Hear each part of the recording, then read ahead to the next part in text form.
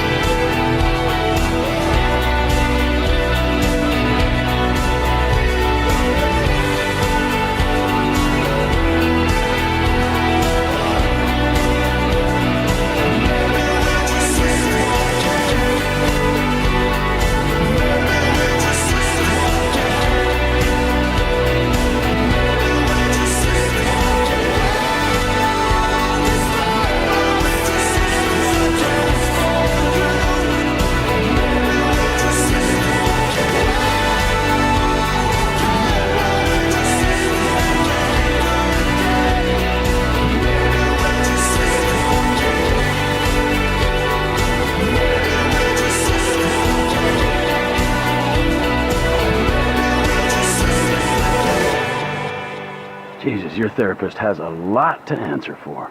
You two motherfuckers terrify me of that middle age. I'm good. You're right to be afraid, Franklin. Yeah. Be very afraid, Franklin.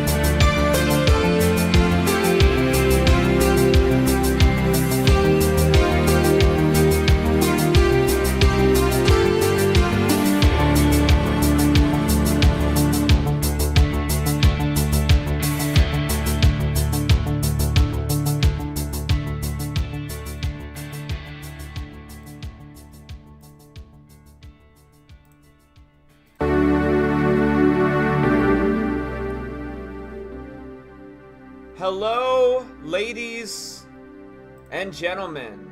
Welcome back to another live stream here on the Vice City Vids YouTube channel. My name is Sean Easy. I'm going to be your host in this one. Nice to see you. Happy to have you. So we all know why we're here.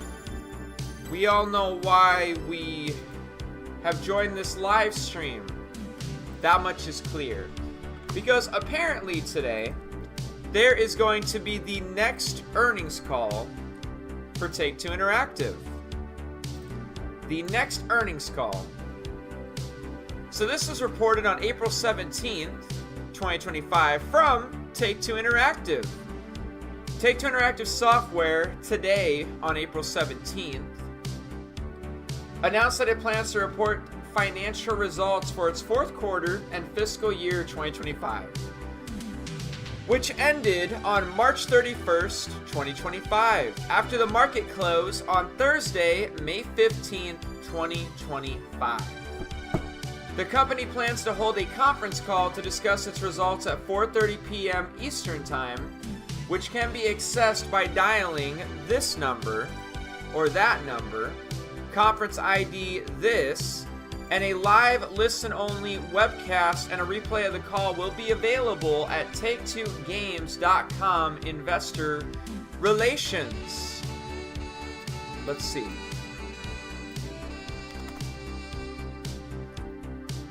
Yeah, there is supposedly an earnings call today, but they have not added it to their earnings and events for some reason. Anyways, though, they do an earnings call pretty much every 3 months because they are, in fact, a publicly traded company.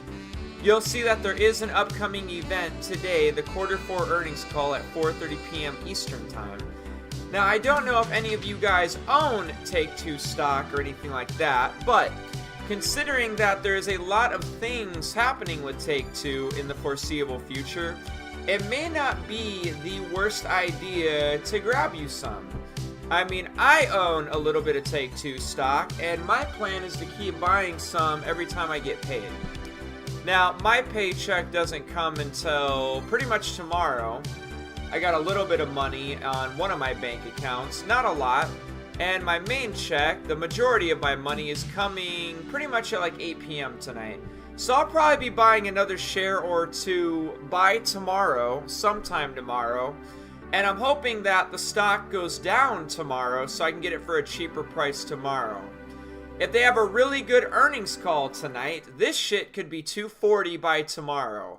If they have a bad earnings call tonight, this shit could be only like $2.25 by tomorrow. Now, I'm not hoping for like a bad earnings call. I don't actually want the stock to be a bad price. Selfishly, though, I want it to be a bad price by tomorrow, a worse price than it is right now, just so I can selfishly get it for a better price by tomorrow. But it doesn't really matter what it's doing today because I'm going to buy probably a share in like 2 weeks, probably buy a share in like a month, probably buy a share in like a month and a half. Like, I'm going to keep buying shares of this company all the way to the release of GTA 6. Whether it goes up, whether it goes down, it really doesn't matter. Past month or so, it's been doing pretty good. It's up about 1740. Past 6 months, it's up about 5438. Year to date, it's up about 48.98 or 48.93. Past year, it's up about 83 bucks. If you bought any time even in the past year, you've made quite a bit of money. Past 5 years, you've made quite a bit of money, and if you bought it when they first started selling stock, you've made a lot of money, actually. But yeah, the real push on Take-Two didn't really begin until after the release of GTA 5. It was pretty flatlined, and I mean it was pretty good because of all their stuff they come out with, like San Andreas and whatnot, and all the stuff before the release of GTA 5. But in my opinion, it wasn't really until after the release of GTA 5 and everybody buying shark cards and how popular GTA Online has been that this stock has really taken off. Because back around the release of GTA 5, you could get a share of Take-Two for like less than 20 bucks. Even at the release of GTA 5, like, share price was still less than 20 bucks. So I don't know. That was 12 years ago. That was a long time ago. And Take-Two isn't just GTA 5, you know. They're very happy with a lot of games that are coming out here in the very foreseeable future. Like Borderlands. We got the new Borderlands 4 game coming out. Pretty excited about that new Mafia game. They got Mafia the Old Country coming out. And then obviously what we're all really here for is that new Grand Theft Auto game is coming out. And there's been a little bit of rumors about Grand Theft Auto besides GTA 6. Supposedly there's speculation that they're going to remake or remaster Grand Theft Auto 4 for the brand new consoles like Xbox Series as well as PlayStation 5. Now, do they need to do that? Do they need to make a GTA 4 for the new consoles? I have no idea. I mean, I can still play Grand Theft Auto 4 just fine on my Xbox Series X. I feel like that would be more so for the PlayStation 5 players who don't know how to play Grand Theft Auto 4 on their brand new consoles of the PS5. Because you're stuck playing it on the PS3. So they're going to get money out of all the Xbox players who really don't need to buy it.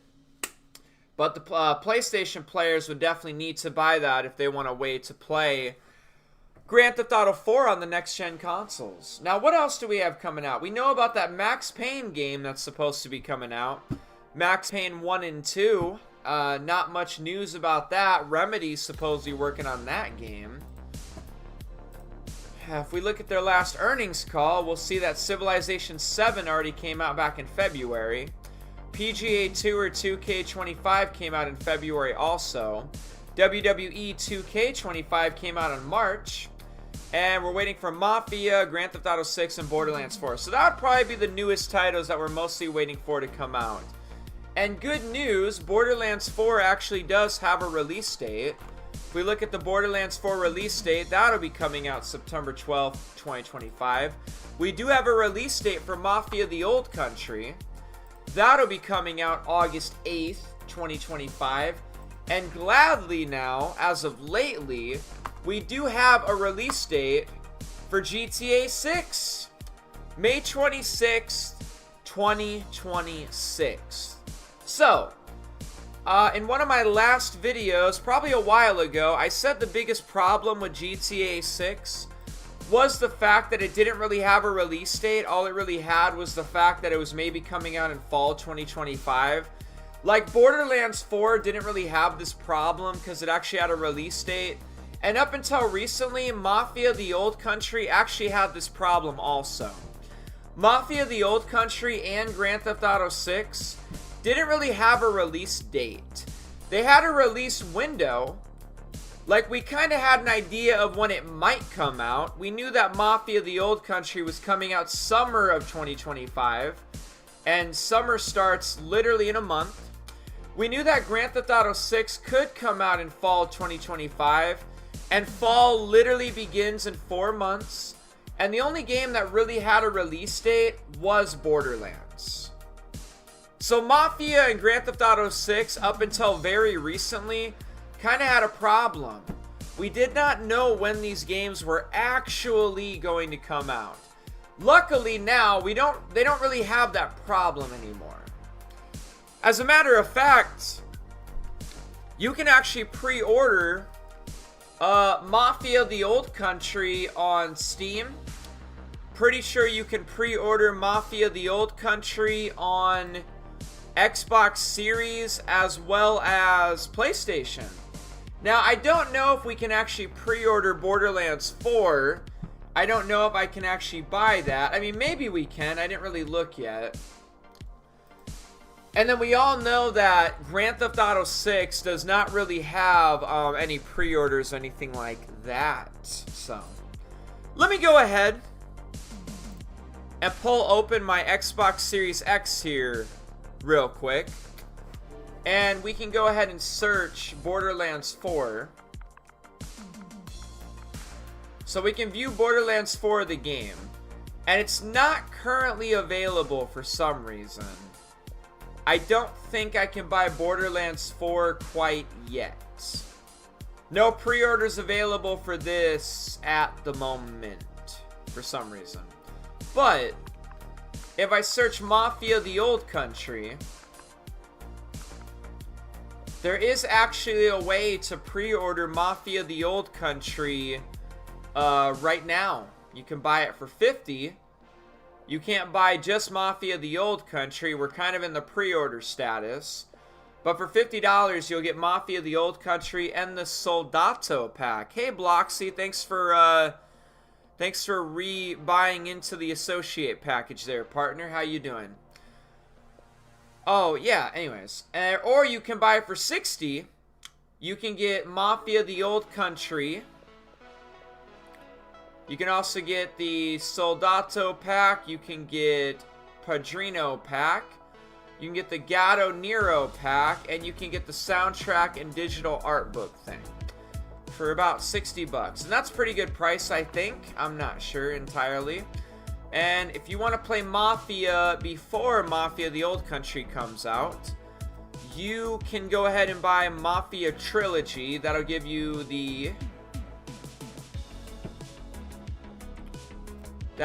Mafia 3 Definitive Edition. That'll give you Mafia 3 Stories, Mafia 3 Sign of the Times. You'll get a bunch of stuff, I think. Oh, in this bundle, never mind. You get Mafia 3 Definitive or DLC content pack. You got Mafia and Mafia 2. I actually own these games already, though. I don't really need to buy them. I think what I need to do is mostly just pre-order Mafia the Old Country. And I actually thought about downloading Mafia 1, 2, and 3 here pretty soon. You know, as we approach the release of Mafia the Old Country. Thought about downloading all 3 of these Mafia games and playing them. Just because, you know. So, we've had a lot of stuff come out for a lot of these games here lately. And if you're wondering why I'm talking about Mafia the Old Country and Borderlands 4 and why we're not just going on and on and on about GTA 6, it's because we're all gathered here today to go over the Take-Two Interactive earnings call, obviously. And Take-Two Interactive doesn't just own Grand Theft Auto. They own Rockstar Games, which does have the rights to Red Dead and Grand Theft Auto and things like that. But they also own 2K. They are the rights holders to 2K, you know what I'm saying? And 2K owns Borderlands, Civilization, Mafia, NBA 2K, PGA, WWE. And if we look at the last earnings call, they already came out with the new Civilization game. WWE came out, PGA Tour came out. 2K has Mafia and Borderlands coming out. So that's why we're talking about Mafia and Borderlands so much too. Because technically, Take-Two Interactive owns the rights to both of those also. And if you care anything about Take-Two Interactive or their stock price or anything like that, you are going to genuinely, at least a little bit, care about things like Borderlands and Mafia, whether you are playing those games or not. The success of Take-Two Interactive, the company as a whole, does not necessarily just rely on Grand Theft Auto 6. I feel like Grand Theft Auto 6 is going to be a gigantic part of their success, but they also care about Mafia, Borderlands, as well as other titles as well. The same way that they care about Civilization 7. We're probably going to hear about Civilization 7 today. Probably going to hear about WWE today. Probably going to hear about PGA today. Probably going to hear about NBA today. You know, a lot of their stuff, a lot of their payments come from things like that, okay? Net bookings, the largest contributors to net bookings are NBA 2K, Grand Theft Auto. Shut the literal fuck up. I love ads. Get ready for Universal Epic Universe featuring Super Nintendo World. I'm ready to skip your fucking ad. That's what I'm ready for. Let me tell you. Your ad couldn't end soon enough. So anyways, we're going to be hearing a lot about that stuff today, okay? It's not going to be a whole lot of talk about GTA 6, I'd assume. There might be a little talk of GTA 6. Some of these wealthy financial investors who own more Take-Two stock than I do, for example, will probably ask questions about GTA 6, you know? There will definitely be some GTA 6 questions to be asked. And that is besides the fact of what Take-Two Interactive is going to talk about themselves. Is Take-Two Interactive really going to talk about GTA 6? I mean, they don't have to talk about GTA 6. GTA 6 is coming out in May 2026, right? I mean, no offense or anything, but there is an earnings call that's happening today.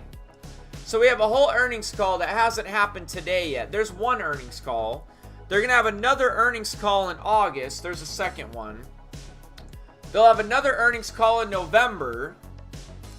They'll have another earnings call in February. And they'll have another earnings call again in May.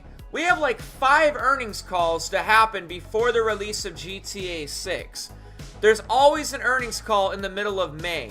We're going to have an earnings call like a week or two before the release of GTA 6. Like 10 days before the actual release of GTA 6, if it is May 26, 2026. We're going to have an earnings call like 10 days before that too. Like, this is not the last earnings call before the release of GTA 6. The earnings call today, the earnings call in August, November, February, and another earnings call in May. We got like 5 earnings calls before the release of GTA 6, okay? I mean, even Mafia, the old country, there's going to be an earnings call at the beginning of August. Holy shit.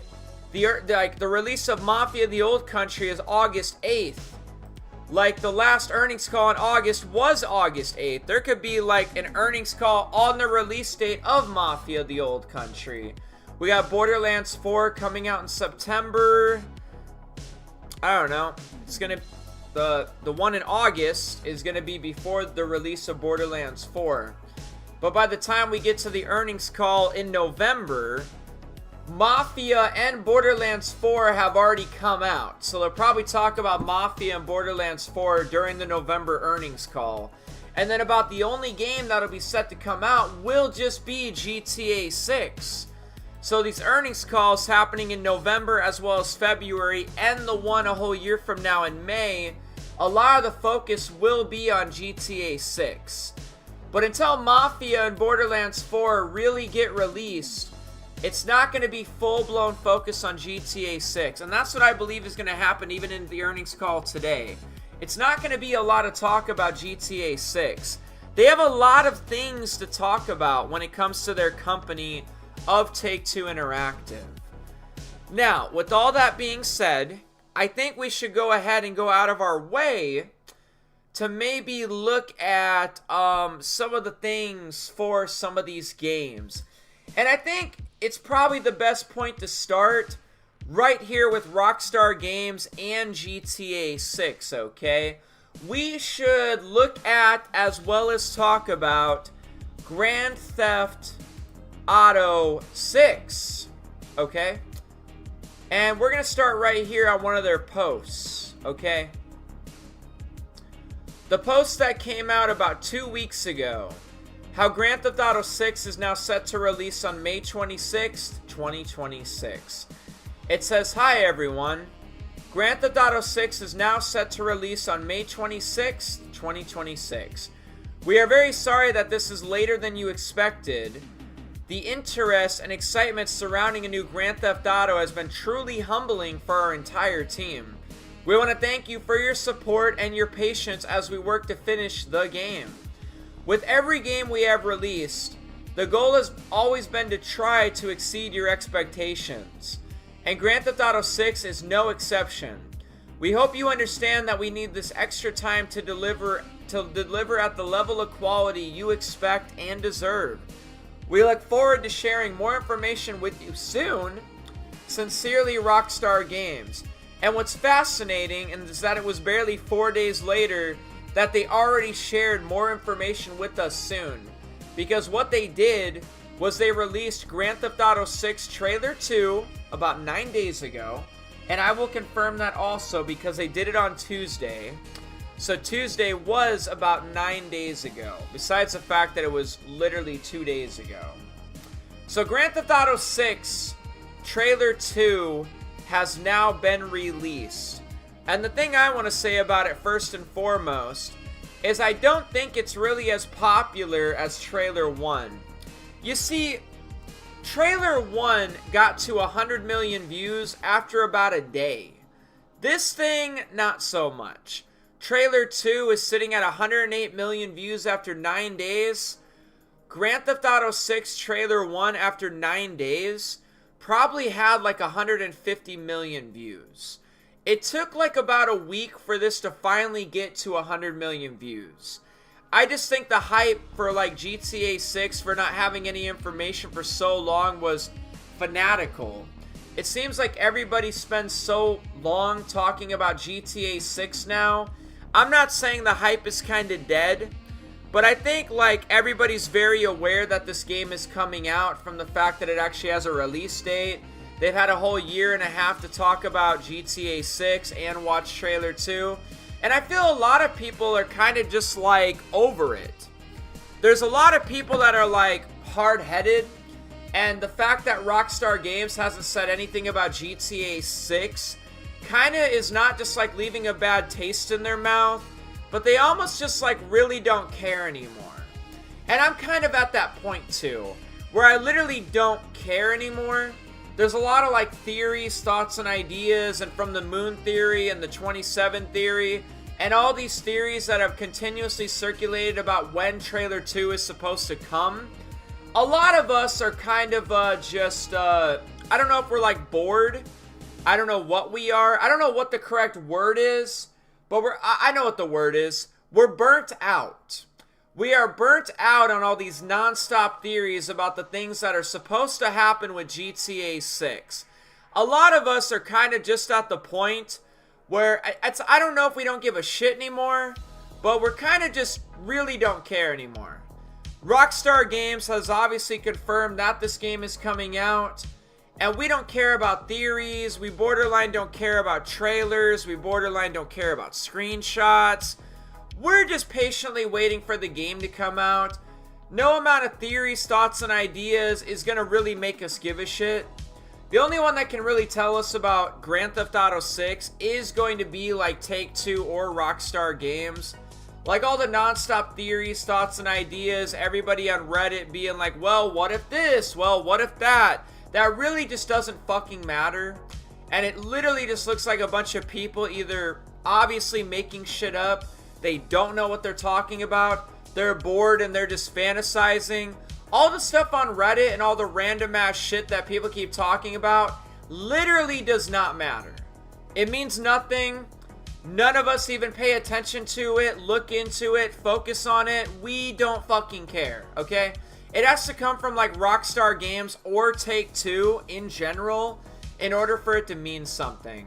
Any of you guys out there going on Reddit and fantasizing and being like, well, I think this is going to happen. Trust me, brother, you are the only one that cares about that.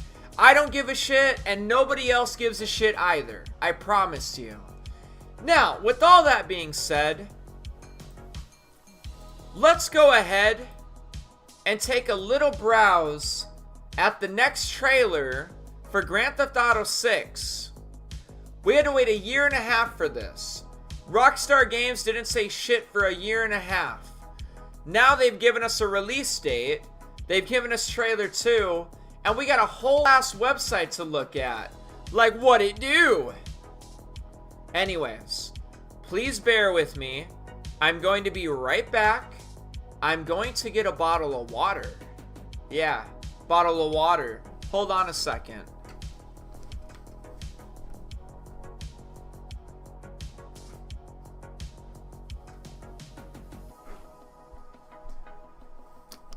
So yeah, it's not that we don't give a shit about Grand Theft Auto 6. It's not that we don't care. It's not like we've written this game off and we just really don't fucking care. No, it's literally all the fan theories, thoughts, and ideas. Like December 2025 or 2024 was fucking stupid. We're going to get trailer 1 during the 1 year anniversary, or we're going to get trailer 2 during the 1 year anniversary of trailer 1. Oh, the 30-year anniversary of PlayStation is December 3rd. We'll probably get the trailer on that day. Oh, the Game Awards. Yeah, we're getting trailer 2 at the Game Awards. Oh, the Super Bowl. Yeah, we're getting trailer 2 at the Super Bowl. Oh, did you guys hear about the moon theory? Wow, the moon theory. Yeah, we're getting trailer 2 because of the moon theory. Oh, have you guys heard about this 27 theory? Wow, so many things are lining up behind the number 27. Just so many thoughts, so many theories. Like, the community, at the bare minimum, has literally just burned themselves out with all this fucking nonsense.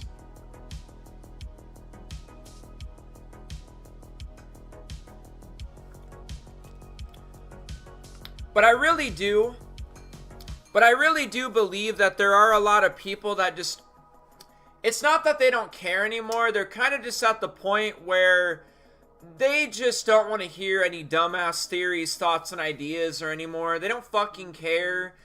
They don't care what you think about the game. They don't care what you think is going to happen. They don't think this. They don't fucking care. I promise you. I'm there too. I don't fucking care. Somebody could come up with a whole ass theory right now and it could make perfect sense. I literally don't give a fuck. I'm not going to give it any thought, idea. I'm not going to give it any attention. About the only thing I'm about to do is maybe do a live stream because everybody in the community thinks something is supposed to happen. And I'm just going to feed off all the free views and watch time and all the people that are going to watch my live stream. Me personally, though, I'm very patient. This game is coming out May 26, 2026, right? So that means I have a whole year to invest in Take-Two stock, a whole year to enjoy my life, a whole year to go touch grass, a whole year to fuck my girlfriend, a whole year to play other games, a whole year just to really enjoy life. Like, it doesn't matter if I waste the whole next year obsessing over GTA 6. It really doesn't matter if I sit around doing live streams every day for GTA 6. It really doesn't matter what I do relating to GTA 6. It's not going to change the fact that GTA 6 is not coming out until May 26, 2026. Like, there's no point to sit around and waste all that time and, like, hyper obsess over Grand Theft Auto 6. Like, everybody knows when the game is coming out. You should probably, like, enjoy your life, touch grass, fuck your girlfriend, pick up a side hobby, go see your family, go ride a skateboard, go ride a bike, go to the pool this summer, go on vacation, go camping, go on a cruise, go to Disney World, go to Vegas. Like, you should enjoy your life for the next year. You should definitely go to these earnings calls and pay attention and, you know, maybe look into GTA 6 a little bit. But I feel like a lot of us, especially in the month of December 2024, a lot of us, like, let's not kid ourselves, we kind of probably wasted more time than we should have on all these theories over hyper obsessing on this game. And look at that, like, even back in December, the game isn't coming out for like a year and a half if it's December 2024 still, you know what I mean? There's no point to over obsessing over this game, okay? Just enjoy your life, go live your life, enjoy it, have fun. Time is precious, you could literally die tomorrow. Enjoy your life, okay? Enjoy your fucking life. Bloxy, what's going on here? Why are you blocking this guy? What's going on here? Is he saying things you don't agree with? Why are you blocking this guy? What did he say? Did he make you mad? What happened? Anyways, I don't care. But I'm just saying, ladies and gentlemen, do not over-obsess over this GTA 6 game, okay? You have a whole year before it's coming out. It's not coming out for an entire year. It's not even May 26, 2025. You have more than a year before it comes out. Please, please, please, please, please enjoy your life, okay? It doesn't matter even if you were to be able to pre-order GTA 6 right now. You're not going to be able to play it for a whole year anyways, okay? That's all I ask of everybody. Please enjoy your life, okay? this game is going to eventually come out whether you like it or not, okay? Even for all of us out there that really don't give a shit about all these theories and all this waiting around and stuff, we don't fucking care. Like, I've been skateboarding and playing guitar and doing so much stuff lately, like, I haven't even been thinking about GTA 6. Like, we have a whole year before we get to play GTA 6, whether you get to pre-order it or not. Anyways, enough with all that.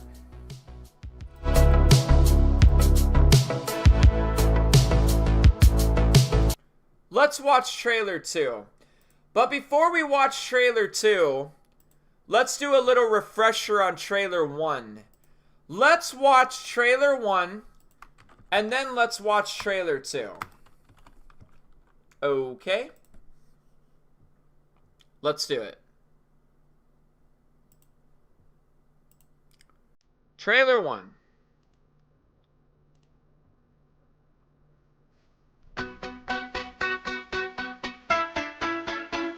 Lucia, do you know why you're here? Bad luck, I guess.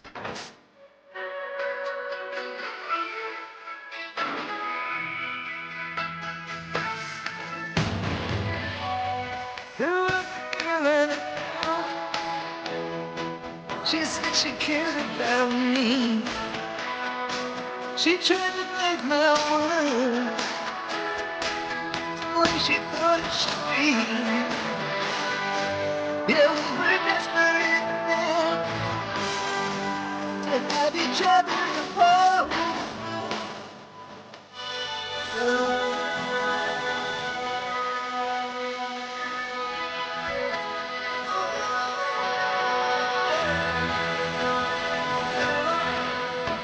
Well, look who's back. The only way we're gonna get through this is by sticking together, being a team.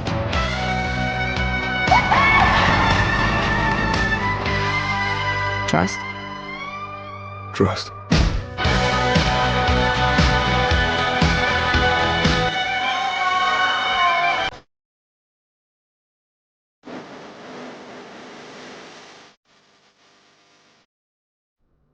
Whew, that's crazy, ain't it?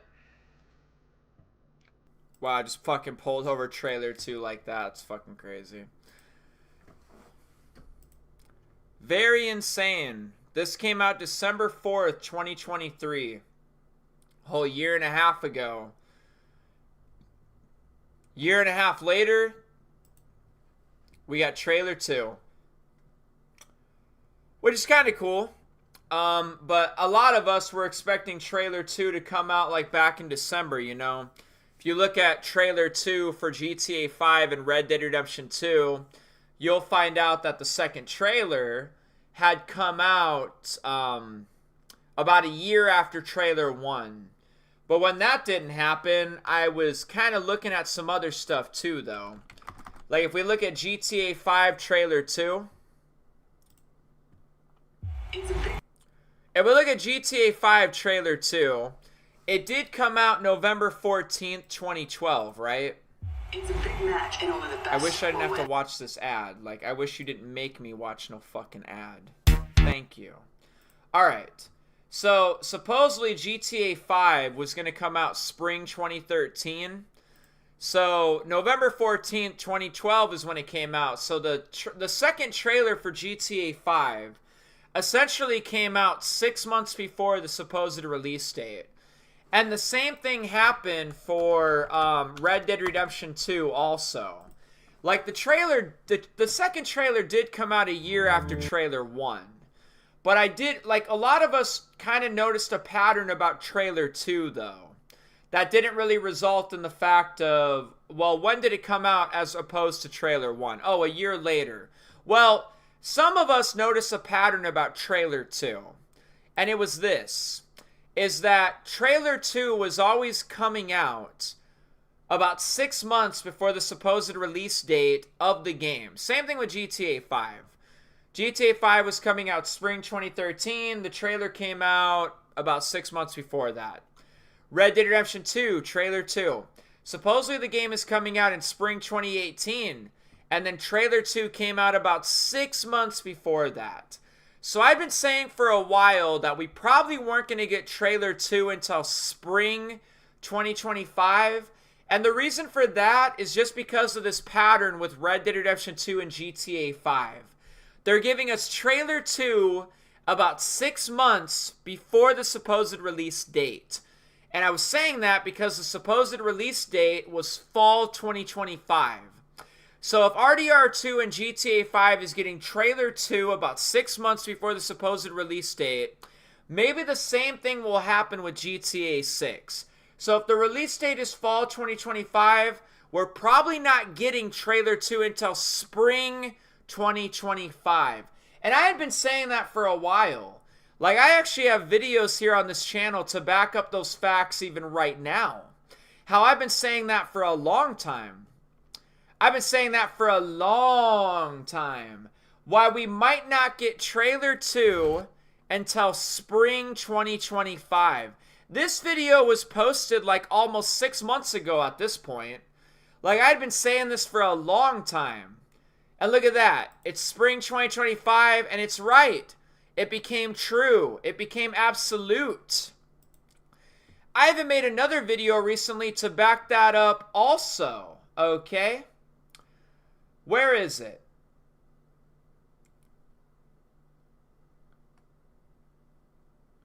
Well, where is it? Oh, right here. Right here, right here, right here. So, recently, a lot of people were talking about April 1st, how the new fiscal year is beginning April 1st, or whatever everyone's talking about with April 1st. I was under the impression that we weren't going to get trailer 2 until after April 1st. Now, a lot of people thought I was fucking stupid. I don't know. Let's see these comments. Oh, they thought I was clickbaiting over my thumbnail or something. No idea. But the point of the video was me mostly saying, like, we're probably not going to get trailer 2 until after April 1st. Everybody was thinking we were going to get trailer 2 on April 1st, which is not what happened. We obviously did not get trailer 2 until May 6th. Yep, May 6th. Anyways, though, what I was looking at is Red Dead Redemption 2 trailer 3. They gave us trailer 3, and now it's not trailer 2, but it is a trailer. They gave us a trailer on May 2nd, 2018. Now, if we look at GTA 5 trailer 3, this came on April 30th, 2013. So, to coincide with the fact that we don't get trailer 2 until 6 months before the supposed release date, and I said we're probably not going to get it till spring 2025 because the release date is fall 2025, which is what happened. It's still spring. It's currently spring right now, so I was right. And then I also leaned on the fact that they gave us a trailer on April 30th, and they also gave us a trailer on May 2nd. So a lot of people had been asking me now for about a month or two, or for a little while, hey, when are we getting trailer 2? And I brought up the fact 6 months before the supposed release date, we're probably getting it in spring. And maybe Rockstar Games will do what they did for Red Dead Redemption 2 and GTA 5. We got a trailer at the beginning of May. We got a trailer at the end of April. Maybe it'll be somewhere like at the end of April, at the beginning of May. And coincidentally enough, trailer 2 for GTA 6 came on May 6th. Pretty much relatively really close to what I said. You're not getting a trailer until probably the beginning of May, end of April. And look when we got the trailer. End of April, beginning of May. And it's obviously not the end of April, it's the beginning of May. So I was right twice. Go ahead, pat myself on the back. I know. Good job, Sean. Good job. You got it twice. You said we weren't getting trailer 2 until spring. It is literally spring right now. And for the past month or two, when everyone was asking, hey, when do you think we're getting trailer 2? I was like, maybe not until May, beginning of May, end of April, because, they're giving us fucking Red Dead Redemption 2 trailers and Grand Theft Auto 5 trailers, end of April, beginning of May. It'll probably be right around there. And what do you say? Look at that shit, May 6th. Good job, Sean. Woo! You called it. You motherfucking called it. Yes, I did. Let's watch trailer 2, shall we?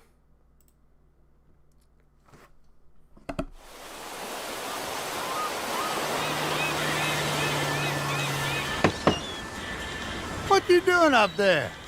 I'm just fixing some leaks. Seriously, dude, you got some time on your hands. I got some properties with paying tenants. Oh, that's why you came by?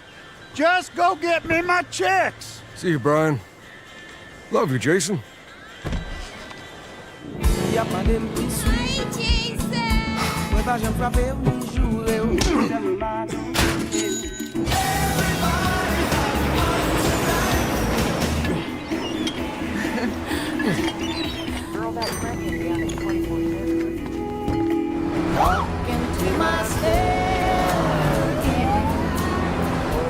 I'm here for Lucia Caminos.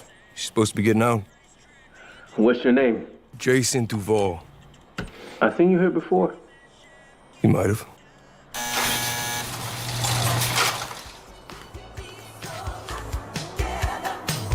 Hey. Hey. We happened to be at the same party. Hands above your head, now! You, stay. I remember in the time The new beginnings. You break the news, isn't it? Trust me, this place is just the start for us. Ring the bell! Shots, baby! The only thing that matters is who you know and what you got. Gonna do this, we're doing it right. Yo, D, this full effect? And they got your name, address, they got everything. Us cops, we gotta protect each other. You and me, Lou. We got this. We got it.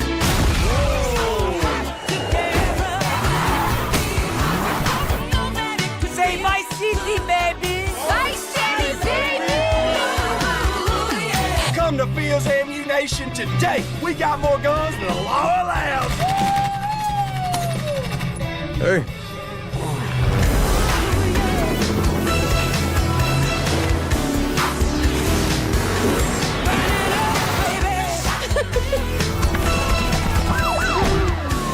Hey, if you got friends, can you hook me up, please?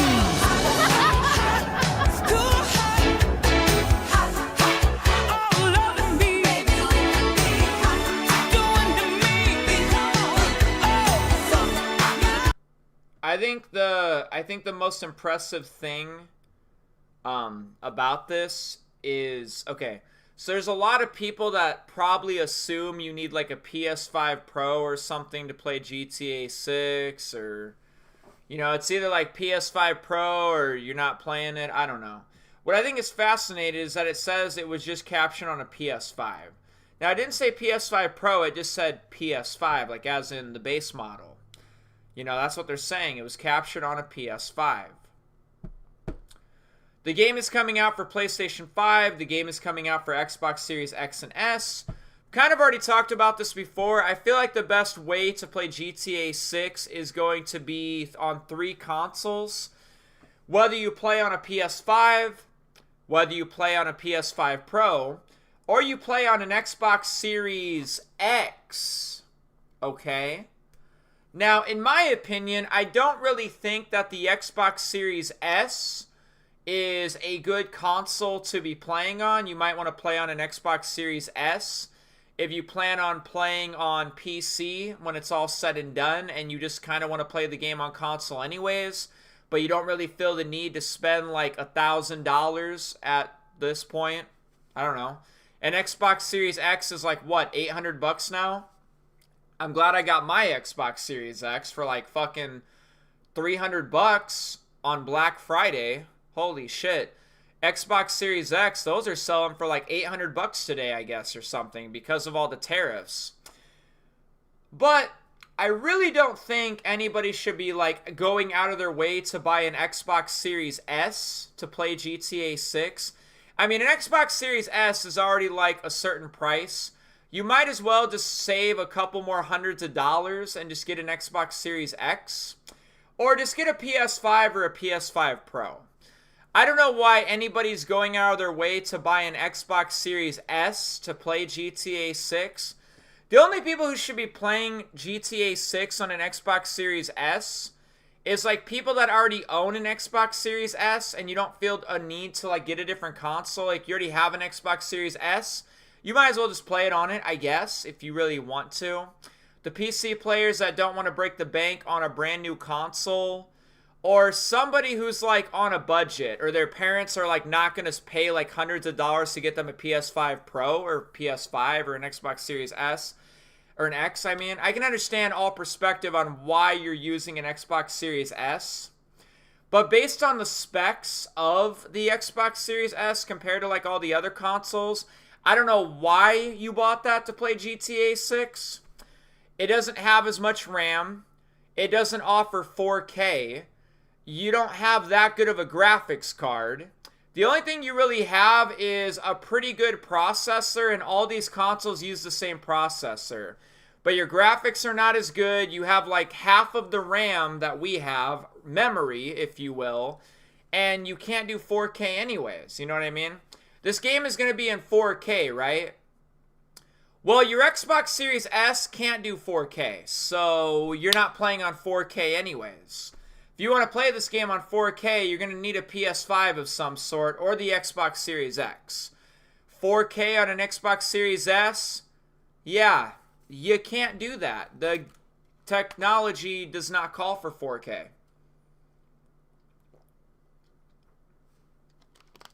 Now, GTA 6, right? The current release date of GTA 6 is May 26th, 2026. Let me ask you something, right? Do you guys really believe that GTA 6 will be released on May 26th, 2026? Do you guys believe that May 26th, 2026 is the actual release date of GTA 6? Or do you feel like there is a possibility that the game could still be delayed to a later time? Maybe it's not going to come out in May of 2026, right? Maybe a lot of you guys are thinking like it's going to get delayed again. Just because. But I have to ask you something real quick. I really have to ask you something. Why did they give us a month, a day, and a year?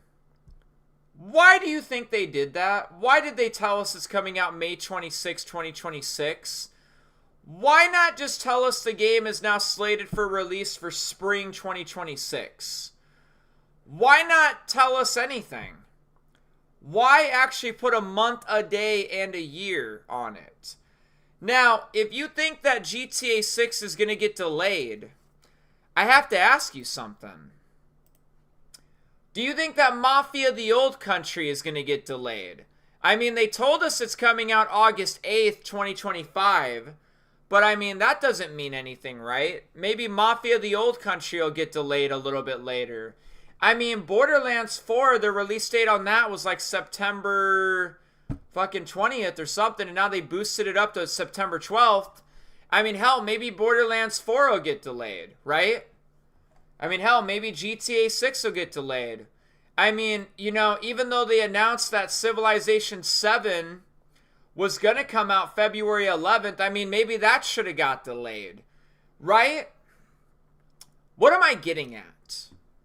Here's what I'm getting at. When it was GTA 5 Trailer 2,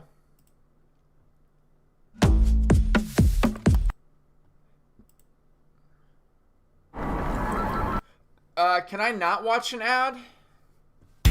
Thank you. You see, a lot of times, these games, it'll be like a release window. Like even GTA 5 with Trailer 2. It says spring 2013.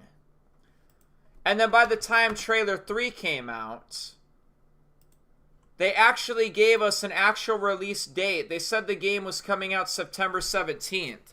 So GTA 5 did not get a release date of September 17th just to get delayed again. If we look at Red Dead Redemption 2 for trailer 2.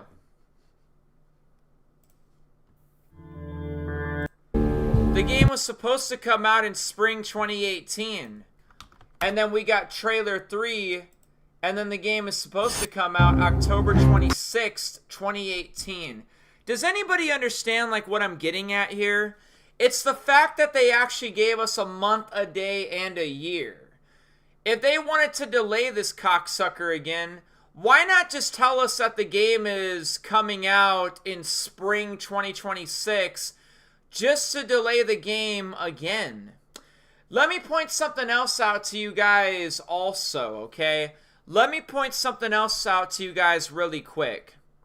So trailer 2, right? Trailer 2 for Red Dead Redemption 2 came out September 28, 2017.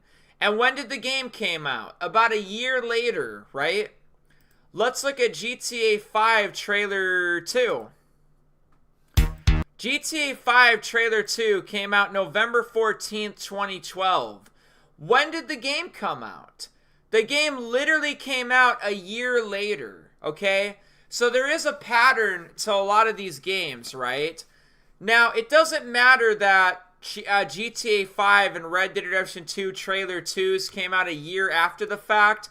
I think it's more in line with when trailer 2 is coming out. That trailer 2 is coming out 6 months before the supposed release date. And the same thing has happened now for GTA 6 trailer 2. Now, I know the release date is May 26, 2026, but the release date was fall 2025. And right now is about 6 months before the supposed release date. They're always giving us trailer 2 about 6 months before the supposed release date.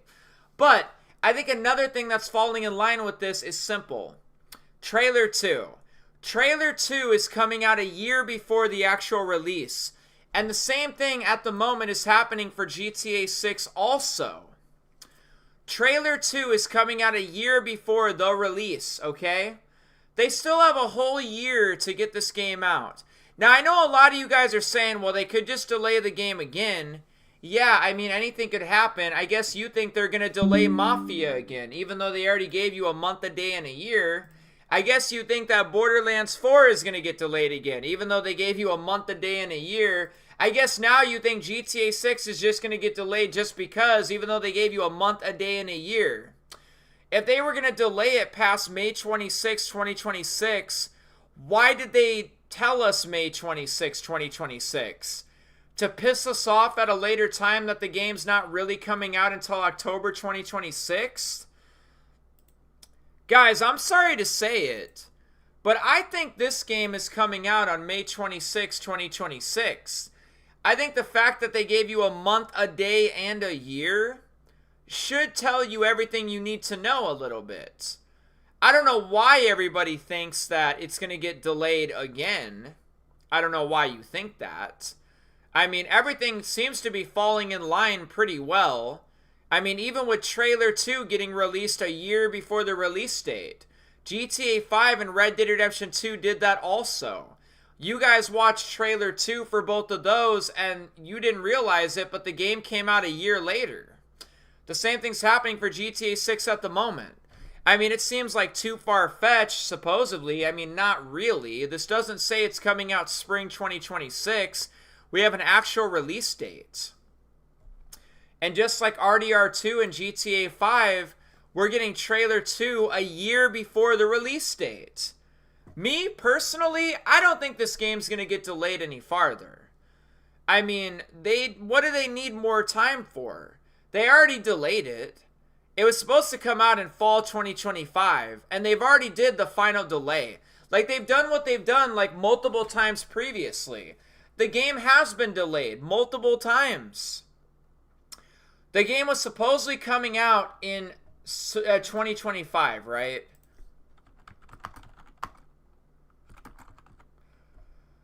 Ladies and gentlemen, I'm sorry to say, but there was a time when they thought GTA 6 was going to come out before March 31st, 2025. I'm serious. I am so serious about that. I am literally not even kidding about that. Listen, fiscal year 2025 ended March 31st, okay? We are in fiscal year 2026. Fiscal year 2026 began April 1st, okay? You understand? Now, there was a time that Take-Two Interactive thought they were going to make $8 billion in net bookings for fiscal 2025. But there's a problem. If we look at the May earnings call, you'll see that they only forecasted about $5.5 billion for fiscal 2025 about a year later, okay? This was posted about a year before, about May 2023. A year later, they only forecasted $5.5 billion. So it's funny to me that the same day that they said that GTA 6 was coming out from calendar 2025, now it's coming out fall of calendar 2025. The same day that they delayed GTA 6 from calendar 2025 to fall of calendar 2025 is the same day where they thought they were going to make $8 billion in net bookings for fiscal 2025. Now they think they're only making $5.5 billion. Essentially, there was a time where they thought GTA 6 would be out before May 31st, 2025. Now, if they thought they were going to make $8 billion in net bookings in fiscal year 2025, they would have had to do that before March 31st, 2025. So when they delayed GTA 6 to fall 2025, that put GTA 6's release window into fiscal year 2026.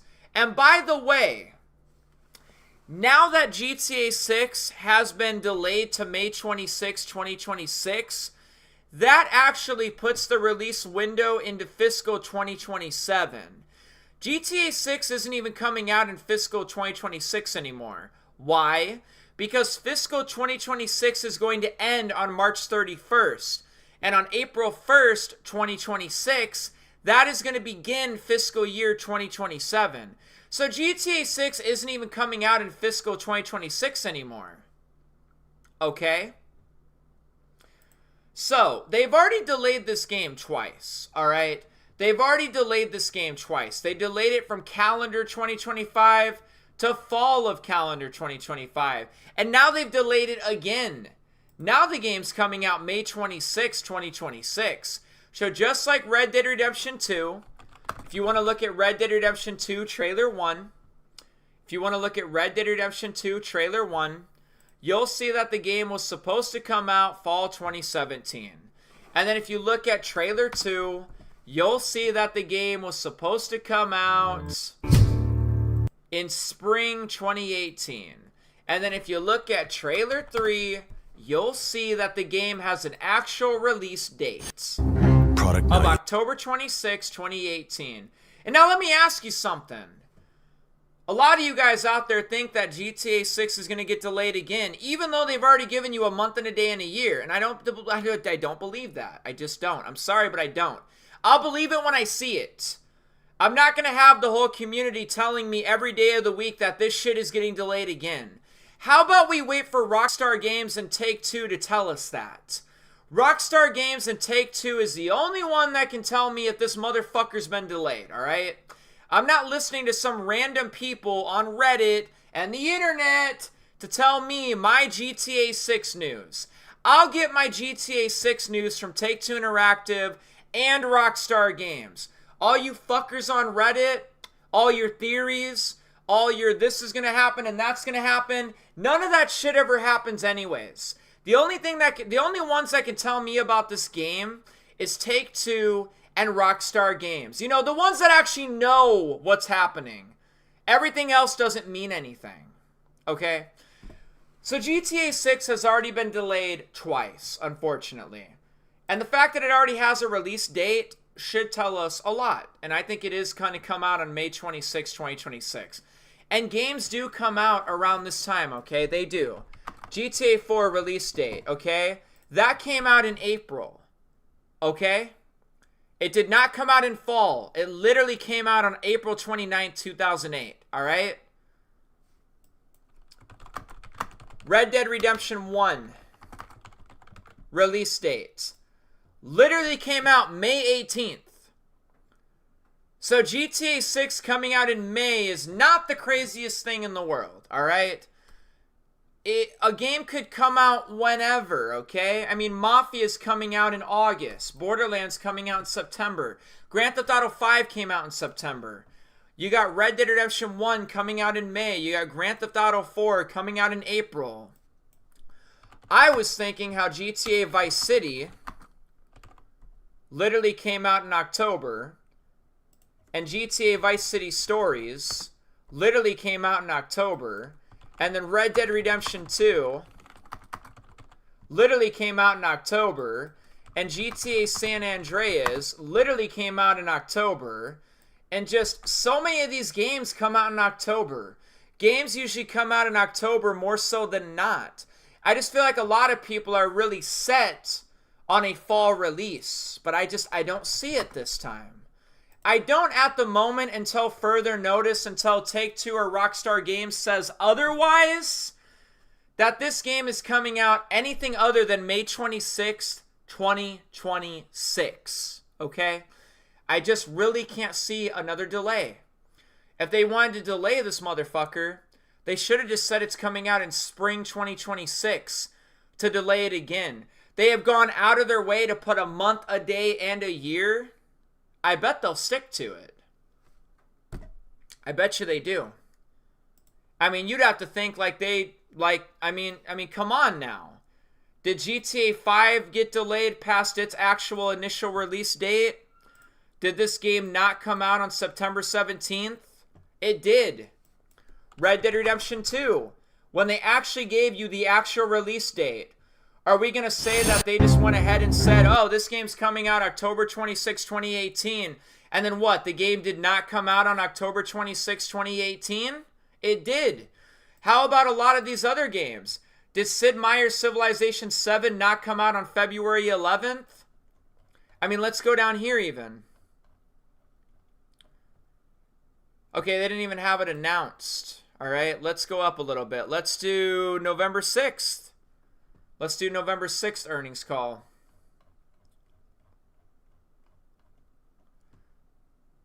Sid Meier's Civilization 7 coming out February 11th. Let's look at August. Did they tell us anything for August for Sid Meier's Civilization 7?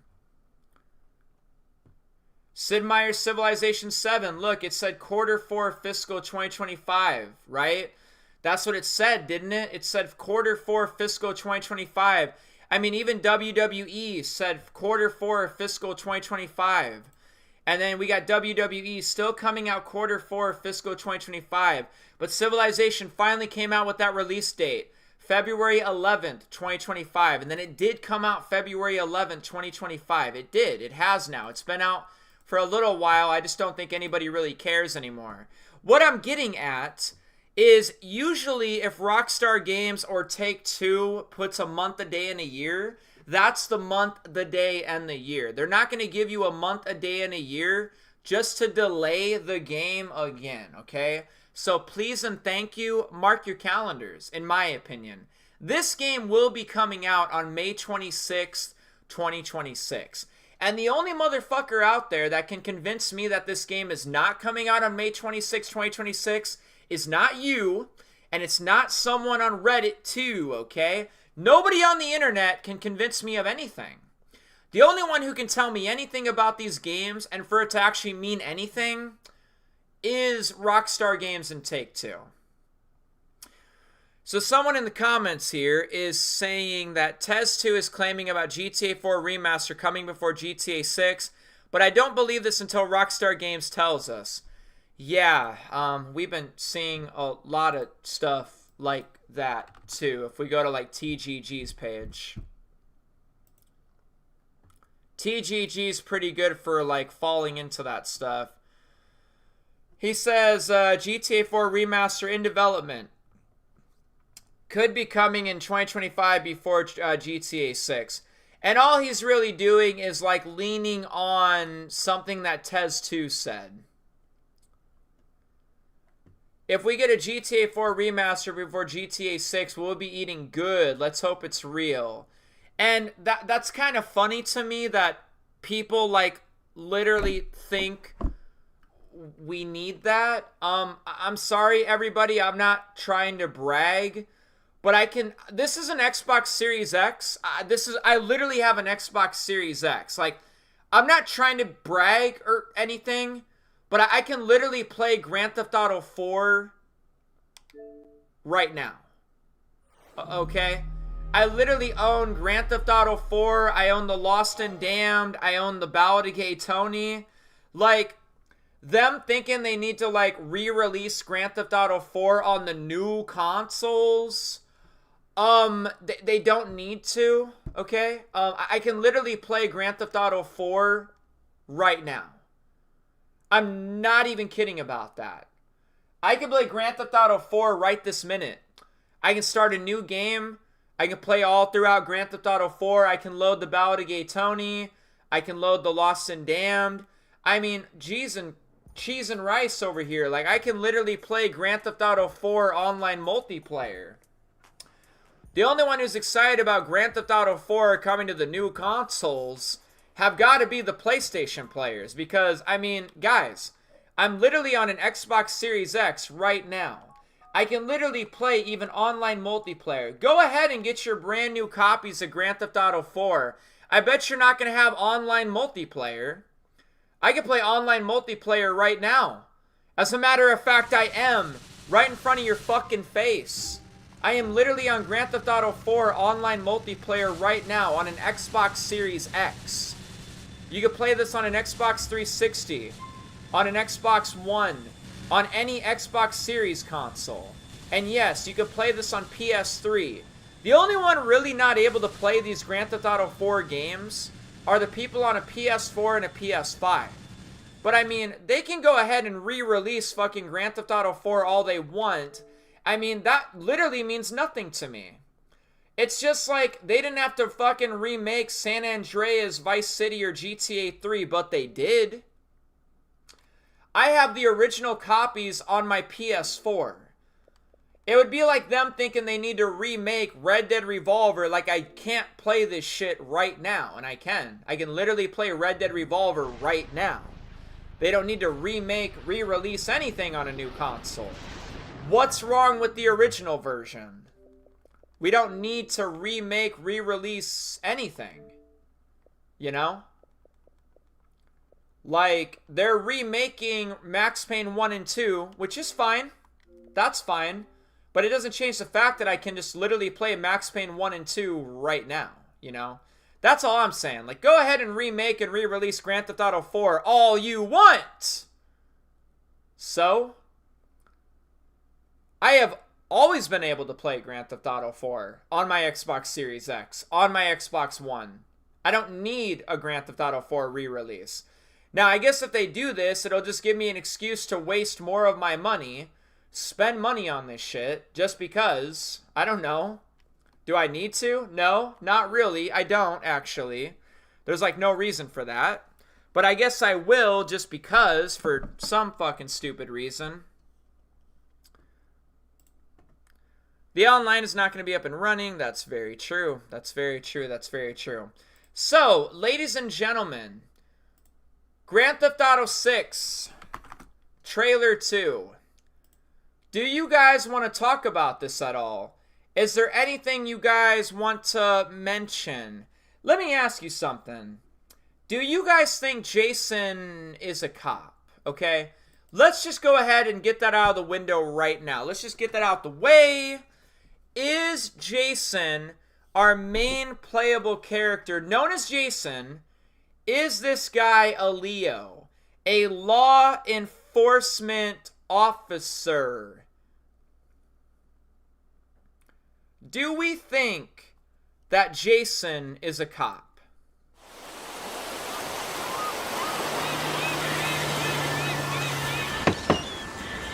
What you doing up there? I'm just fixing some leaks. Seriously, dude, you got some time on your hands. I got some properties with paying tenants. Oh, that's why you came by? Just go get me my checks. See you, Brian. Love you, Jason. What do you guys think about the trailer, I guess? So, a lot of people are under the impression that Jason might be a cop, I guess.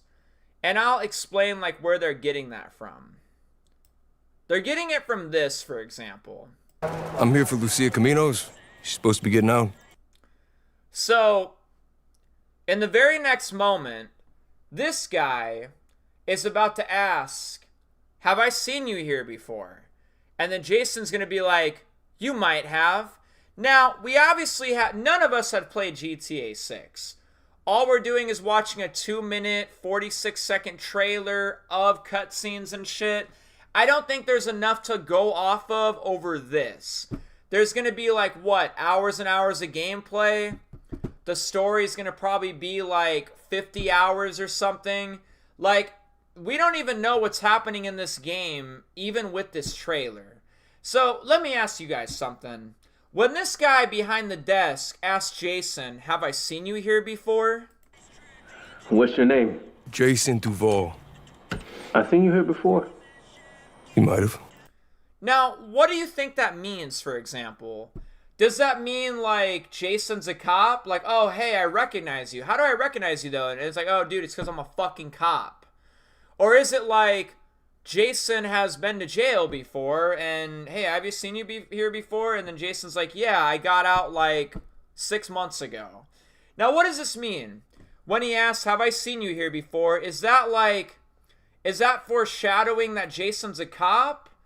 What is this foreshadowing?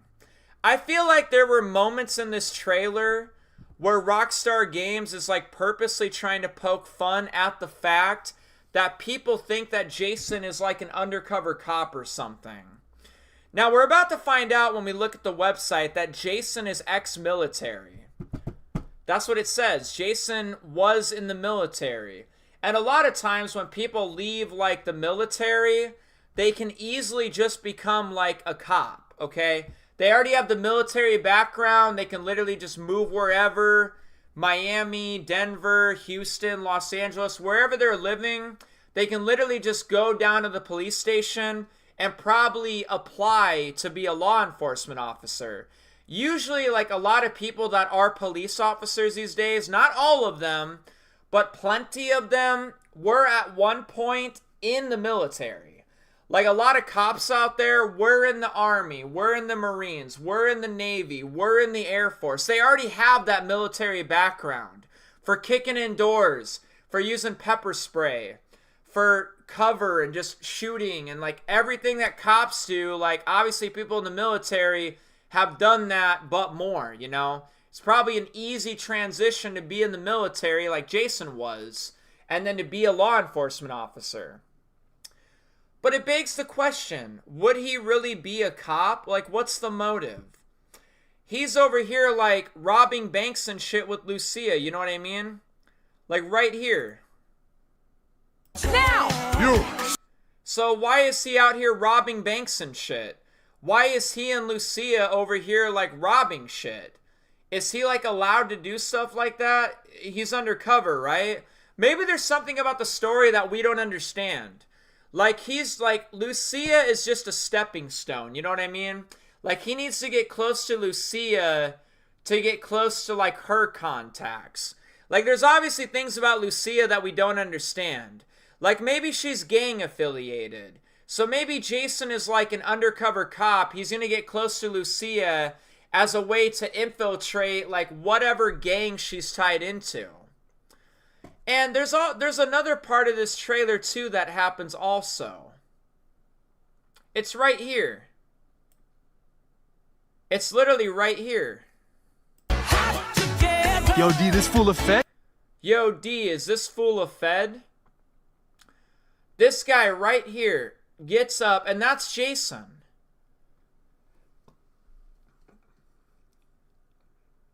Yo, D, is this fool a Fed? That's literally Jason. He's saying that to Jason. This guy is essentially insinuating like, yo, D, is Jason a Fed? So I don't know, like, Is this Rockstar Games just playing into the whole community thinking that Jason's an undercover cop? What does this mean? This is obviously cutscenes. This is obviously things that are going to be like in the story. So it begs the question, is this enough evidence to prove that Jason is law enforcement? Why is this guy like skeptical that Jason's a Fed? Why is he going to pick up Lucia? And the guy's like, have I seen you here before? You might have. And I don't know, there's like other things in the trailer that people are like wondering if like Jason's like here, like being like an undercover cop or something. Us cops, we gotta protect. Like, I don't get it. Like, they think even this guy right here, like, who we can't see, like, oh, this is Jason. They think this is Jason right here.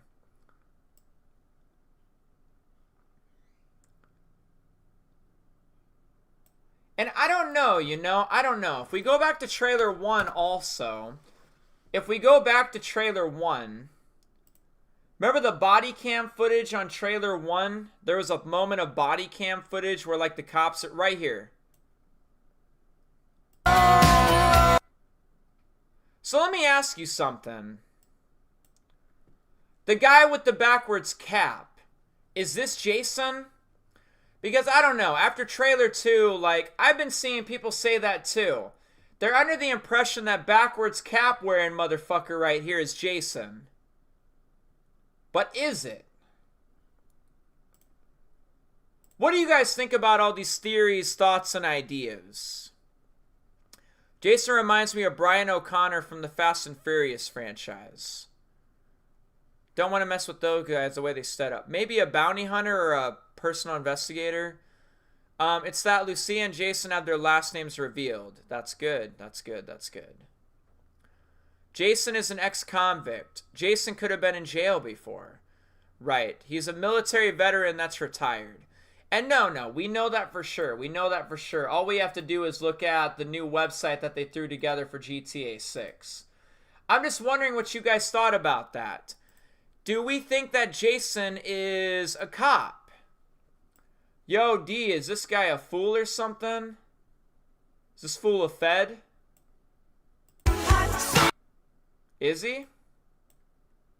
Yo, D, this fool of Fed? Yo, D, is this fool a Fed? I don't know. He could be an undercover cop. Does that make sense, though? Does it make sense for him to be an undercover cop?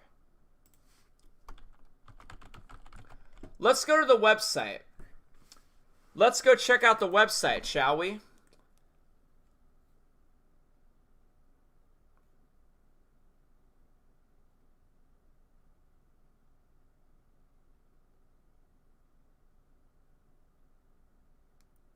I'm just going to make a fucking phone call. I'm just going to call her real quick.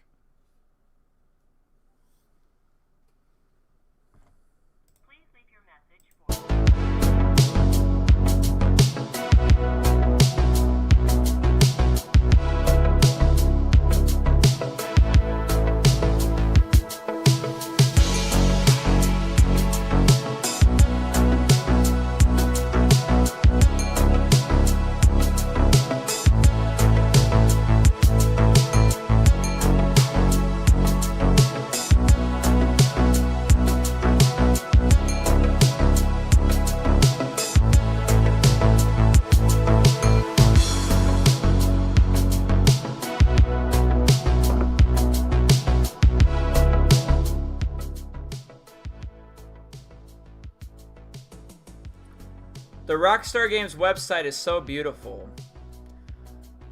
Yeah, they could be making cop teases like they start off with the fixing leaks thing. Yeah, no kid. Oh, fixing leaks. Oh, you're fucking funny. You're right about that too.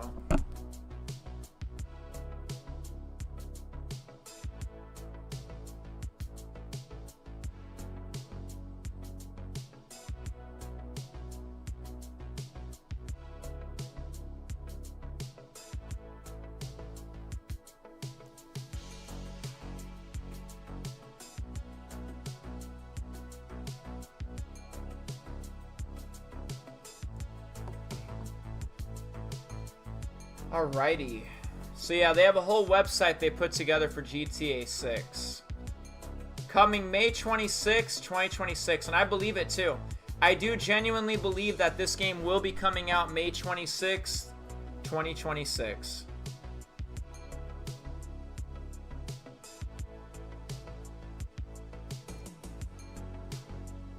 GTA 6 gameplay trailer is going to be the GOAT. I mean, yeah, it'd be cool to see how the game works, of course.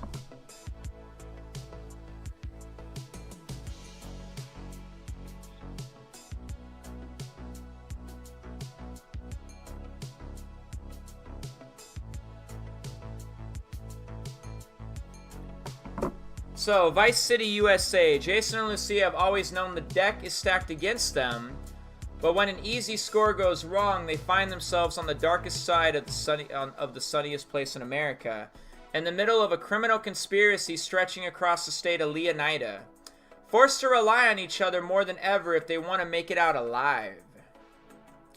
But you read that though, right? Jason and Lucia have always known the deck is stacked against them, but when an easy score goes wrong, they find themselves on the darkest side of the sunniest place in America, in the middle of a criminal conspiracy stretching across the state of Leonida. This doesn't sound like undercover cop shit. You know what I mean? Like, if Jason is an undercover cop, like, I'm sure he's got, like, the police on his side. So an easy score goes wrong and they find themselves on the darkest side of the sunniest place in America in the middle of a criminal conspiracy stretching across the state of Leonida. I feel like Rockstar is just teasing the whole, like, oh, Jason's a cop. Because they want you to think that, and that's literally not what's going to happen anyways. And then they're forced to rely on each other more than ever if they want to make it out alive.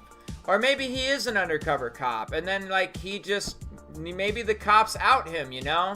That maybe he was a cop, or he is a cop, and then he gets outed, and then he can't be a fucking cop or something. I don't know what the story's gonna entail. I have no idea what's gonna happen.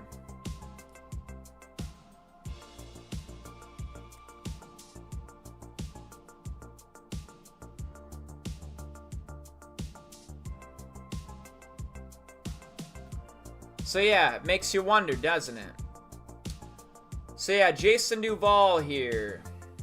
Jason wants an easy life, but things just keep getting harder.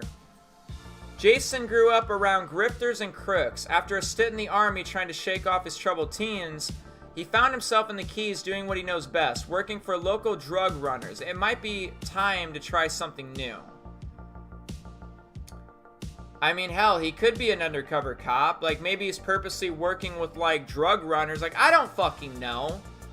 Maybe he's DEA or something. Like, what's up with the cop angle here? So he grew up around grifters and crooks. He had a stint in the army trying to shake off his troubled teens, and he found himself in the Keys doing what he knows best, working for local drug runners. And it might be time to try something new.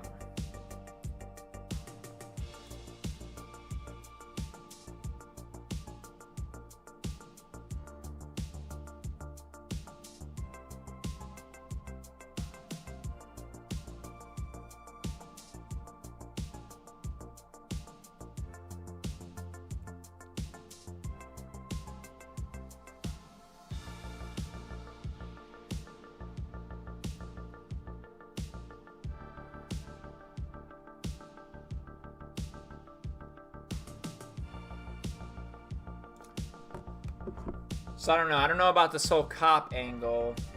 Got a lot of good screenshots here. Is Jason left-handed? Never mind. He's holding a beer with his right hand.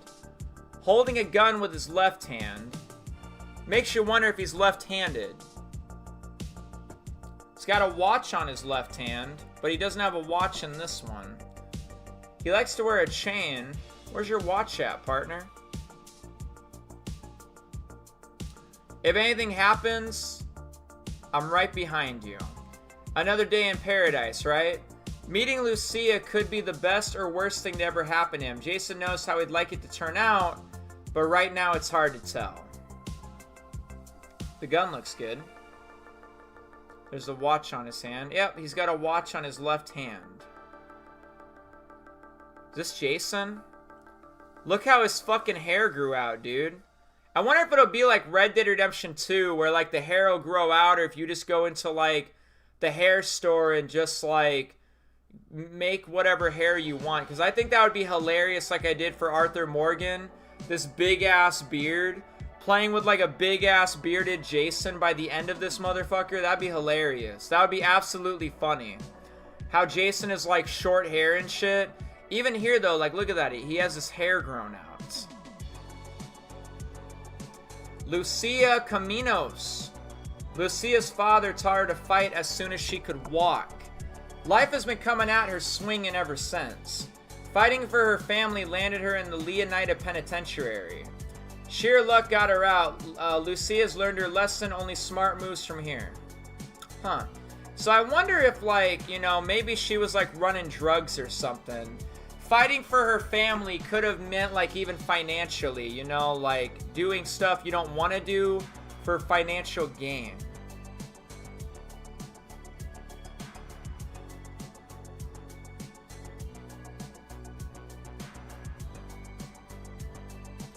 What do you guys think? So, I don't know. Is the gym coming back? Is boxing and MMA and Fight Club coming back? She has a little bracelet on. I really like her hairstyle right here. Like, I really like how her hair looks in this photo. Like, yeah, like, straight hair and shit is cool and all. But I really like how her hair looks in this photo.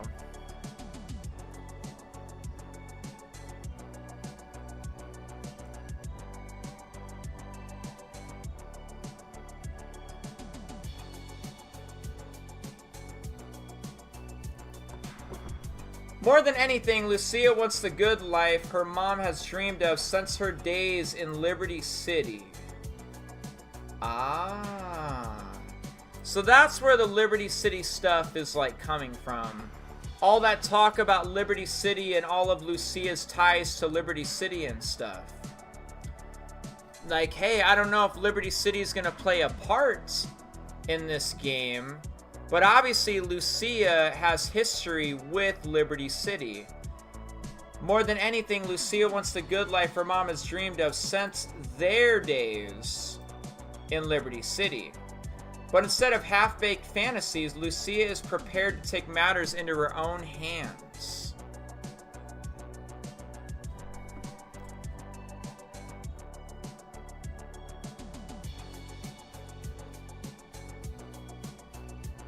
Oh yeah. The only thing that matters is who you know and what you got. A life with Jason could be her way out. She's fucking beautiful, dude. I want the best for Lucia, I really do. Fresh out of prison and ready to change the odds in her favor, Lucia's committed to her plan, no matter what it takes. She looks great. The artwork looks really good, you know. We don't really, as humans, we don't really want to be alone, you know. We really need somebody to rest our hand on their leg and shit. Someone to hold our hand and not throw a fit, you know. Love. Everybody needs love, okay? At least a little bit. Only in Leonida, when the sun fades and the neon glows, everyone has something to gain and more to lose. Like, seems people are liking that new game, The Precinct. Yeah, I heard about that. Concert watching them rap. Imagine making Lucia bald. I mean, you probably can. I mean, let's not kid ourselves here. It's like, girls, like, shave their heads. Like, not every female has, like, hair on their head. It's not even like having cancer and all your hair falls out. There are plenty of females where they literally cut their hair all the way off. You know, it's not the weirdest thing to see a girl with, like, no hair on her head. She might have done that by choice. I doubt they would do the concert stuff in story mode. If anything, it'd be online if they do that. Also, glad Rockstar Shadow dropped GTA 6 trailer 2 to avoid any leaks. Yeah, it is good that they just randomly dropped it without saying anything.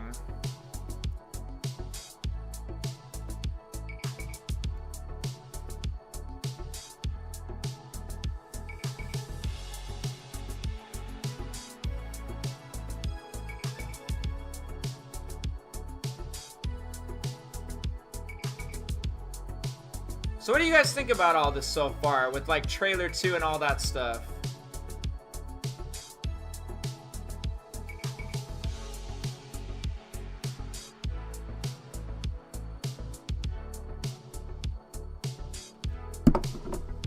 The GTA 6 website reminds of Apple handwriting, I must say. What time is the earnings call? About 3.5 hours. So it's it's currently 12:08. It's 12:08 p.m. The earnings call will be at 3:30. So we have to wait about 3 more hours. Okay.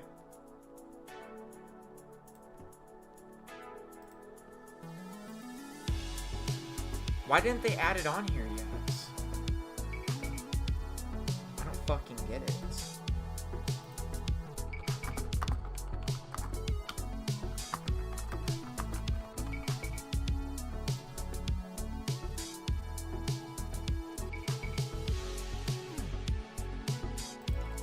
It literally says it right here. A live listen-only webcast and replay of the call will be available here. But they didn't add it there yet. Like, I can't even, like, sign in or anything. Where the fuck is it? Like, when are they going to add that shit?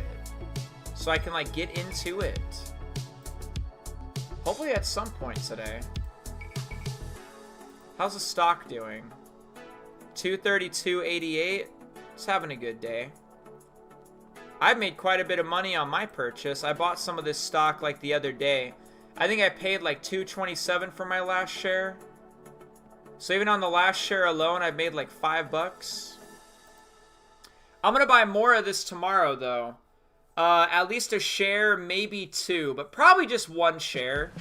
I'll probably just buy like 1 share. My plan is to buy a share like every 2 weeks. If I want to, I should purposely like work a bunch of overtime, and then I can, I mean, I don't know. The more overtime I work, the more shares I'll be able to buy. But yeah, we don't have anything here. I don't know how I'm going to get into the earnings call if they're not going to put it up. Maybe trailer 2 compensated Take-Two stocks. I don't know about that. So the trailer came out on May 6th, right? Well, okay, so the trailer came out on May 6th. This is May 6th, right? I mean, I don't know about that. I mean, after they delayed GTA 6, the stock fell by like $20. About 15, $20, and then it kind of rose up the more recent days. But I wouldn't say trailer 2 like boosted their stock price or anything. Because like, look, the day after trailer 2, the stock fell by like $5. And then idled around 225 for like multiple days. And now we're back in the 230s. The earnings call could make or break this today. If they have a really good earnings call, this will go up to 240. If they have a bad earnings call, this will fall back down to the 220s by tomorrow. And I'm not, like I said, I'm not saying I want them to have a bad earnings call. I kind of just hope they do, so the stock price will be cheaper tomorrow, because I'm going to buy like a share or 2 tomorrow. I mean, hell, it would have even been nicer to get more shares around April 21st. Like, they were $30 cheaper, so around the 21st of April. Hell, even May 2nd was a good day to buy. Like, right when they delayed the game, that was a hell of a day to buy. Did you guys know that it's my birthday tomorrow? Did I mention that to anybody, that my birthday is tomorrow? That's right, tomorrow's May 16th, my birthday, woo! I'm probably not going to do too much stuff with, like, YouTube or anything. I'm mostly probably just going to enjoy my day and probably be hanging out with my significant other quite a bit. So I'm not really going to be around tomorrow or anything like that. I'm going to be kind of busy just like enjoying my own personal day by myself. But yep, I'm going to get older tomorrow, sadly. When is the call? 3 hours. We have to wait 3 more hours for the call. Dude, my friend said that GTA isn't going to be on disc because it's too large. I mean, physical discs are kind of like overrated these days, don't you think? So what do you guys think about Cal Hampton? What if everything on the internet was true?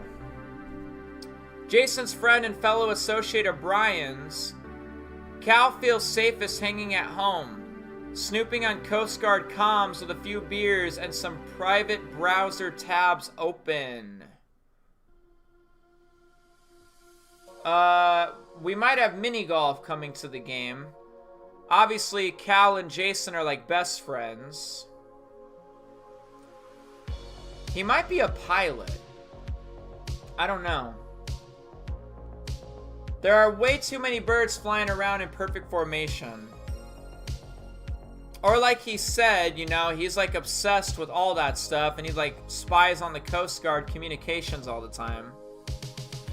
I bet you he's into drug running. We're gonna be like running guns or drug running. And it even said for Jason, like, he's like running drugs for drug dealers and shit. I have a feeling like we're gonna be doing a bunch of like drug smuggling or running drugs or even running guns, you know? Something with Cal and these planes and how he's obsessed with like the Coast Guard communications kind of tells me that Cal and Jason are going to be running drugs and stuff. Kind of like even how it's said for Jason up here.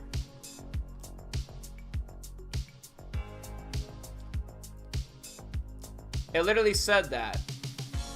He found himself in the Keys doing what he knows best, working for local drug runners. So I have a feeling like drug running and all that stuff, the typical Miami shit, drug running or even gun running is going to play a big part of the GTA 6 story. But yeah, Cal's our homie. The psychopaths are in charge, get used to it. Cal is at the low tide of America and happy there. Casual paranoia loves company, but his friend Jason has bigger plans. And we can visit Leonida, tour a few of the must-see destinations across the Sunshine State. We can explore Vice City. Everything in excess. We're a long way from the 80s, but Vice City is still the sun and fun capital of America. It looks really good, too. A lot of water, islands. It's going to be loaded with stuff, I have a feel. The glamour, hustle, and greed of America captured in a single city.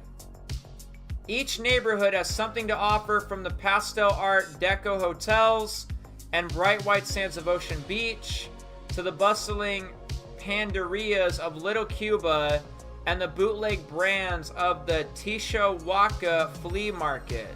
Out to the Vice City port, the cruise ship capital of the world.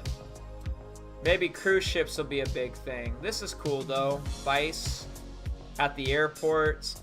Looks like Lucia and Jason probably. Looks like basketball. The beach. Strip club. Nightlife. It all looks really cool, you know? Back.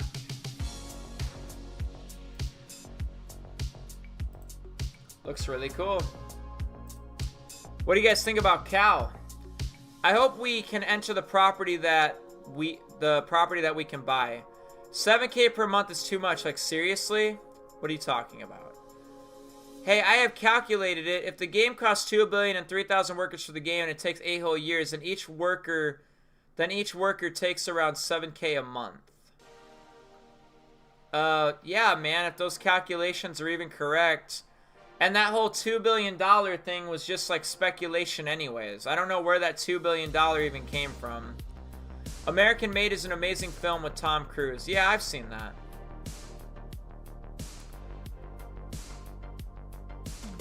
Yeah, that's a cute little assumption, but who knows? We got Booby Ike. It's all about heart, the Jack of Hearts. Booby is a local Vice City legend and acts like it. One of the few to transform his time in the streets into a legitimate empire spanning real estate, a strip club, and a recording studio. Booby's all smiles until it's time to talk business. I feel like this guy is going to be our antagonist. And maybe he's not. I have an idea of who the antagonists are going to be. Well, the antagonists. It's probably not even this guy. The club money pay for the studio and the drug money pay for it all. This is probably going to be one of our assets, maybe. Top quality cuts, Booby might seem like he's just out for himself, but it's his partnership with the young aspiring music mogul, Dre Quan, for only raw records that he's most invested in. Now they just need a hit. Leonida keys. The gateway to the paradise. The dress code is casual. The bars are loaded. Life in this tropical archipelago isn't flashy, but it's easy. Get your buzz on and pull up a deck chair, but look out. You are right on the doorstep of some of the most beautiful and dangerous waters in all of America. Yeah, the keys looks nice. The rusty anchor. Scuba diving. Yachts. Then we got Dre Quan. Obviously another friend of Jason. We saw him in the trailer hanging out with Jason. Dre Quan was always more of a hustler than a gangster. Even when he was dealing on the streets to make ends meet, breaking into music was the goal. Looks good. Dancers are like my A&Rs. If the records are a hit, DJ's gonna be spinning it. So obviously like music and stuff like that is gonna be like a big part of the game for some reason. Like a lot of our main characters are in the music industry, the music business, and just all that stuff. It makes me wonder the type of part that all these characters are really going to play. The boats look nice in GTA 6. Yeah, they look good. You're with the label now. Now that he's signed the Real Dimes, Dre Quan's days of booking acts in Booby's strip club might be numbered as he sets his sights on the Vice City scene. And then we got Grass Rivers. Welcome to the Wetlands, the untamable jewel of Leonida's crown. You never know what lies beneath the surface of this primordial expanse. The gators may be the most famous attraction, but there are far deadlier predators and weirder discoveries among the mangroves. Yeah, Grass Rivers is going to be interesting. That's where like those backwoods fuckers are going to be at. Hunting and fishing, and where we're going to be doing like, look at this place. Look at this. Where's this at?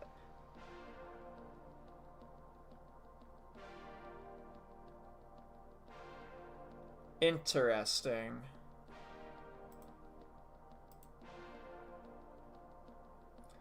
Then we got these two, Bay and Roxy. The Real Dimmas. Viral videos, viral hooks. You know what? I bet we saw them in trailer 1. Featuring the wizarding world of Harry Potter Ministry of Magic. Shut the whole fuck up. Opens May 22nd at Universal Orlando Resort. Tickets and packages on sale now at universalorlando.com.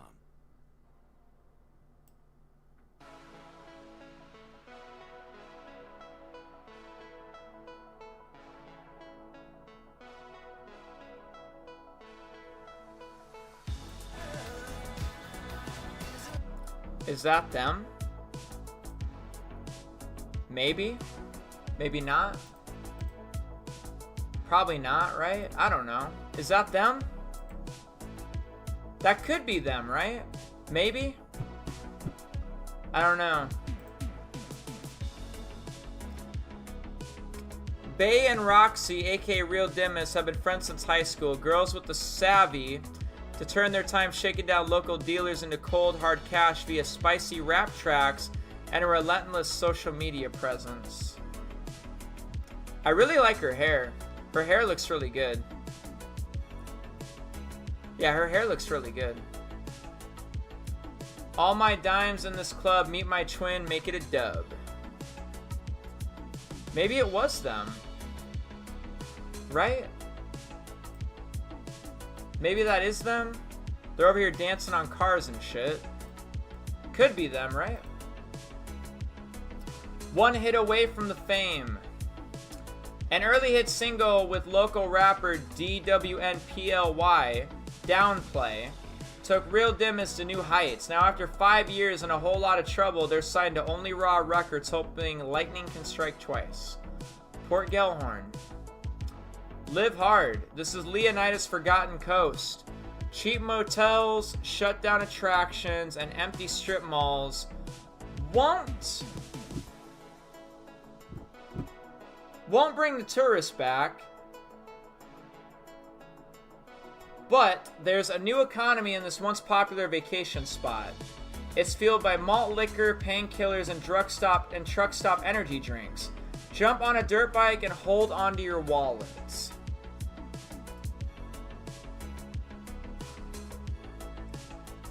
So yeah, Port Gellhorn will probably be kind of important. The Starlit Motel will probably be where we're staying. And there's also a strip club, Delight's Cabaret. I wonder who these guys are. Who the fuck are we looking at? They're growing marijuana. Look at that, they're growing marijuana.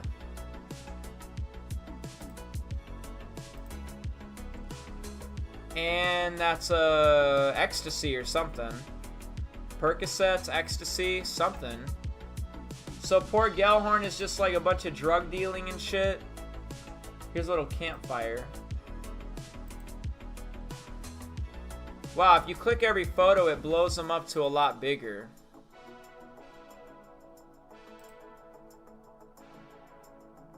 That looks like Jason and Lucia.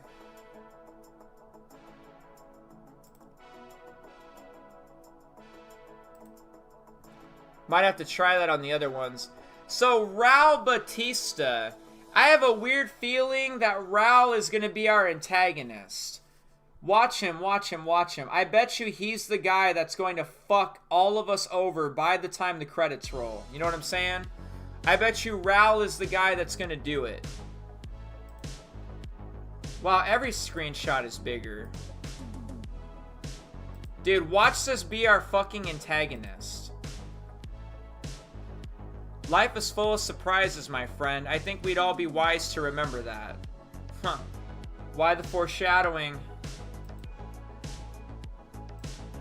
I bet you this guy fucking fucks us over by the end of this game. A professional adapts. Raul's recklessness raises the stakes with every score. Sooner or later, his crew will have to double down or pull their chips from the table. Watch. I bet you he's the bad guy. Welcome to Ambrosia. Keeping Leonida sweet. The battle for health and wealth of Leonida begins here. In the heart of Leonida, American industry and old school values still reign supreme, whatever the cost. The Allied Crystal Sugar Refinery provides the jobs, while the local biker gangs provides almost everything else, like drugs. The X gas station comes back.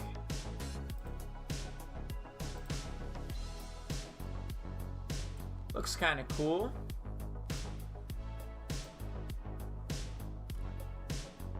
Liberty City Cycles. There's another Liberty City reference.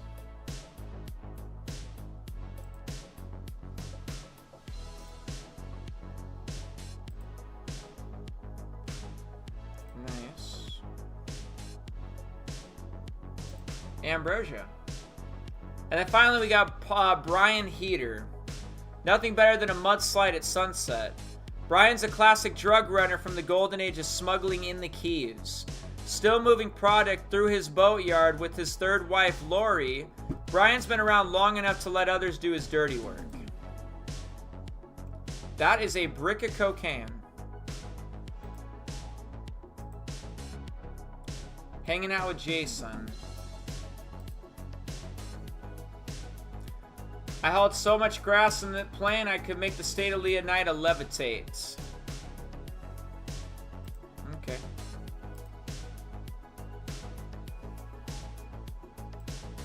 Watch Brian be his dad. Looks like a Leonida beach bum, moves like a great white shark. Brian's letting Jason live rent-free at one of his properties so long as he helps with local shakedowns and stops by for Lori's sangria once in a while. Mount Calegia National Park. Wild, wild country, room to breathe on the state's northern fringes. A national landmark up against the state's northern border, Mount Calegia offers prime hunting, fishing, and off-road trails. In the lush surrounding backwoods, hillbilly mystics and paranoid radicals live far from the prying eyes of the government. So dirt biking and ATV riding will come back. That's cool. Weasel News. Transferring credits into WGU was it was a great experience. I went to 6 or 7 other universities, and WGU just said, the biggest names in entertainment are together like never before. Right. From timeless classics to the...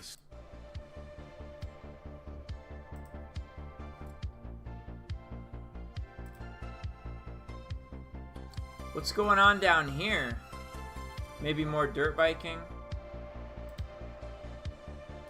Oh, look at that, the panther. Deer, a bunch of deer, and there's a panther.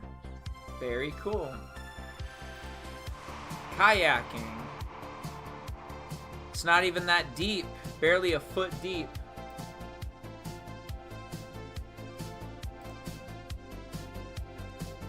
And that'll be it. Coming May 26, 2026.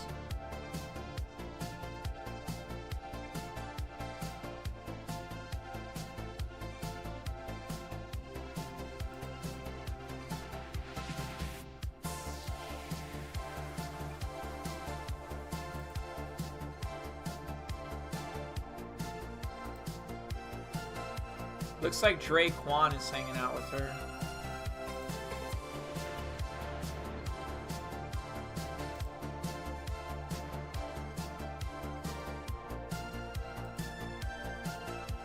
In the recording studio.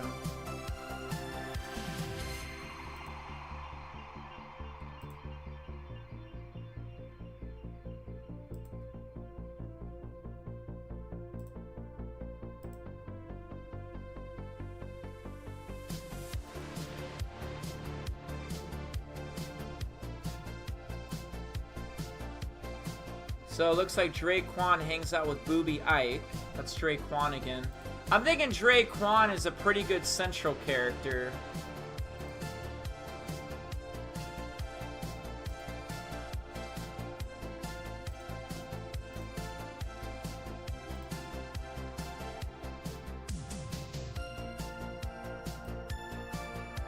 And there's Jason. Jason and Cal hanging out. Look at his hair, dude. Hair's all growing out and shit.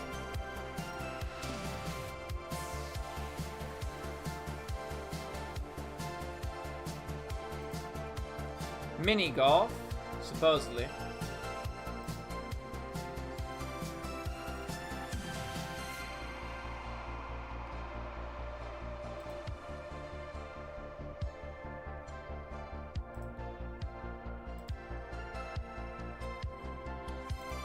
It doesn't get more beautiful than Lucia. Who the fuck is that? She's like in cover on the door, like hiding from whoever the fuck that is.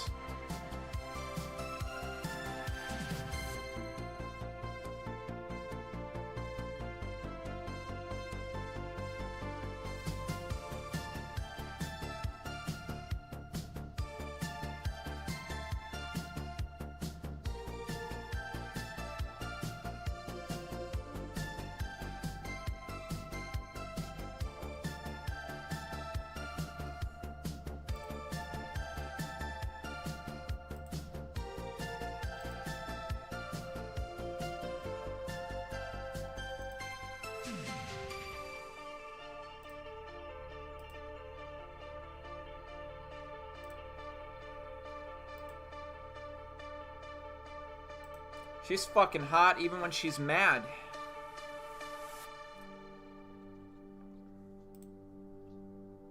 Fishing with Cal.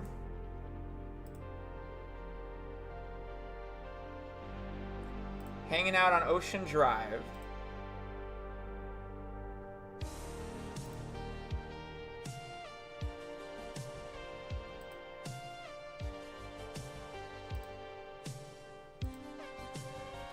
Always hanging out with Cal, and Cal seems concerned about these two.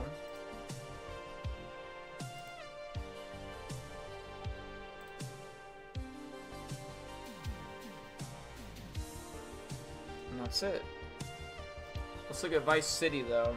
I think there were screenshots under Vice City that I could pull up.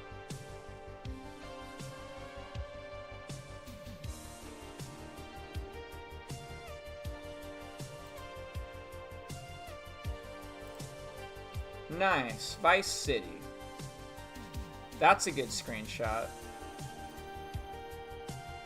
Probably Jason and Lucia, I'd assume.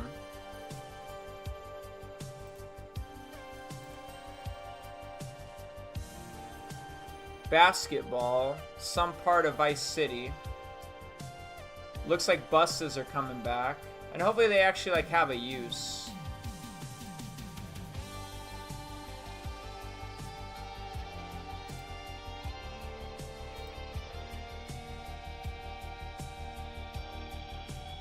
Hell yeah. All sorts of beach bodies. God damn, what are these two doing?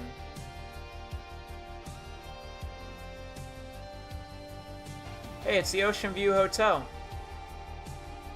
Vice Beach Police. Vice Beach. Nice. Maybe each sector is gonna have its own police.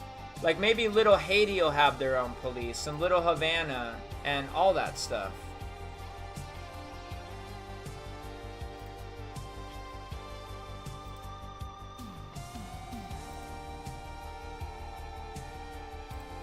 Alright, that's pretty much the whole website. We done looked at all of it.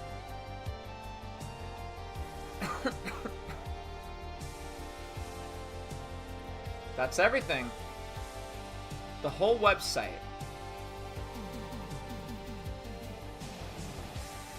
Coming May 26th, 2026. Available on PS5 and Xbox Series. What the hell does that mean?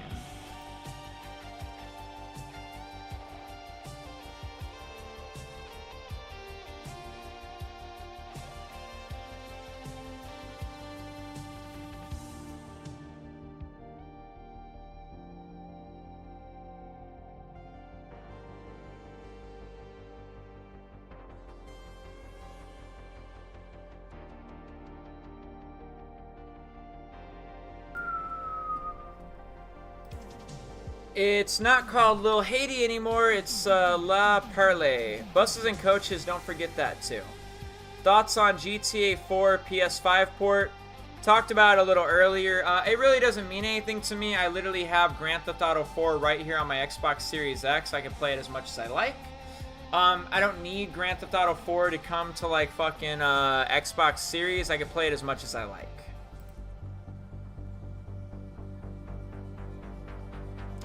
I do think there will be more characters that will come to GTA 6, even though I think has a lot of references from GTA 4 and 5 relatable stuff. Maybe. Did you know in the picture when Lucia is in the pool, Jason is in the same picture? Didn't even notice. So you guys still think that Jason's a cop for some reason, huh? Why do you guys think that?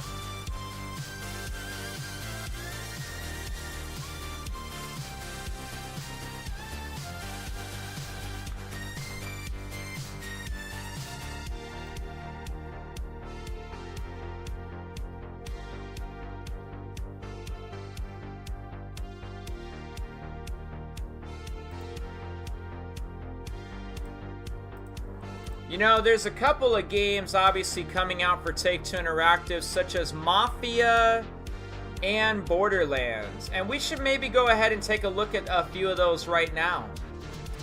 Like, we should look at the official gameplay trailer for Mafia: The Old Country. And we should totally take a look at the gameplay trailer for Borderlands 4.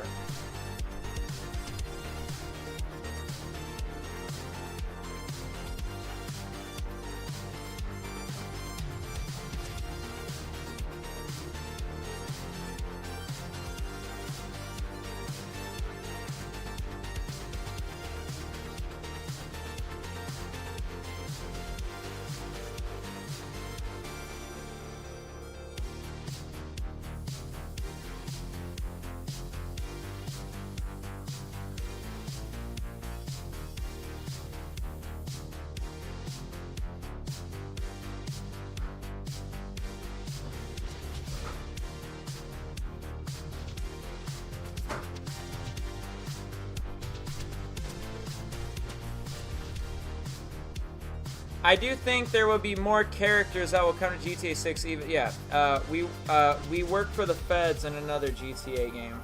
Kinda, not really though.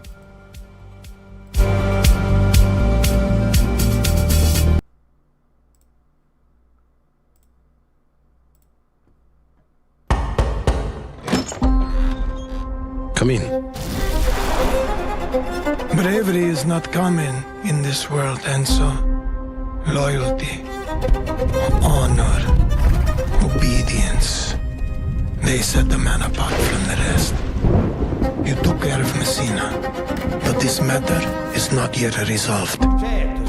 Will you help me bring it to a close? Of course, Andorisi.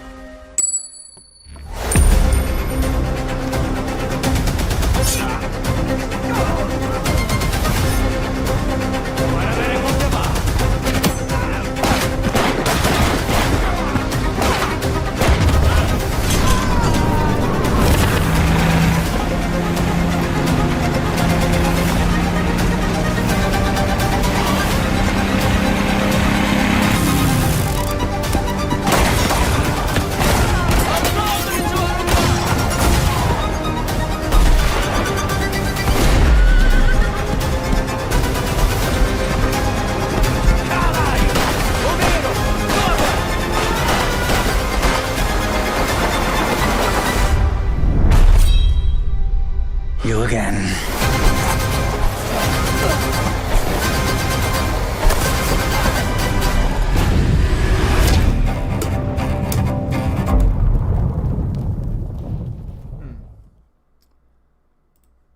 Interesting. And there's also Borderlands 4 gameplay. Yeah, the official gameplay trailer.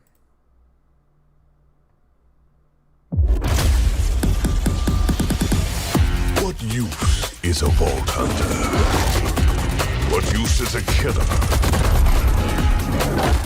A brute. A rule-breaking, loot-taking, running and gunning natural disaster. You are, in a word, mayhem. I take that personally.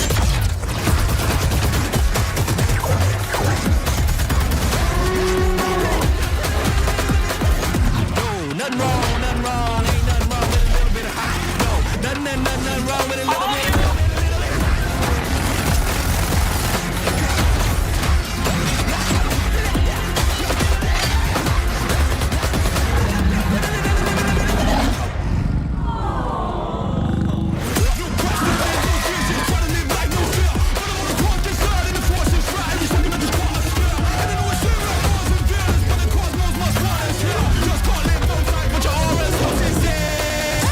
Be advised, a citywide curfew has been enacted. Violators will be shot on sight.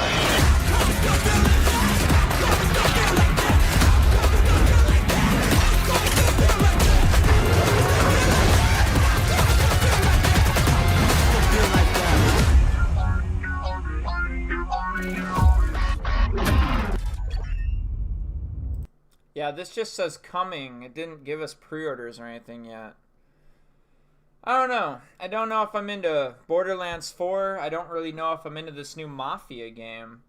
I'm not really sure if these games are for me. At what hour is the earnings call? It'll be in about a little under 3 hours. It'll be in about 3 hours. 3 hours or so. We're still waiting. If you want to read this, it says it's today at May 15th when the market closes at 4:30 p.m. Eastern Time.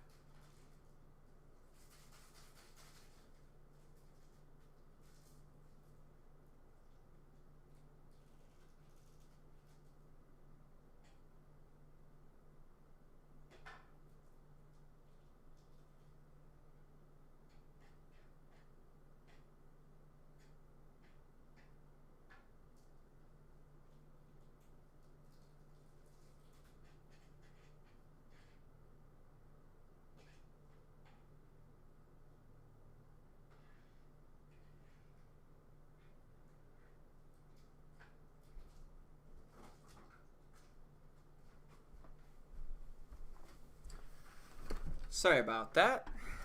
So, besides Borderlands 4, Mafia, and even Grand Theft Auto 6, there's this new game called Mind's Eye coming out from one of the creators of Grand Theft Auto. Leslie Benzies is no longer with Rockstar Games and has his own company called Mind's Eye.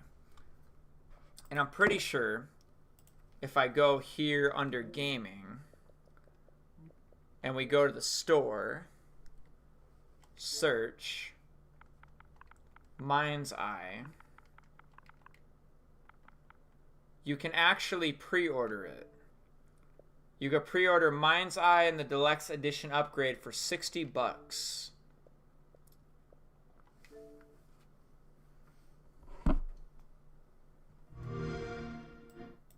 In his research, Dr. Morrison identified a paradox. A moment where machine learning would evolve past our capabilities of control. He called the first sign of this Alpha.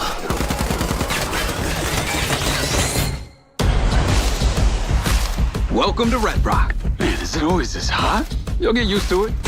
Sort of. Not really. Wow. Yeah, not bad, huh? It's the latest model. Interesting.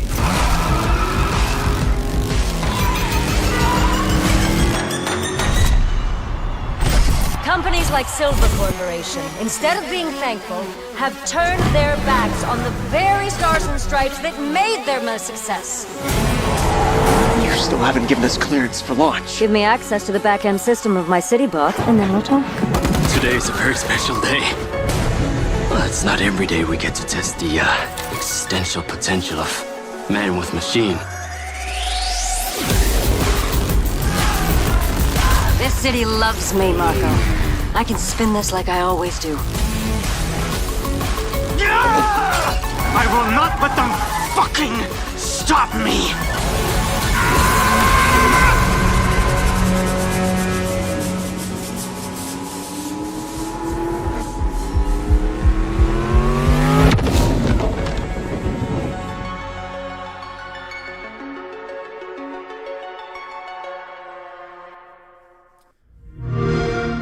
See, I don't know how I feel about this game. I don't know if I want to play it or anything like that, but Leslie Benzies' new game, Mind's Eye, coming out June 10th, 2025.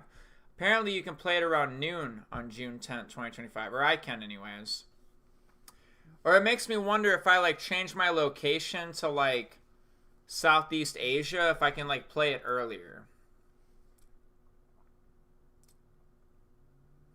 GTA with robots? Maybe.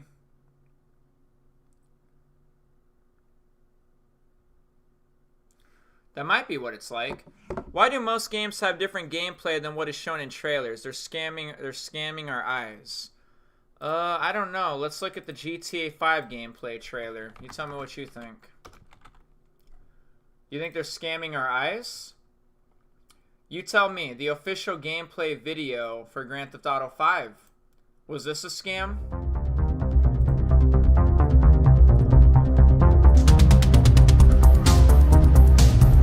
With Grand Theft Auto 5, Rockstar have tried to reimagine the open-world game in a number of ways. The game world is beautiful, massive, and diverse.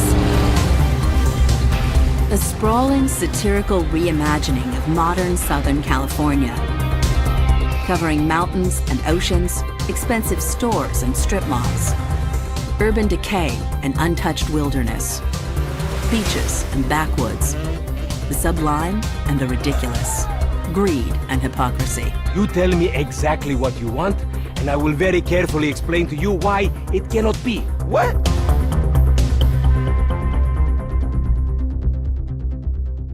So what we doing here? We're working, amigo. For the first time, the game features not one, but three would-be heroes. So now what?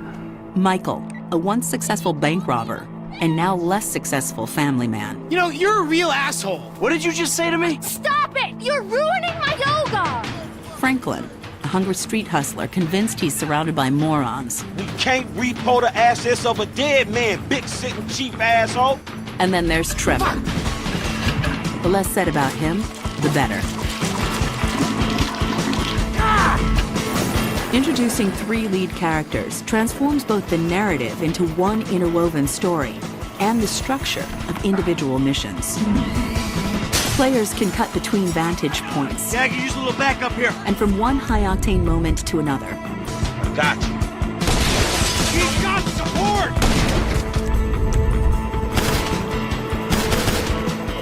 Get us out of here! Roger that. This helps to give missions new levels of diversity and intensity.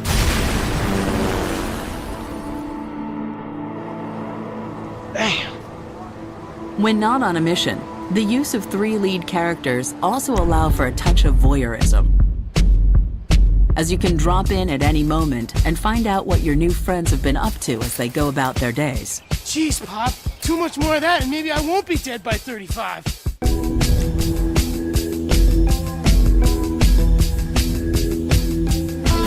Hey, officer! Give it up! This is getting way out of hand!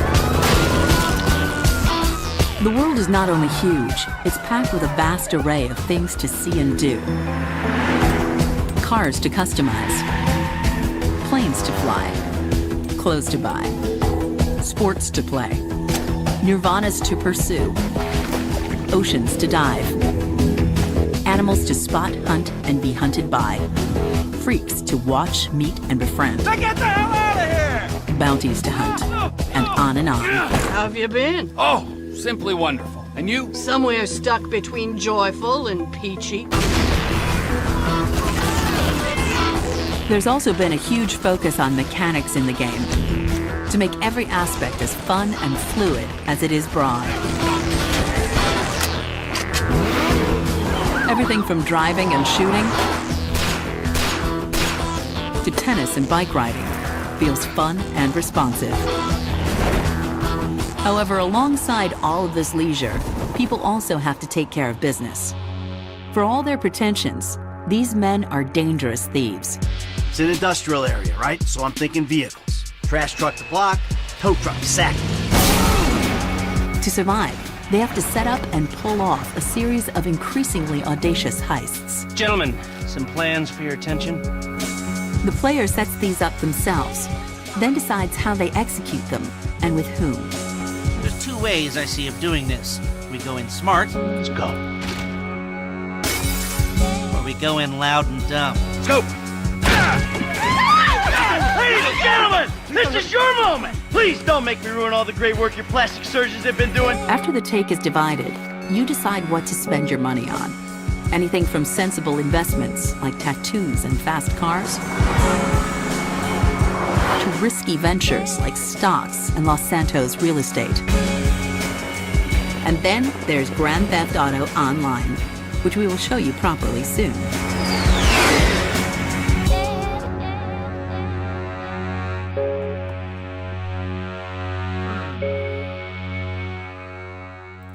So what do you think? Gameplay trailers, right? I mean, most companies, I'm not talking about Rockstar. For example, Watch Dogs 2, the trailer looked like real life, but when played, meh. But that's what I love from this trailer. The trailer looks so good, and the game actually ends up looking like this. Maybe. Let's check out Red Dead Redemption 2. There's 2 of them. But no. You said, like, what you said was, here's what you typed and hit enter. Why do most games have different gameplay than what is shown in trailers? They're scamming our eyes. I have no idea. Let's see if Cyberpunk had a gameplay trailer right after this.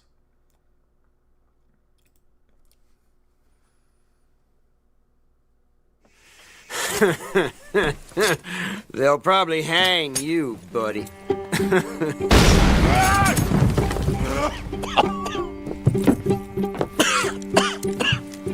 You coming, buddy?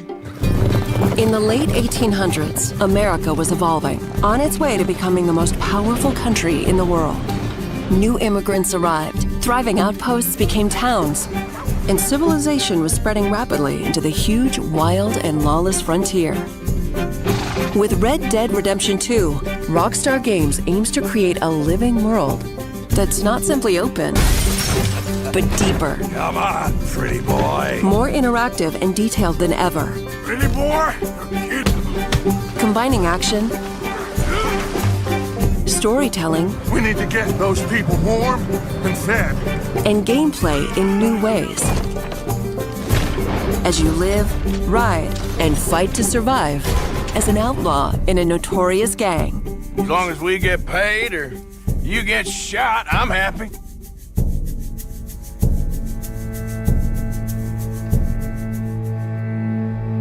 The game is an attempt to capture this pivotal moment when the age of outlaws was ending and the modern world was born. There is a huge world to explore, set across a range of America's heartland and frontier. From harsh mountain trails and dense forests to untamed swamplands and sweeping deserts, rugged livestock towns to modernizing cities and much more. All populated with a diverse cast of characters from turn-of-the-century life. Now shoo, please. I'm waiting for someone interesting to turn up. You play as Arthur Morgan, a trusted senior gun in the Vanderling gang, a band of outlaws and outcasts on the run from the pressures of civilized life. We're gonna borrow a little money from old Uncle Sam and be out of his hair once and for all. Each time they're forced to flee an area, the gang sets up a camp as a base. This is where gang members eat, sleep, perform chores, play games, and share stories. Anyway, I got caught by some hill country sheriff stealing a chicken, I think it was. And he decided I was going to be hanged for it. These are the people Arthur calls family, and you will get to know each gang member over the course of the game. So, you save the silly bastard's life, and you and him go robbing sheep. Helping the camp with food and supplies will keep morale high, while spending time with other gang members can reveal new secrets, fun things to do, and opportunities for mischief. How about you and me go and redistribute some property? In and out of camp, the world is alive and responds to the player. Well, ain't this a rare treat? And your guns aren't the only way to interact with the environment. Call out to a passing rider. That's a nice horse. Talk yourself into trouble with a local tough guy. Clear out. Or out of trouble with a town sheriff. Or intimidate a witness into silence, and more. Keep your mouth shut. You're dead, friend. You don't want to involve yourself with this. Confrontations can be escalated or diffused. Take it easy. Do what you want. I don't care. You can form friendships. God, you did it. Or make enemies as you choose. You killed my cousin, you sick son of a bitch! Your actions have consequences, and it's up to you to decide just how honorable Arthur is. Should I have killed you, Jimmy Brooks? Me? Shooting and fighting have both been radically improved to make combat deep and engaging at all times. Each weapon has unique characteristics, with realistic reload and recoil that always keeps the player grounded and connected to the action in a gunfight. In a similar way, the bond with your horse is crucial and changes based on your treatment of the animal. Hold still, girl. Some breeds are better suited for certain tasks. I got a fella been looking for a decent workhorse like this for a while. Your saddle and saddlebags can store extra weapons, along with supplies and animal carcasses that you pick up while out roaming or hunting. Over time, the bond between you and your horse will grow, making them easier to control in tense situations. Yeah, he's a great horse, aside from when the devil's got him. A rich and varied ecosystem thrives in the world, full of predators, prey, and scavengers, all smart and sometimes deadly. You want to come with me? I'll show you how we hunt one. Hunting helps the camp or earns you money. Wound an animal and you'll have to track them down. Animal pelts and other items you find can be traded for cash to use at general stores, gunsmiths, saloons, and elsewhere. This is God's own country, and I feel I'm in purgatory. This is a world that is rich in depth and detail, all designed to be explored on horseback or on foot.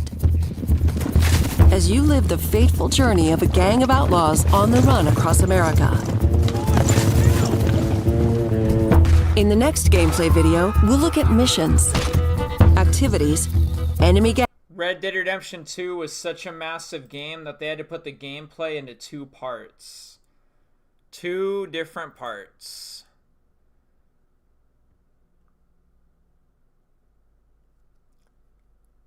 What are you saying, Blake? What's going on here? What's the problem? You alright? It was live on the stock market right now. GTA 6 fails the dent. They're live right now. What are you talking about? The Take-Two earnings call doesn't happen until the end of the market close. They added the earnings call on the Take-Two website? Fucking finally. Did they? Fucking took long enough.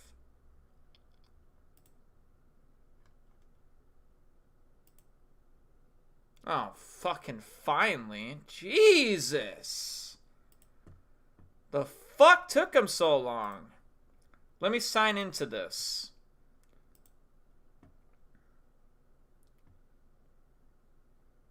Register with a Q4 account.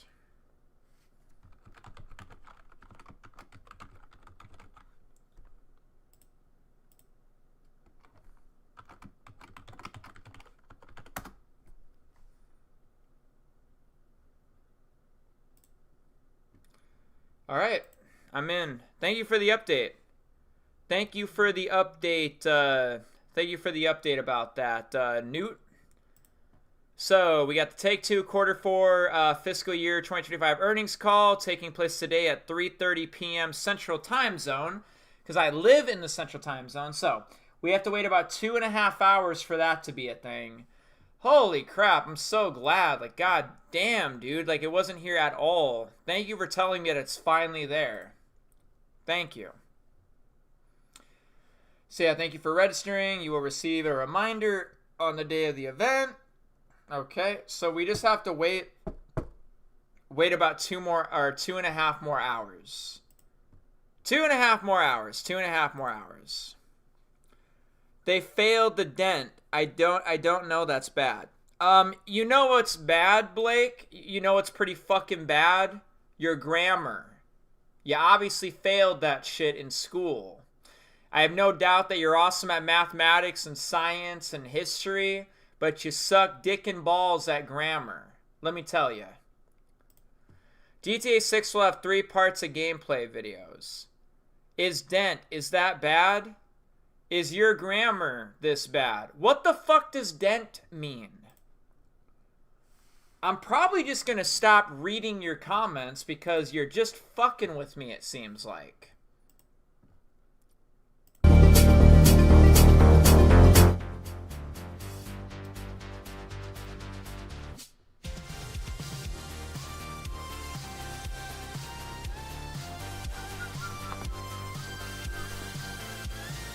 The Take-Two stock looks like it's doing pretty good today. It's up about 384. I guess people are feeling pretty good things about the stock today. A lot of buying as opposed to selling happening today. It's kind of been like that the past 5 days, though. Today's just another one of those good days. We'll see. We'll see what's happening here later today when this earnings call takes place. We'll see if it's good news or bad news. What's this?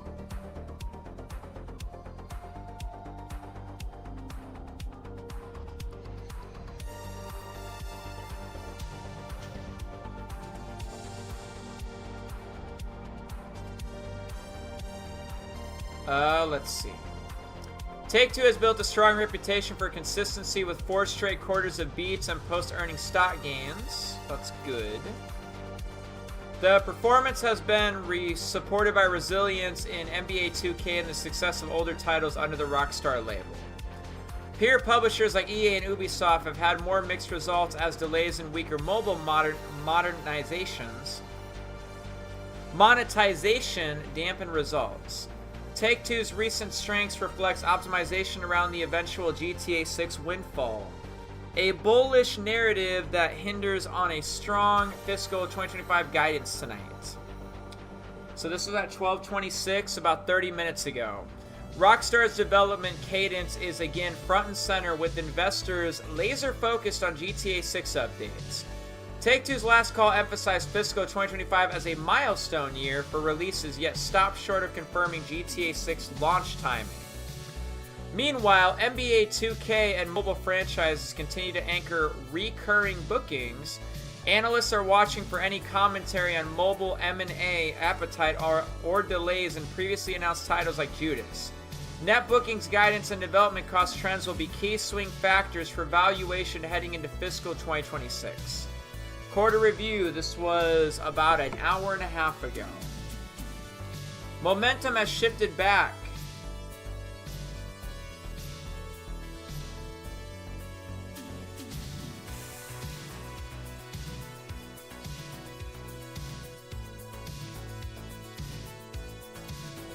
Momentum has shifted back to core AAA franchises and live services. EA and Activision have both posted solid results tied to ongoing engagement, but investors see Take-Two as uniquely positioned due to its Grand Theft Auto IP. Hype around GTA 6 has dominated the gaming narrative, especially following Rockstar's teaser trailer in Q4. However, game development delays and macro softness in consumer discretionary spending have dampened enthusiasm elsewhere in the space. Take-Two's call will likely be framed by questions about launch timing, monetization mechanics, and forward bookings, particularly as the company attempts to transition from a development-heavy period into a revenue inflection cycle. So Take-Two Interactive shares have climbed 7% over the past month and 25% year-to-date, positioning it as one of the stronger software performers into earnings. Consensus calls for $1 in earnings per share and $1.55 billion in revenue for Q4.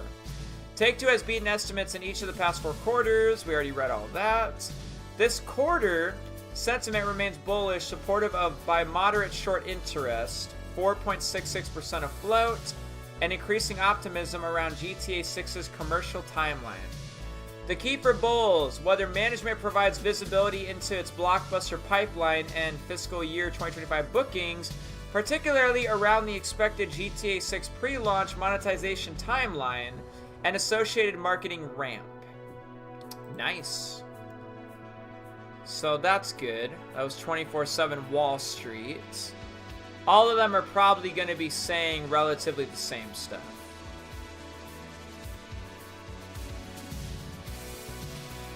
Sup, Sean? Keep in touch. A lot of stuff coming soon from Rockstar. Have a Vice Day. Thanks, dude. I hope you have a Vice Day also, my man. So we just have to wait about, I don't know, 2.5 hours or something. About 2.5 more hours, and then we'll finally be able to listen in on this earnings call. I wish it was like already, but it's not. Fuck, do I really want to sit around for the next 2.5 hours, or should I take a break?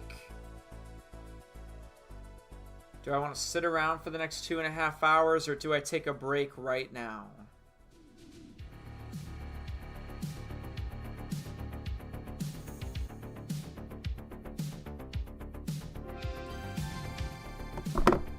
I don't know what to do at the moment. I'm gonna look at something real quick.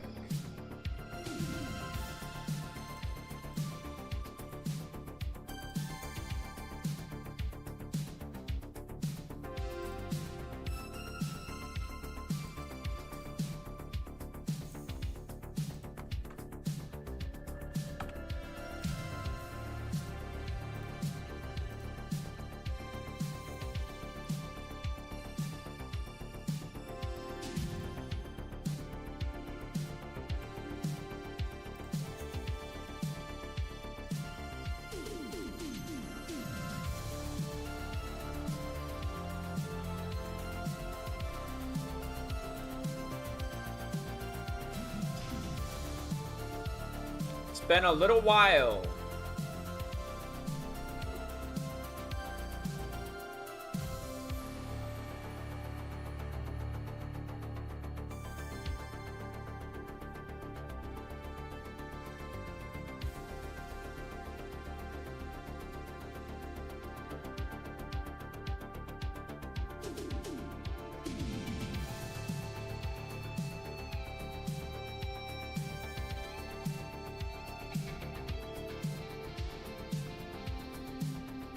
I really have to sign in? Dang.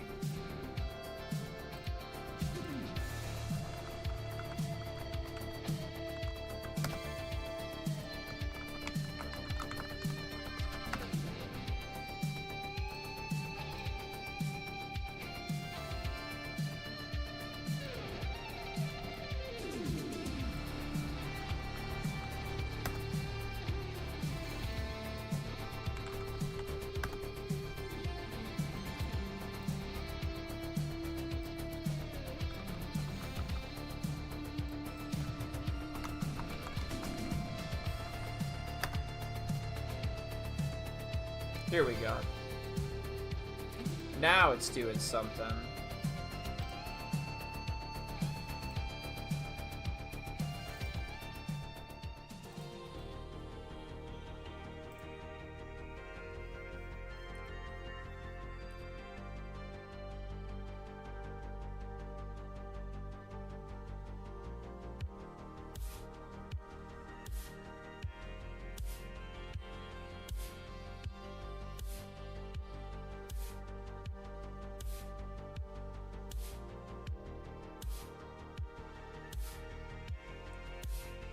What's it doing?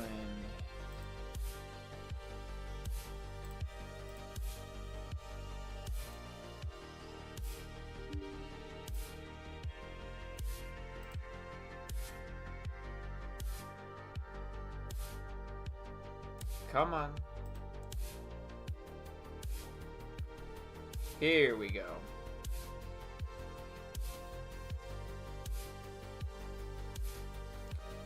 What would they even just... Really? Is this a fucking joke? Dude, I already fucking did this. I have to do it again?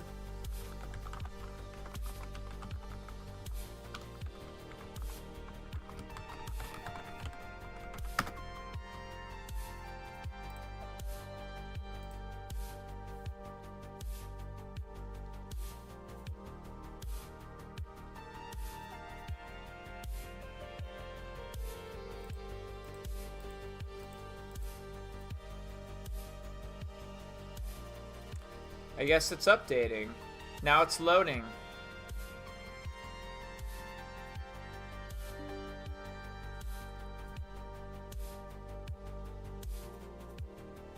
So script hook is outdated all of a sudden again?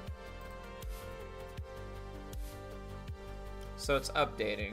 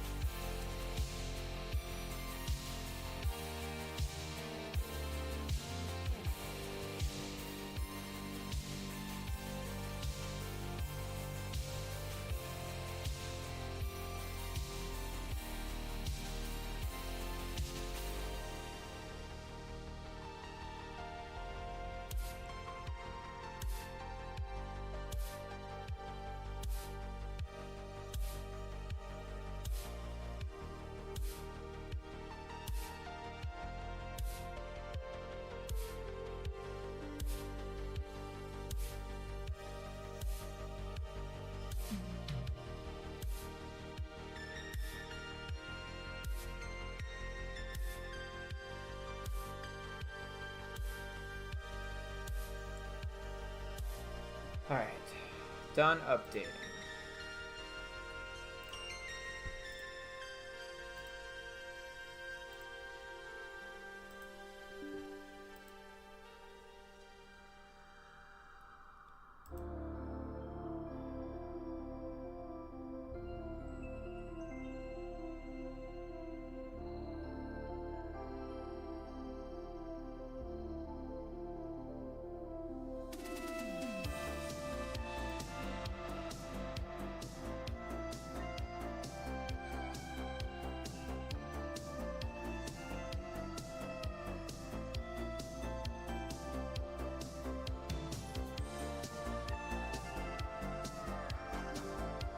What the fuck is going on?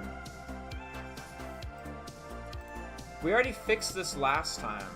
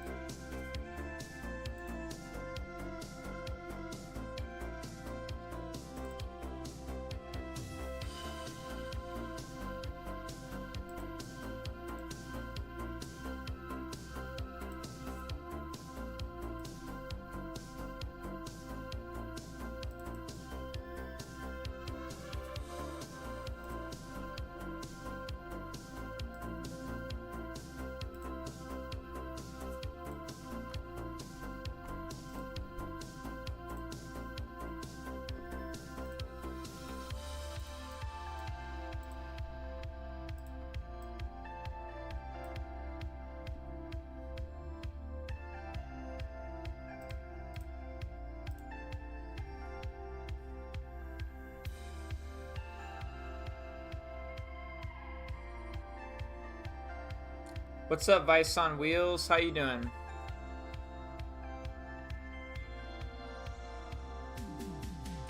I don't fucking get it. It's like Script Hook 5 just has a fucking clinical error and shit. That doesn't make any sense. We literally just had this working like not even that long ago. And now it just wants to throw more problems. Kind of annoying, but whatever, I guess.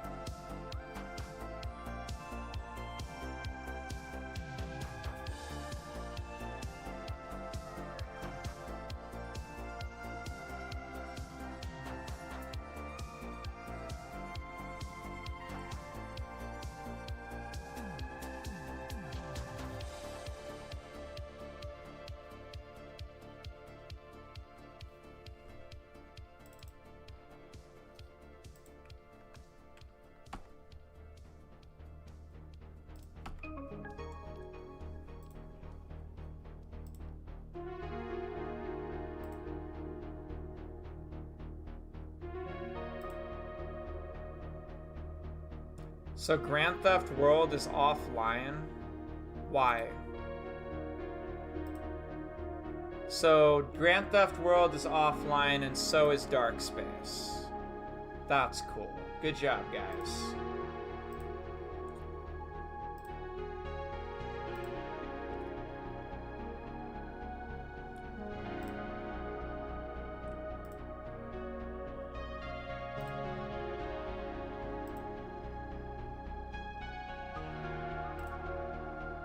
I'm gonna sit at my desk for a little bit.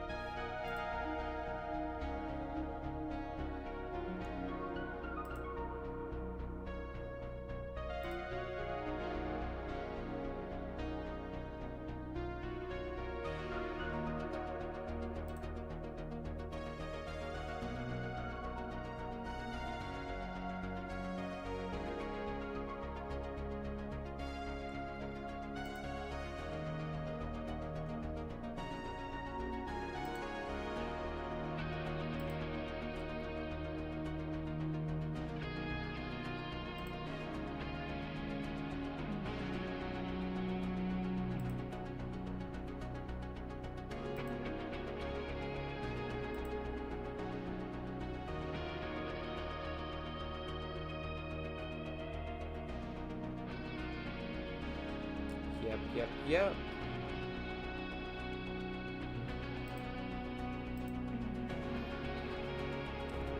Okay. So the earnings call is going to be at about 2 hours.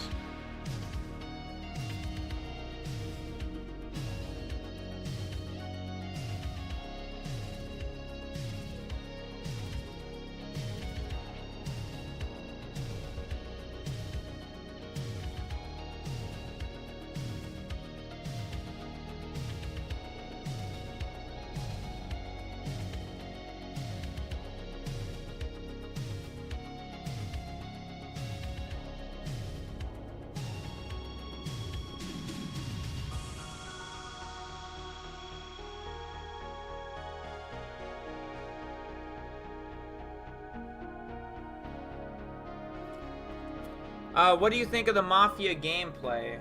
We were checking that a little bit ago. And it looks okay. I don't know.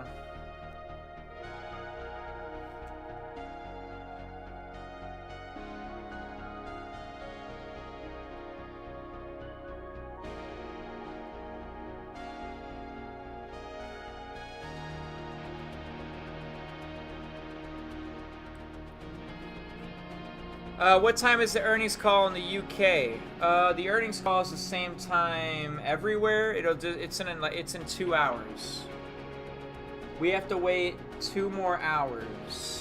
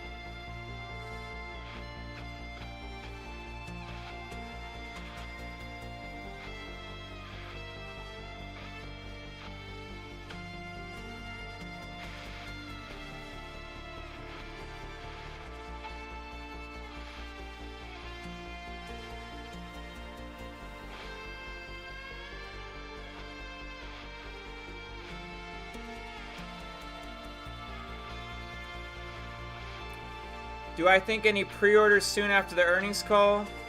Nah, I have no idea. I mean, they could have announced pre-orders whenever they wanted to, but they haven't announced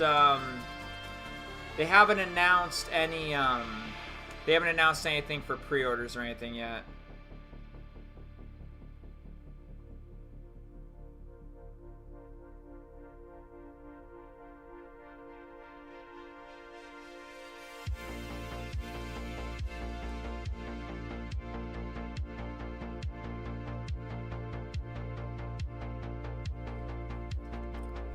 Most they can do with GTA 6 this earnings call is tell us the prices for the pre-order.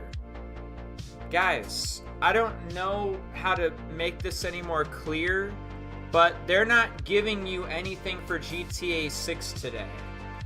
They already gave you a release date. They already gave you trailer 2. They already gave you a whole ass website. I don't know what you guys think is going to happen today. I don't know if you guys really think you're about to get like more GTA 6 info than you already have, but you're not. You already got trailer 2. They gave you the release date, and they literally gave you like 70 screenshots and a whole ass website.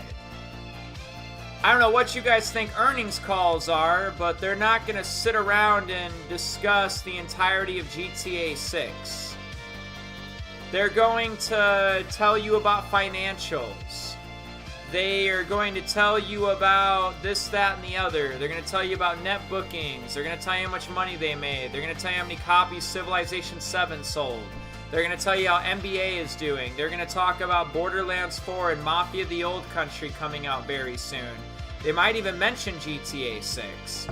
But they're not going to do anything more than they've already done lately. As far as GTA 6 is concerned, you have all the GTA 6 stuff you need and that you're going to get at the moment. You have a release date. You have a trailer. You have a whole ass website and a bunch of screenshots. You are not getting any new GTA 6 information today. Just saying, okay? But you guys should be happy because we have an actual release date for GTA 6. So the game will probably come out May 26, 2026, like it already says it will. You got Trailer 2 a year before the release date, just like they did with GTA 5 and RDR2. We got Trailer 2 a whole year before the actual release of the game, and that's what GTA 6 just did. Like, guys, everything is great. But I don't know who is here right now thinking like, wow, I wonder what new GTA 6 information they're going to put out today. Oh, I'll tell you what new GTA 6 information they're going to put out today. As a matter of fact, I'll even show you. Here we go, everybody. You want to see what new information they're going to put out about GTA 6 today? Here, I'll tell you. The new earnings card right here, this new earnings report happening today. Well, the last one for GTA 6 said the game was coming out fall of calendar 2025. Here's your new GTA 6 information today on this earnings report. They are actually going to say that GTA 6 is coming out May 26, 2026. And then Borderlands 4, it'll say the game is coming out September 12, 2025. And then Mafia the Old Country, it'll say the game is coming out August 8th. Yeah, that'd be your new news for GTA 6 and stuff like that. But seriously, you got a whole ass website. You got a whole ass website with like a bunch of screenshots. They gave you Trailer 2. They gave you the release date of May 26th, 2026. I don't know who out there is literally thinking that the earnings call is going to give them new information. I can't believe all the information you guys got recently on this game. A whole website, screenshots, characters, trailer, release date. Holy shit, you guys have everything at the moment. What more do you need besides a third trailer and a gameplay trailer? This goddamn game is goddamn almost finished at this moment. They goddamn gave you everything so far.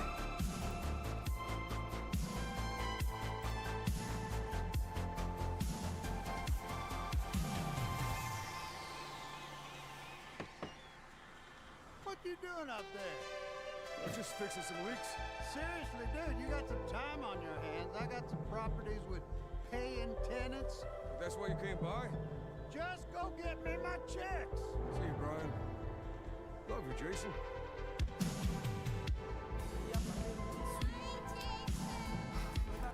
They'll give us a better reason on why it's delayed. I'll tell you why it's delayed. Because Take-Two Interactive doesn't need GTA 6 getting in the way of Mafia the Old Country and Borderlands 4. Now, GTA 6 isn't coming out until May 2026. They'll get Borderlands 4 and Mafia the Old Country to come out in the coming months. GTA 6 won't even conflict with that. If they had GTA 6 coming out in October, that's probably going to be less sales for Mafia and Borderlands 4. You got a bunch of people that'll just be overly excited knowing that GTA 6 is around the corner, and they won't even buy or play Mafia or Borderlands 4. One of the main reasons it got delayed is so it doesn't have to compete with Borderlands 4 or Mafia the Old Country. People will probably buy Mafia the Old Country and play it because they have to wait so many months now to play GTA 6. Same thing with Borderlands 4. Like, we gotta wait so much extra time just to play GTA 6 now, you know what I mean? So that'd be another reason. And they delayed it because they probably knew they were always going to delay it. All they said was fall 2025. I mean, if you look at Red Dead Redemption 2, like even Trailer 2, like you look when the game was supposed to come out, the game didn't come out then anyways. They said spring 2018. Like, this is just Rockstar Games doing what Rockstar Games always does. Like, you never know for sure until you have a month, a day, and a year as the release date. If all you have is spring 2018, or even like GTA 5, all you have is like spring 2013, you don't really know anything. I knew a fucking ad was gonna pop up. Why do I have to watch this ad, motherfuckers? Thank you. You should know that when all you see is spring 2013 or fall 2025 or spring 2018 or even after Red Dead Redemption 2 Trailer 1 when all you saw was fall 2017, putting like a season doesn't really mean much. Like, this is not good enough. It's not good enough to be like, oh, the game's coming out in fall 2017. Or, oh, the game's coming out in spring 2018. Or, oh, the game's coming out in spring 2013. Or, oh, GTA 6 is coming out in fall 2025. That's not good enough. The only thing that's good enough ever is going to be if we get an actual release date.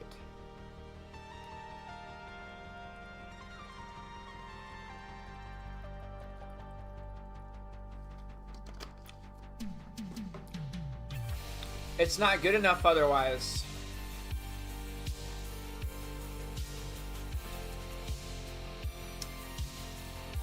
You guys are saving your money for GTA 6? Nice, nice, nice, nice. I'm just kind of buying stocks of Take-Two Interactive and stuff at the moment.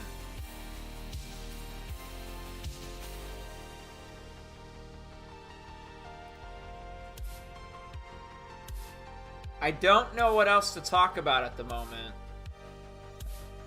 I don't know what to do at the moment to kill 2 hours. I can't fucking get on 5M. I can't get on GTA 5 single player. Something's wrong with Script Hook. So I'm like kind of screwed as far as like doing anything at the moment.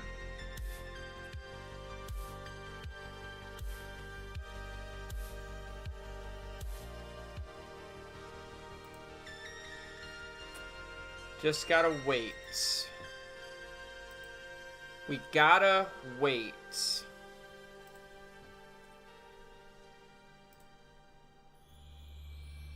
So how do I kill 2 hours? How do I kill 2 hours?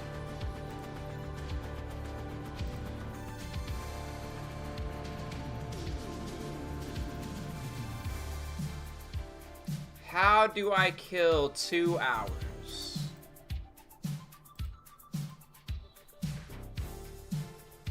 We have 2 hours until the Take-Two earnings call. How do I kill 2 hours?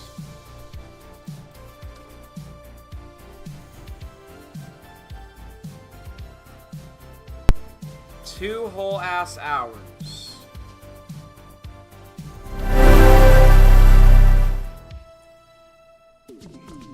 The precinct is set in the 1980s.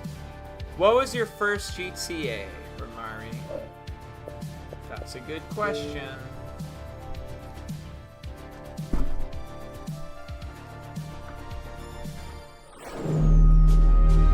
Fucking stupid ass script hook's not working. I would rather be browsing the GTA 6 mapping project right now.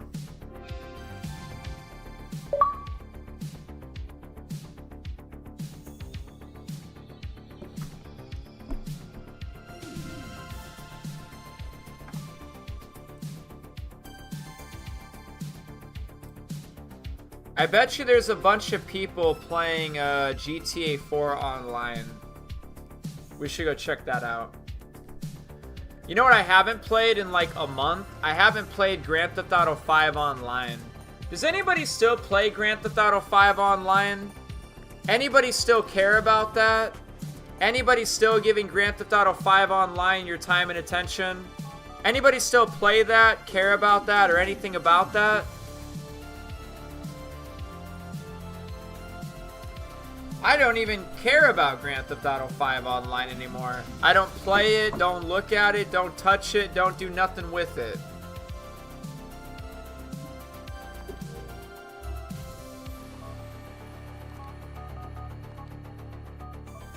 Ugh.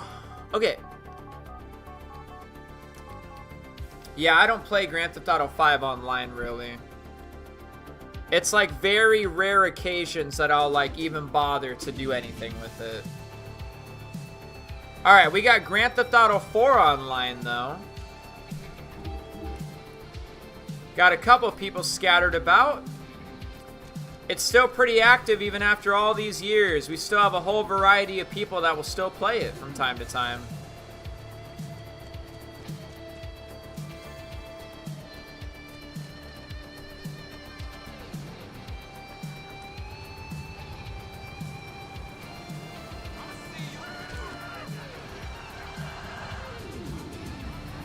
Yeah, I don't play GTA Online anymore.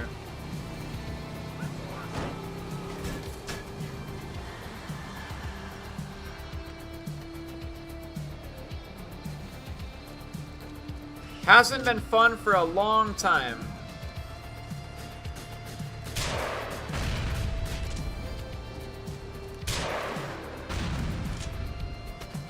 Fuck are you doing?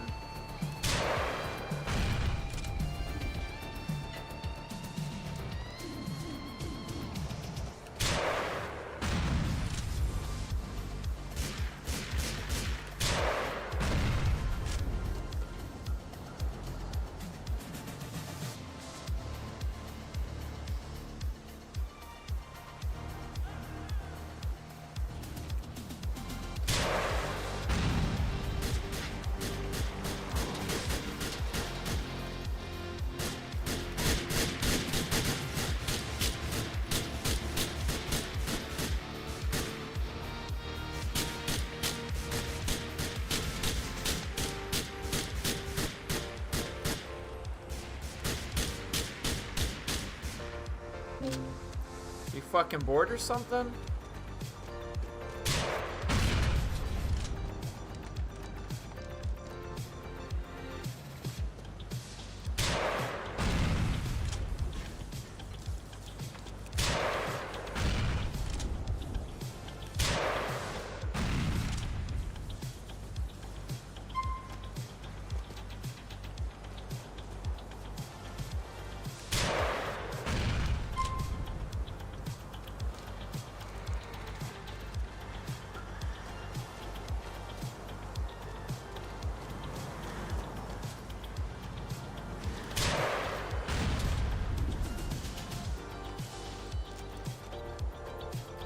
Do I think Luis will return in GTA 6? Probably not. What would be the reason for him returning? Nightclubs or something?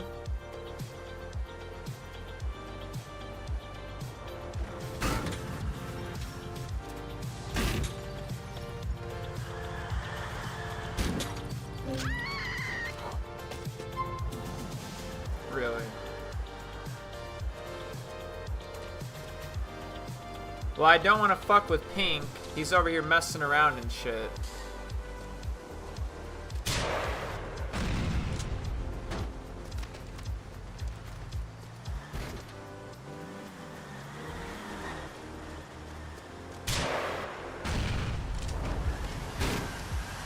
Really?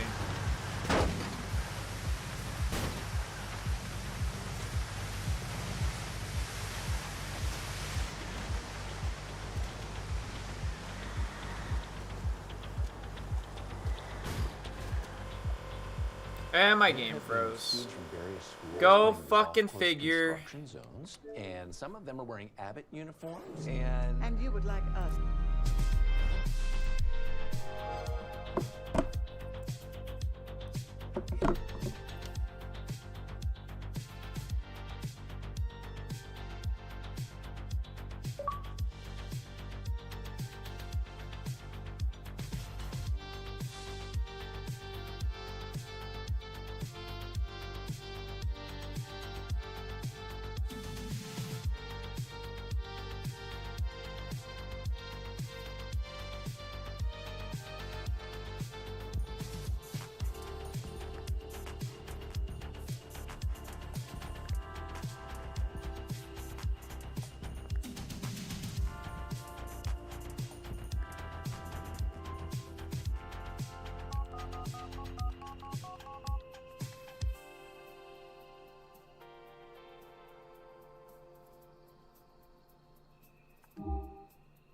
This is it? Is it just us three? What it do? Yo, what up? Yo, what up? Yo, what up?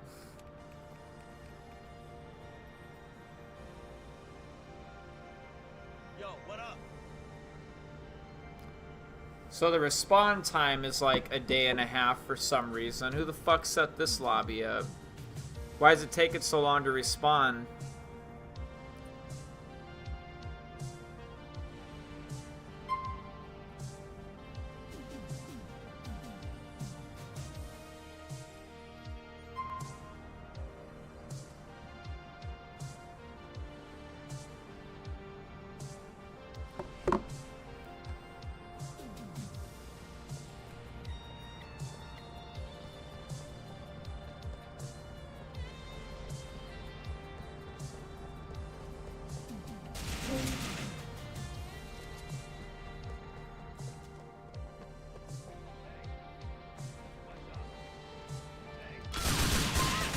Damn it.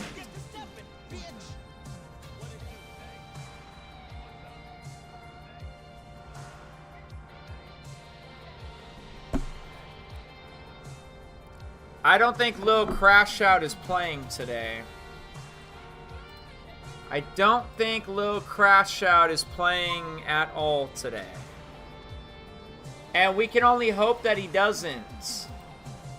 Shit would get really trash really fast.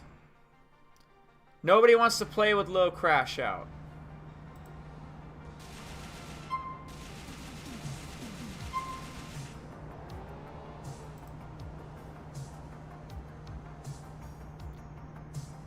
So yeah, let's hope that he does not go live today.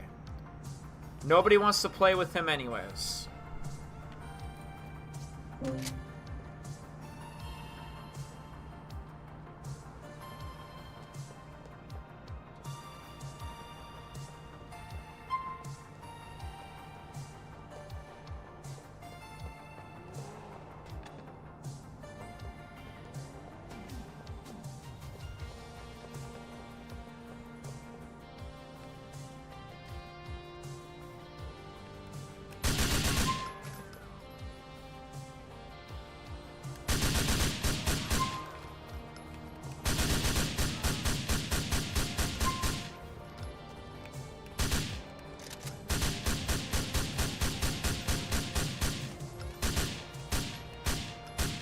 What the fuck?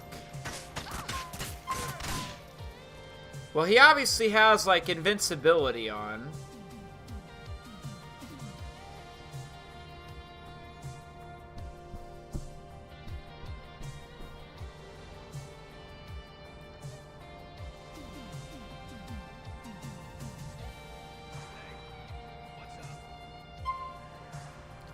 Yeah, I haven't really seen Noah for a while either. I've been kind of too busy just like going to work and stuff. Like, the last thing on my mind is, oh, what's Noah doing? I literally don't fucking care. Could honestly care less.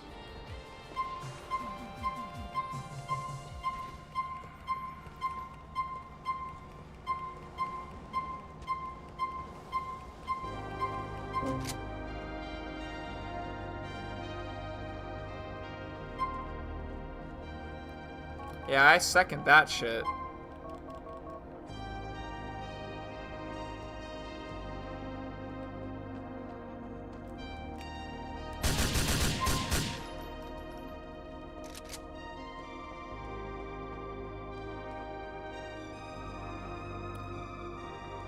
It's good without Jeremy and side DJ. It's been great.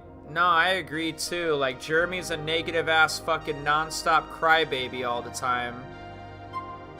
Well, this is uncertain. Yeah, that loser like posted like 3 videos about me for some reason. Jeremy did. He couldn't stand the fact that I was calling him a little fucking crybaby and he's negative about everything and everything's just a problem and shit like that. Oh man, I went live on YouTube and nobody watched. Oh man, no girls like me. Oh god, I tried dating apps for a day and nothing happened. Oh man. God, this whole YouTube shit is a waste of time. Man, what's the point? God, I went live for 2 hours and only 1 person watched. Dude's a fucking crybaby. So he like He just like took me like calling him a crybaby and he like turned it into videos or something.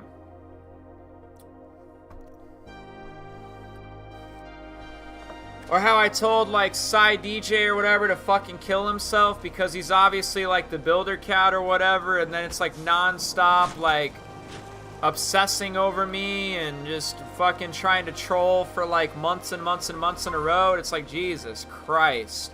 Your parents must be overly embarrassed to have you as a son. The next time you see them, please apologize. Apologize to your mom for the 9 months she had to carry you and she wasted her fucking time.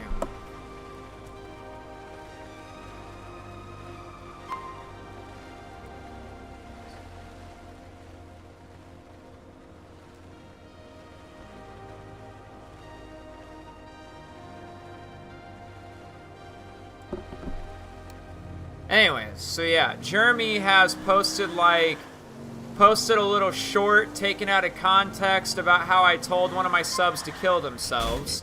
Should have probably included like the other 15 minutes where I like explain like the troll behavior is fucking pointless, pathetic, and a waste of time.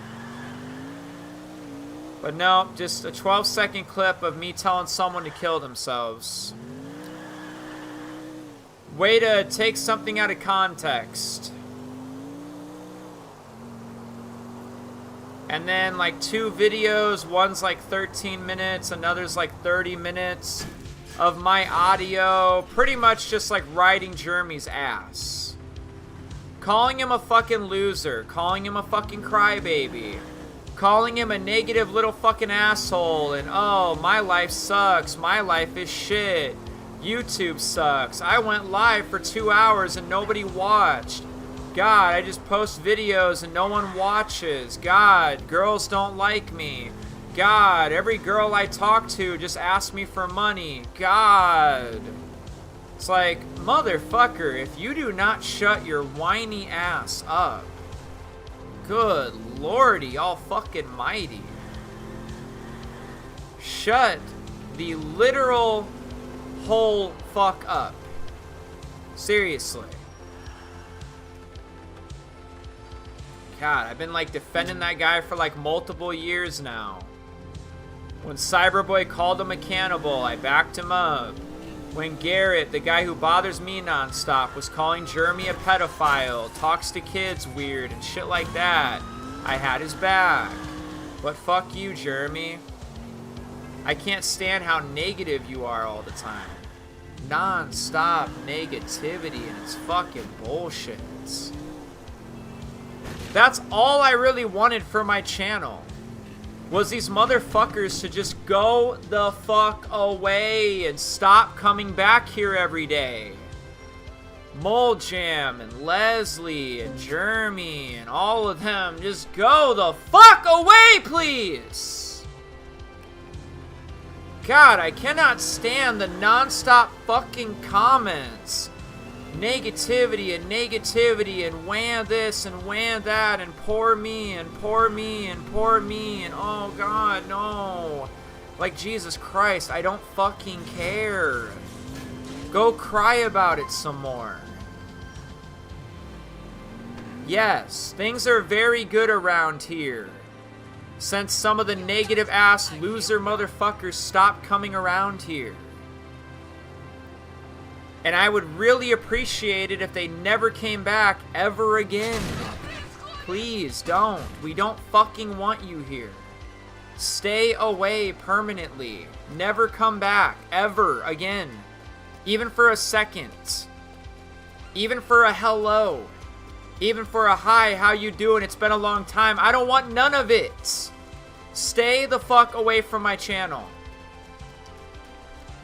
Take it that negativity, no one likes me, bitches don't want to suck on my dick. Take that to your mom. You know, the only person that would probably care about that. Because I really fucking don't. But yeah, things have been pretty good. Things have been pretty fucking fantastic around here since the negative ass motherfuckers stopped coming around. And I told them too, it's like, please don't come to my channel ever again.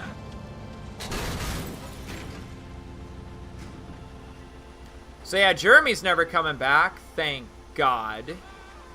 Can't stand the non-stop negativity. That guy never has anything positive to say. It's always negativity. It's always negative. It's always, oh, wah this and wah that. Oh, feel bad for me. Oh, God.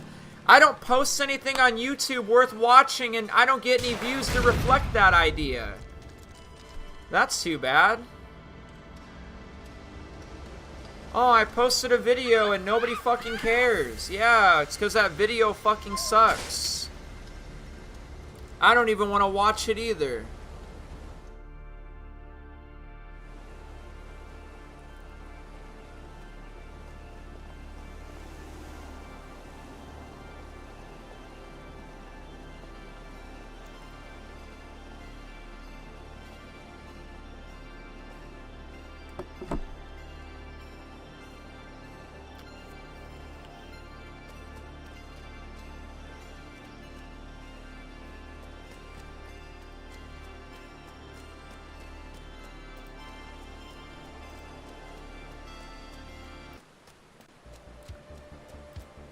Does anybody else agree with that, though? Am I the only one who's saying that?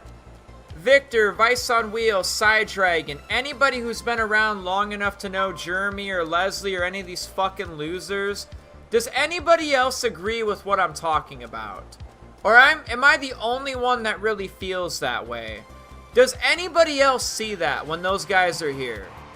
Non-stop crying, complaining, wah this, wah that, negativity, negativity, negativity. Like, come on, I can't be the only one that sees that. I can't be the only one that notices that.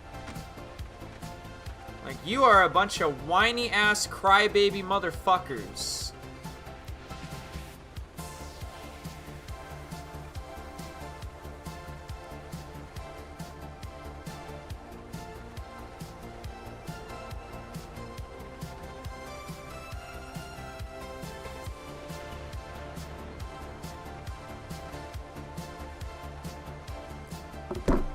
You know what I thought was funny too? Just for fun. Just for fun. I'm gonna open up his channel real quick. So, I think it's a lot deeper than like me supposedly being an asshole. I think Jeremy is a little bit jelly of me as a person, okay? I think Jeremy more than anything is jealous of me as an individual.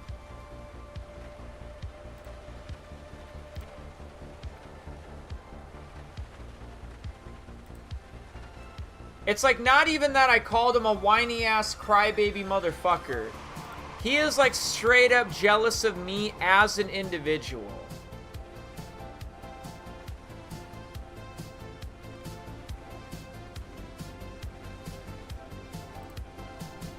So, as a lot of you guys know, I got back from Colorado recently.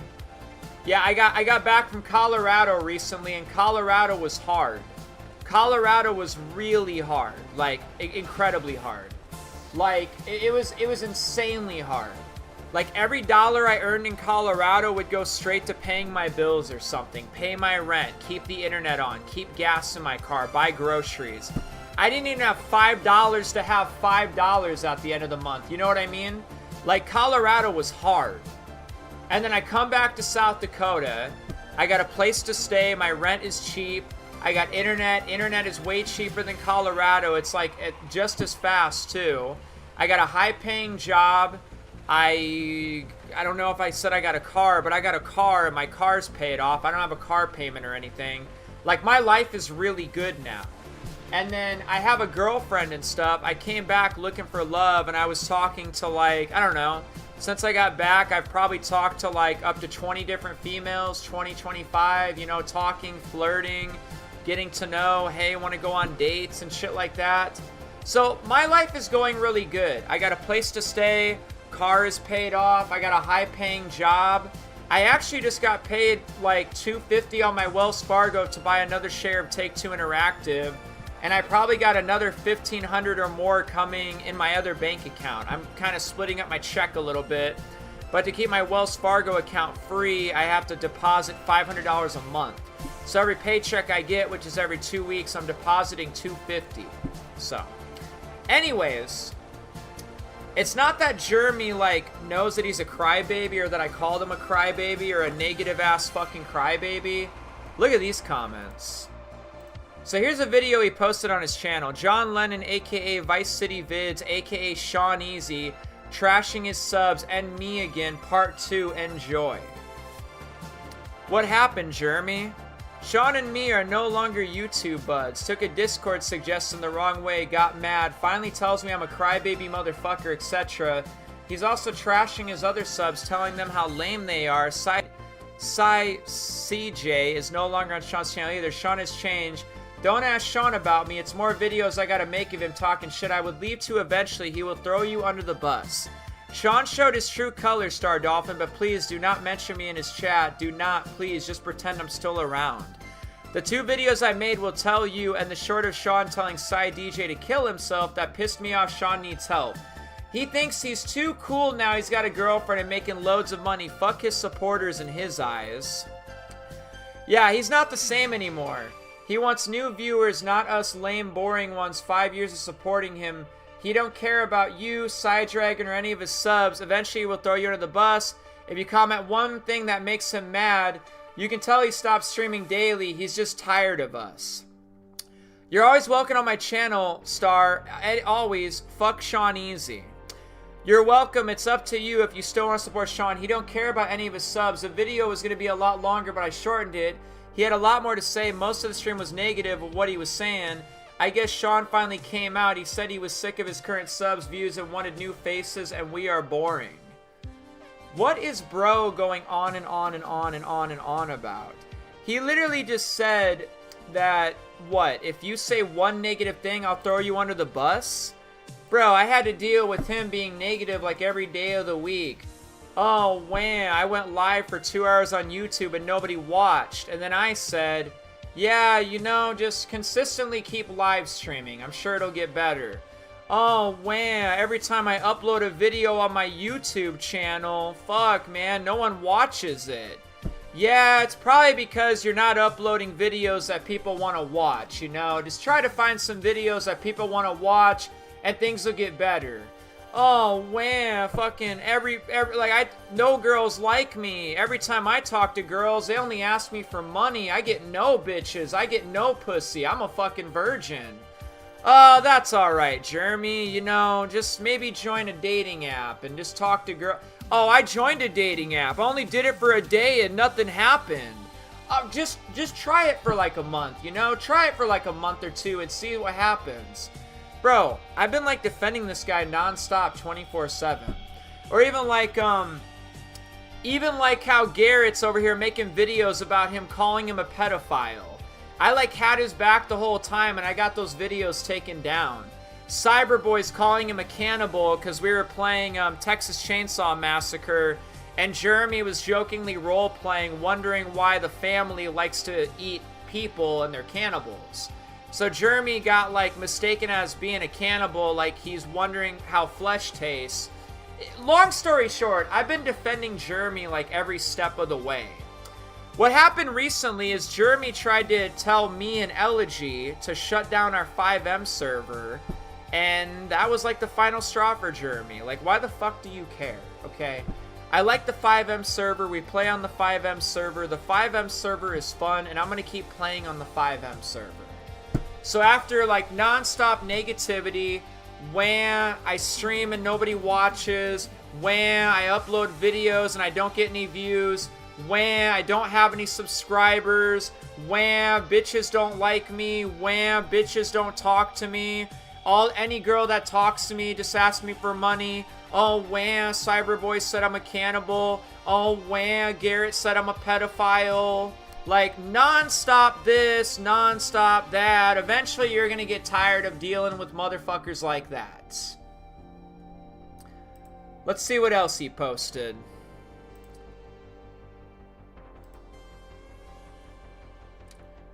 Sean Easy, you need help. This is disgusting what you said to a sub. A 12-second clip of me telling someone to kill themselves. But let's, like, not include the 15 minutes of me explaining to the troll-ass motherfucker that he should apologize to his mom for wasting 9 months of her life for carrying this fool, apologizing to his dad for the fucking piece of shit ass motherfucker that his dad raised. Say, Dad, I'm sorry that you're not a real man because you obviously did not raise me very good. Yep, it's a 12-second clip of me telling someone to kill themselves, but we're going to leave out the 15-minute of context. You know, it's easy to take something out of context. It's easy to take an hour-long conversation and then cut out 12 seconds, take a 12-second moment from a 1 hour-long ordeal and make somebody look bad. Because if you include the whole 15-minute ordeal that occurred, it really isn't even that bad. So we got part 1 right here. Let's see some comments on this. What stream was this? Last week. Now you understand our perspective. Yeah, your perspective. The troll-ass motherfucker who made multiple alt accounts to impersonate me. The lame-ass motherfucker who got involved in drama that he had no part being involved in. Yeah, this guy has a perspective of getting involved in shit that he has nothing to do with. Making impersonation accounts, posting videos of my girlfriend at the time. Yeah, Waxy, you are totally an innocent individual and you ain't never did nothing to nobody. Sure, man. Sure. He threw me out over a Discord suggestion. We had a 5M server. Guy named Elegy ran it with his own money. It had the GTA 6 mapping project on it. Sean, no one's been playing on it for a while. Sean got mad when I suggested saving Elegy money. 5M servers are not free. Sean wasn't paying for it. Elegy was. I was trying to help Elegy. He runs another server with his money. He had a couple of servers. Sean got mad, took it the wrong way, and showed his true colors. He also told a sub to go kill himself. It wasn't even a sub. It was literally a troll who comes here every day to stalk me and troll me for like months in a row. I told that person to kill themselves. I made a short on that. Ever since he got back to South Dakota, he's not the same anymore. See, here's what Jeremy's real problem is. Here's the real problem with Jeremy. It's not that I called him a crybaby-ass motherfucker. You see, Jeremy's showing his true colors here, too, with this sentence. It's right here. Ever since he got back to South Dakota, he's not the same anymore. He runs his money making in our faces, and his girlfriend, like, who cares? Now, I think I figured out what Jeremy's problem is. Jeremy is jealous. You see, Jeremy doesn't have a job. Jeremy lives in a shitty-ass one-bedroom apartment somewhere in New York or New Jersey. Jeremy is getting disability. So Jeremy sees me getting back to South Dakota. See, this is the problem with society as a whole. This is problem with human beings in general. When you're down bad, when you're poor, when you're homeless, when the whole world is against you, everybody will support you. When you're doing worse than somebody, they're your best friend. The minute you're doing better than them, or on YouTube, like some YouTube, like if I'm doing better than some YouTube channel and I'm getting more views and more subs and more people watch me, oh, that's a problem. That YouTuber hates my fucking guts. We're both doing Red Dead, but I'm getting more views than they are. We're both posting the same Red Dead videos, but I'm getting more subs than they do. An hour went by, my video has 10,000 views, their video only has 500. They hate my fucking guts because I'm doing better than they are. And that's what Jeremy's problem is too. I'll read it one more time out loud. Since he got back to South Dakota, he's not the same anymore. Runs his money making in our faces, and his girlfriend, like, who cares? He seems to care a lot. So Jeremy, it was cool when I was homeless, damn near. It was cool when I was broke as a fucking joke. It was cool when Colorado was hard and I could barely afford my rent. Now I get back to Colorado, or I get back from Colorado to South Dakota, and my life's pretty good, right? I got a place to stay, cheap rent, my car is paid off, I got a high-paying job. I even just bought a brand new fucking gold guitar, by the way.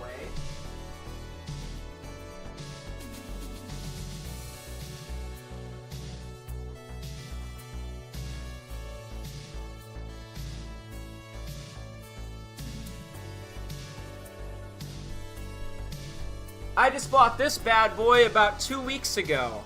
Just got it in the mail last Monday. I did. Yeah, pretty much about 10 days ago. I just bought this. My last paycheck 2 weeks ago.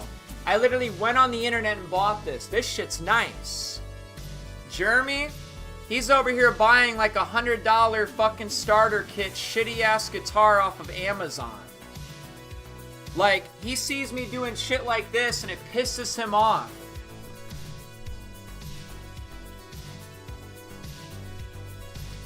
That's the problem with human beings in general. Motherfuckers will be jealous of you if you're doing better than them. Okay? It's a very toxic human trait that runs rampant in human beings these days. Jealousy, envy, hate. When you're better than somebody, better off than somebody, right? When someone's doing better than you, it's easy to hate them. Like, it's easy to hate on Mr. Beast because he's the most popular YouTuber. It's real easy to hate on that guy, right? That is human nature. In definition, that is what humans do to one another. We're a very competitive species.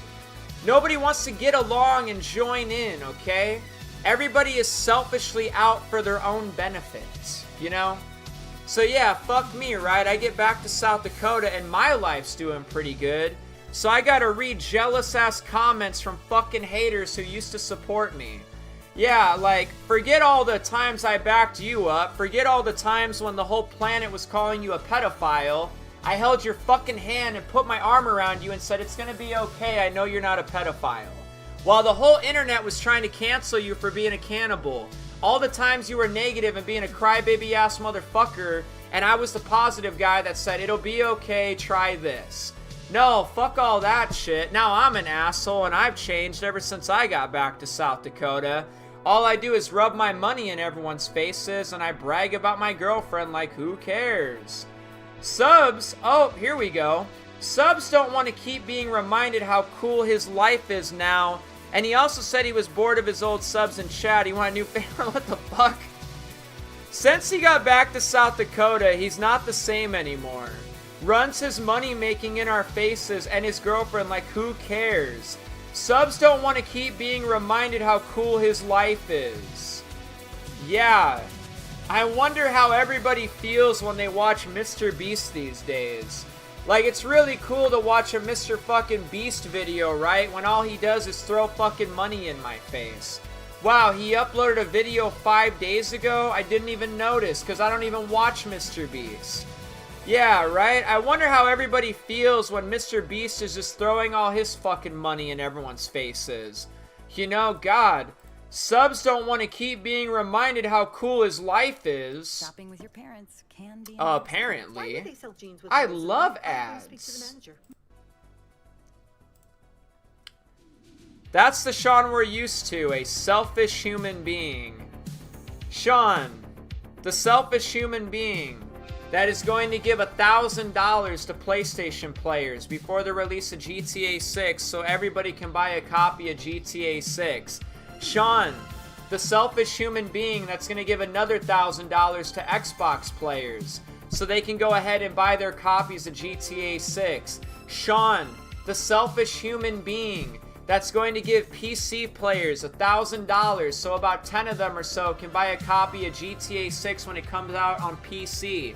Sean, the selfish individual who has done multiple giveaways, multiple times. Sean, the selfish individual that nonstop all the time when he lived in Denver, every time he saw a homeless person, gave them a bottle of water and a granola bar. Sean, the selfish ass individual that time when I got to fucking, what was it, Perkins or something, and I saw a fucking homeless guy sitting outside. You know what I did?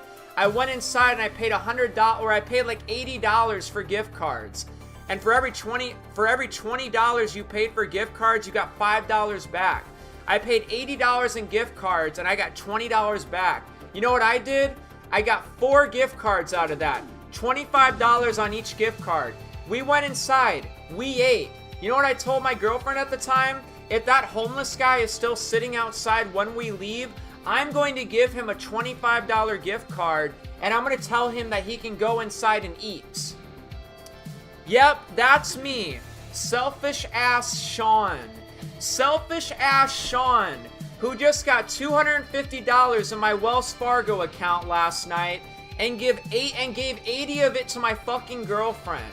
I was gonna use like 230 of that 250 to buy a stock of Take-Two Interactive. Now I have to wait for my paycheck to hit at my other bank, take some money out of that, put it into Wells Fargo, and I'll buy a share of Take-Two Interactive tomorrow. I'm so fucking selfish that my plan was to take my $250 in my Wells Fargo account, buy a share of Take-Two Interactive, but instead yesterday, I gave 80 of it to my girlfriend, and now I don't have enough money to buy a share of Take-Two until tomorrow. That's right, I'm so fucking selfish, you know? I am as selfish as it gets. My problem is, and it's a big problem, and it's how I felt after I gave my girlfriend $80 yesterday, is all I do is stuff for everybody else, and I never do enough for myself. You know what I did about a month ago at this point? Yeah, it was about a month ago at this point. About a month ago, my girlfriend was behind on her car payment, behind on her car insurance. Her car insurance is getting shut off fucking tomorrow. You know what I did? I took $400 and I put it into her bank account. She paid her car insurance and made a car payment. $400 that I'll never see again. You understand what I'm saying? $400 that I had to go to work and earn, sweat my dick and balls off to earn. I gave it to somebody else. And I gotta read comments like this. Yep, that's the Sean we're used to. Selfish human being. It's easy to bring up negative shit, but nobody wants to talk about all the things that I've done, you know? All the giveaways I've done, all the helping homeless people I've done. The thing I haven't even done yet where I give away like $3,000 to PC players, PlayStation players, and shit like that. Some of you guys here that watch me, I have literally bought you copies of LA Noire, bought some of you a copy of Grand Theft Auto 4, Psydragon over here. Psydragon throws me 20 bucks. He gave me 20 bucks to cover the shipping. You know what I did? I sent him like 6 games. I didn't even profit. I didn't even get any money. I took his $20 to pay for the shipping to get it to him. I literally just gave him fucking video games. I'm selfish? Ha! That's hilarious. Apparently I'm selfish.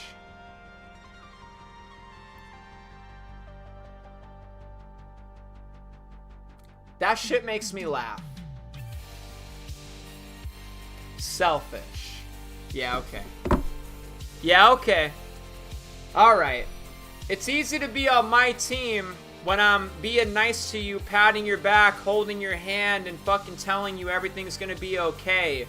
It's a hard pill to swallow when you're on the other side of that fence and you're the crybaby ass motherfucker that I'm sick of listening to, and I'm telling you about yourself today. Oh, now it's, oh, fuck Sean, and fuck this, and fuck that, and Sean is selfish. Yeah, man, I'm real selfish. But actually, what the problem is, since I got back to South Dakota, I'm not the same anymore. I run my money making in everyone's faces and my girlfriend. Subs don't want to keep being reminded how cool my life is. Be careful, Jeremy. Next time, in case he wants to remove these videos, morph the audio so it sounds different. He can't technically copyright claim or strike a video if the audio sounds weird. Muffle it if you want. And would you be down to talk about your experience this week in the morning or afternoon? I'd be down to discuss some things, up to you. Jeremy is a fucking retard. He doesn't even realize that the same assholes that have made videos about him calling him a pedophile are now the same people that are going to be sitting here buddy trolling him like, oh, you and Sean aren't friends anymore? Oh, Jeremy, I'll be your friend. But wait a minute, you made multiple videos about me calling me a pedophile. Oh man, just ignore all that. I mean, I know we posted multiple videos and we called you a pedophile and we tried to make you out to be the worst person. I know we doxed you. I know we showed your home address. I know we showed your Facebook. I know we're horrible individuals, but oh man, you think Sean's an asshole? Man, we think Sean's an asshole too. Come on, Jeremy. What do you think we get together and we talk about stuff in private, you know? Up to you. I mean, I know we called you a pedophile and we made like multiple videos about you. Jesus, Jeremy, are you fucking retarded? And he's over here like, oh, I gained like 10 more subscribers. Look at that, everybody. I got 10 more subscribers. 10 people just subbed. Yeah, dude. One of them was Waxy. Ha! One of them is this guy. What? One of them is this guy. What? God, are you fucking stupid or something? So you gained 10 new subscribers, like that's special? You don't realize that you gained like 10 troll accounts, you fucking idiot. Like, you got like some of the worst individuals on this platform to subscribe to your channel now. You were like patting yourself off like, look what I can do. You're so fucking retarded, like you don't even realize who has subscribed to your channel. Yeah, man, you're like, come on, you know, like, your newest video has 7 views from 15 hours ago, Jeremy. I'm sorry to say, but I don't think you're really as popular as you think you are. You're getting like 100 and 200 views on these videos because my name's on it. Your newest video, nobody fucking cares. You have 7 views after 15 hours. Your newest post, nobody fucking cares. I might as well like it to help you out. You know what I mean? Thank you everyone for the subs. Thank you everyone for the subs. Oh, you're so fucking dumb, Jeremy. Bro's over here patting himself on the back because he acquired a bunch of troll subs. Like, I know we're the assholes that have made multiple videos, you know, about you, like, being a pedophile and stuff. But, oh, we're gonna support you now, man. Hey, can you get into, like, a private Discord call so we can discuss anything? Do you know things about Sean? Can you tell us things about Sean? What do you know about Sean? Is there any, like, can we scrape any dirt off of you, Jeremy? Because, man, you and Sean were so close for 5 years, right? What can you tell us about him? Did he tell you anything that he only told you? Can you divulge those secrets to us? I mean, forget the fact that we called you a pedophile and we made multiple videos about you being one, and ignore all the fact that we doxed you multiple times and doxed your Facebook and doxed your home address and shown up all your personal photos. Like, this fucking idiot, like he doesn't have a video on his fucking channel right now. Where is it? Did he delete it? He literally posted a whole ass video fucking throwing these people under the bus. Now that they want to buddy troll him, I guess he deleted the video.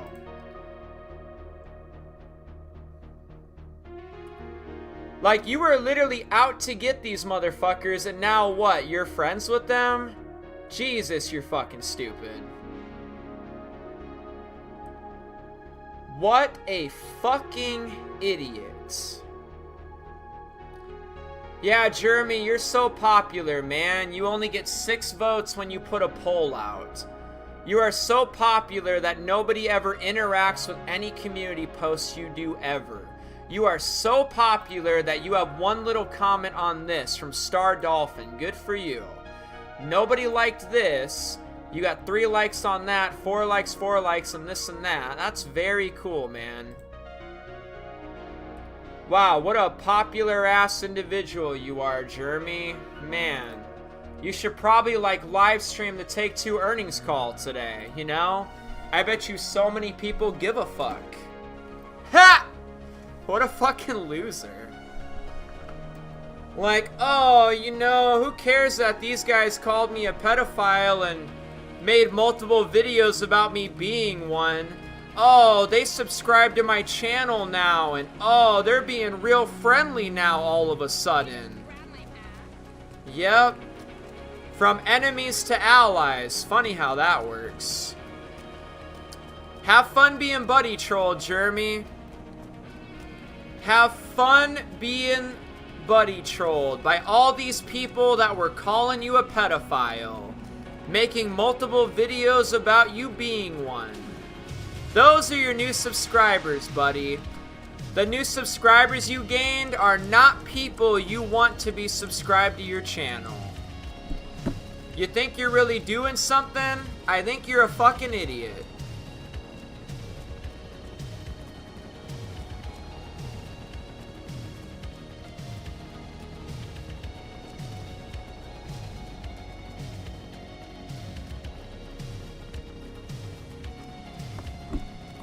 And he thinks you hide me off the chat, but I wasn't here. I don't know what he's talking about. I've even gained like a bunch of new subscribers today. Like, I've gained like at least 10 or 20. Or 15 or something.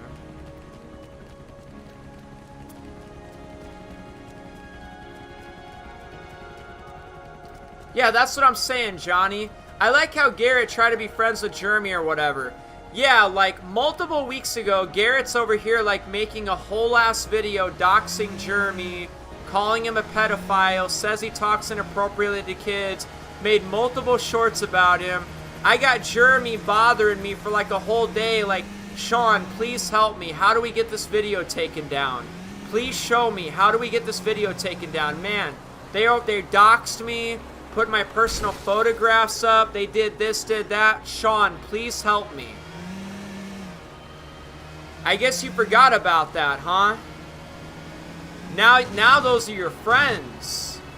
The same guys calling you a pedophile and doxing you and making multiple videos about you, those are your friends now. Huh.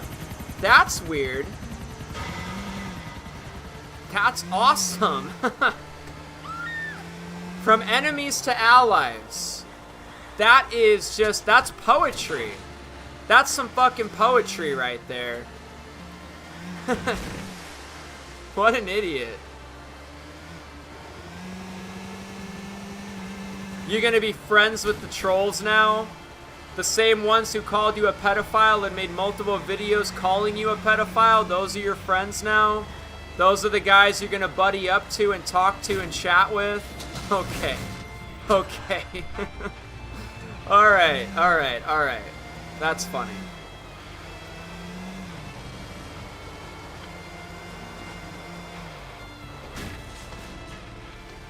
I always find that shit funny too. How people are like, oh, I'm just gonna stop watching your channel and I'm gonna go over to this guy's channel. Okay. I go live and I get like 50 people watching me. You're telling me you're gonna stop watching me and you're gonna go watch somebody who doesn't even get watched? Like someone who's like, oh, I'm just gonna go support Jeremy. You are? You're gonna be like his only viewer. He won't have to cry about like, oh man, I went live for 2 hours and nobody watched.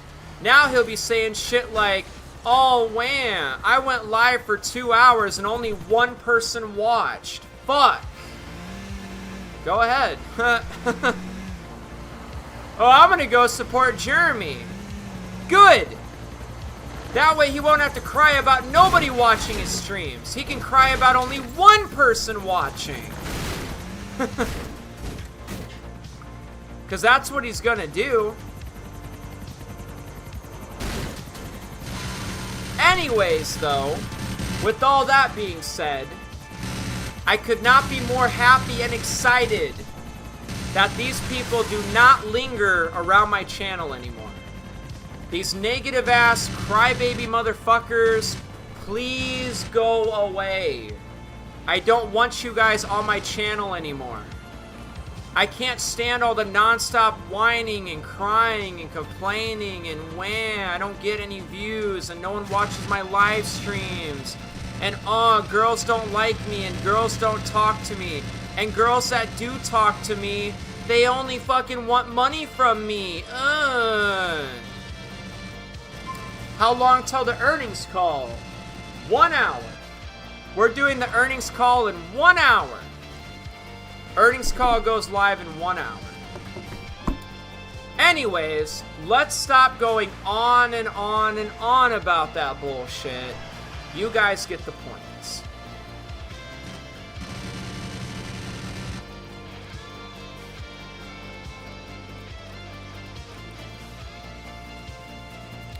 I will say this. I don't give a fuck if you're like the first person that's subscribed to my channel. If all you're gonna be is negative, whine, cry and complain, bitch, moan and groan, and just be negative and talk about problems nonstop and never come up with solutions, eventually I'm going to get tired of you. Eventually I'm going to get sick of reading your comments. Eventually I'm going to get tired of all your negativity. Eventually I'm going to get tired of you. There's only so long that you're going to be able to do that with me, where I'm going to be like cool about it and I'm going to keep trying to be supportive of you about it. Eventually I'm just going to get fucking tired of you. It's like, cool, man, you come around every time and it's nothing positive. It's just whining, crying, complaining, negative this, poor me, wah this, wah that. Okay, I'm tired of it, go the fuck away. Tired of it. All you do is bring up problems and you never provide solutions. Go away.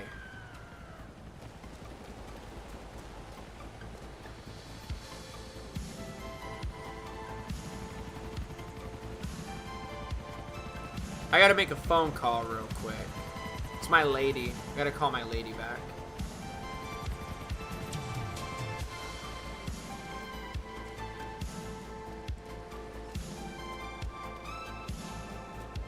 Hi, beautiful. How are you doing? Oh, I'm sorry. Well, I hope you have a better day. Did you say you found something, but you, like, need money or something?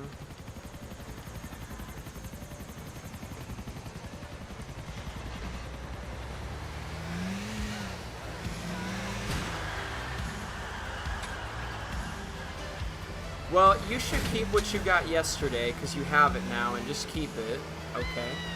But what do you need to get that?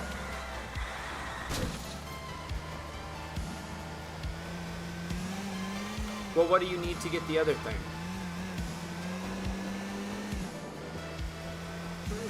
Well, maybe I can help you with that. Yeah, I bet you don't. Makes you feel bad, doesn't it? But I do care about you. And I'm sure you'll make it up to me in the long run.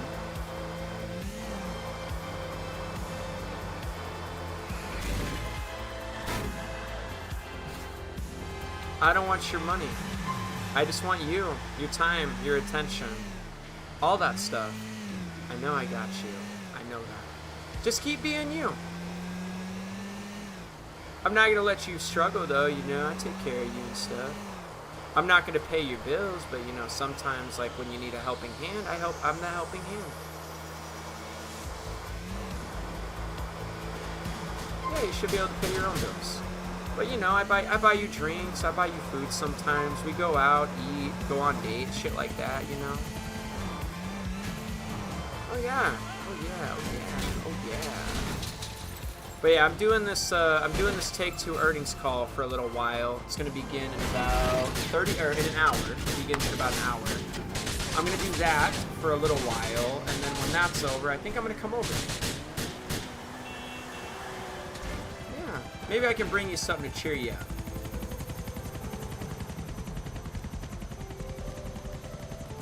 But I guess just try to figure that out and see what you come up with.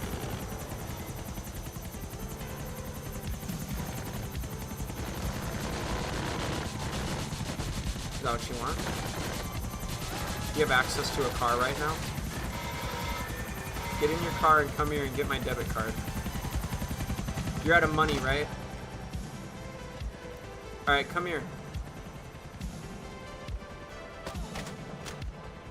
I can't leave for another hour or two. I'm kind of locked into my desk area to do the Take-Two earnings call and stuff.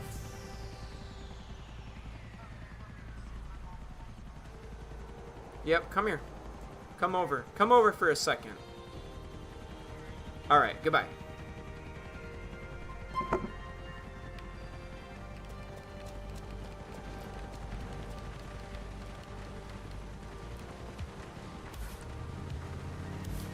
These hoes.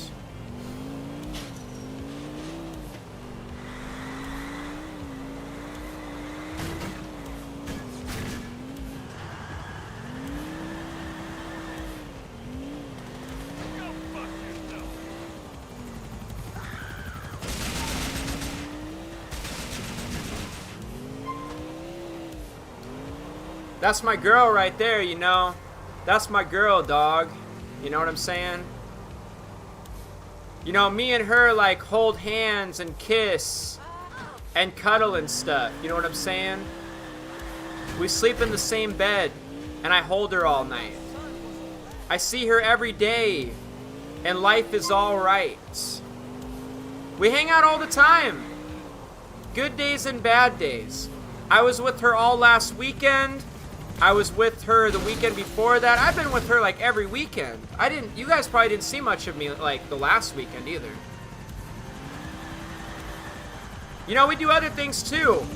Like fuck. Sometimes I'm fucking her, and sometimes she's fucking me. I know what you're thinking, right? Like, hold on a second. How is she fucking you exactly? Well, let me tell you, man. Sometimes girls get on top, and I'm the one laying there. And she is literally fucking me, okay? I be doing some fucking, but there's times I'm laying on my back, laying, not doing much, and I'm getting fucked. Oh shit, she's calling me back. Alright, shh. Hey, how you doing? What's up, how you doing? Oh, I already asked you that. You're good, you're good. Yeah, there you go. See, you're happy now. Not really, though. So what's up, what's going on? Wow. I see how you are.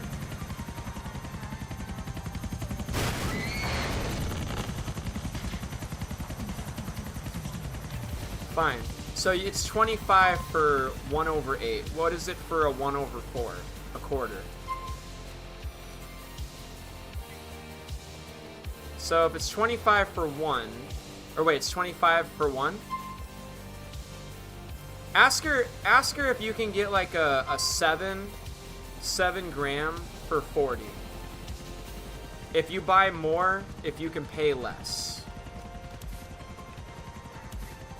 You don't think so?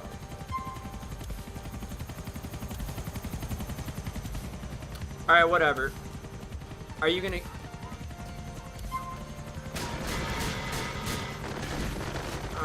well, we're not buying the whole shop, but maybe get a quarter or something.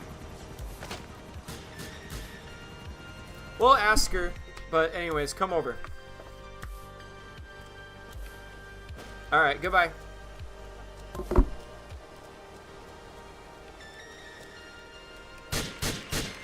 I think friendly fire's off.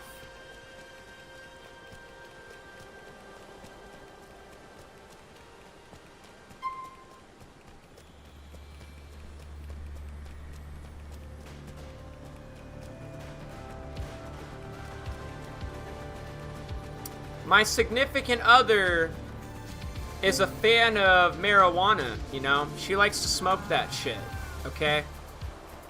And it's all good, you know? We all got our vices. Some people drink soda, some people drink coffee, some people drink tea, some people smoke cigarettes. Some people snort cocaine, smoke meth, use heroin. I don't, and neither does she. And then some people smoke marijuana. And I don't see a problem with that. Marijuana doesn't really seem like that big of a deal these days. A lot of people use it. A lot of states have legalized it. It's medical. There's medical reasons. And I see marijuana as a painkiller. People use it as a painkiller, you know? If you had a headache, marijuana will take your headache away. You got a stomach ache, marijuana will take your stomach ache away. When I had my wisdom teeth taken out, marijuana took my pain away. It actually gave me an appetite to eat. I wasn't even in the mood or anything. I didn't have a good attitude when my wisdom teeth were taken out. My whole fucking mouth hurt. Marijuana's a painkiller. That's what it is. It's a painkiller. They don't give marijuana to cancer patients because it's going to cure their cancer. They give marijuana to cancer patients because it's a painkiller. And it'll take some of their pain away and make them feel better for the time being. That's the point of marijuana. It hella does not cure cancer. But it'll probably make someone feel better about the fact that they have to do chemo and radiation, you know? It might make them feel a little better. So.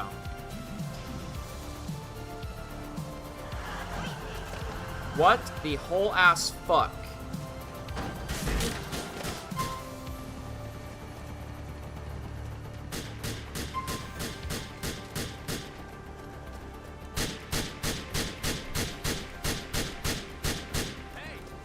Hey!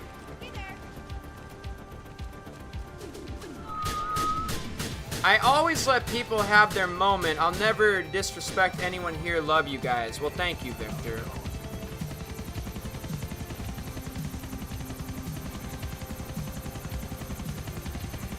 You know, people like Jeremy and Leslie canceled their 99-cent membership.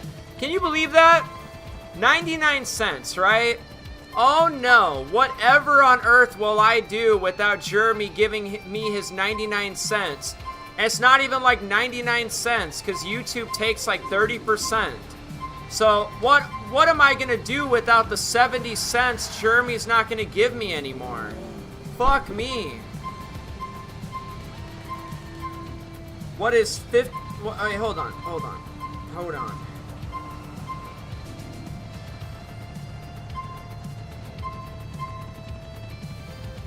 Holy shit, dude.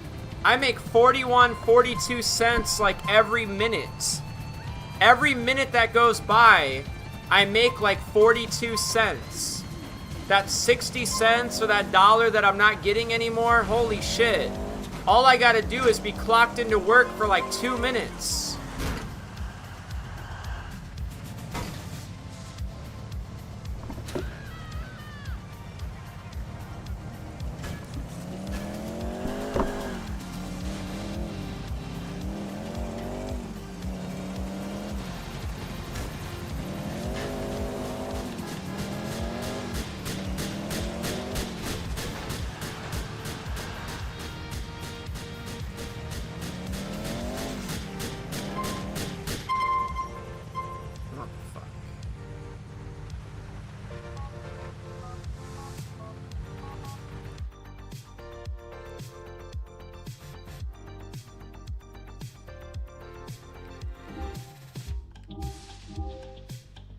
Let's go check out the Ballad of Gay Tony.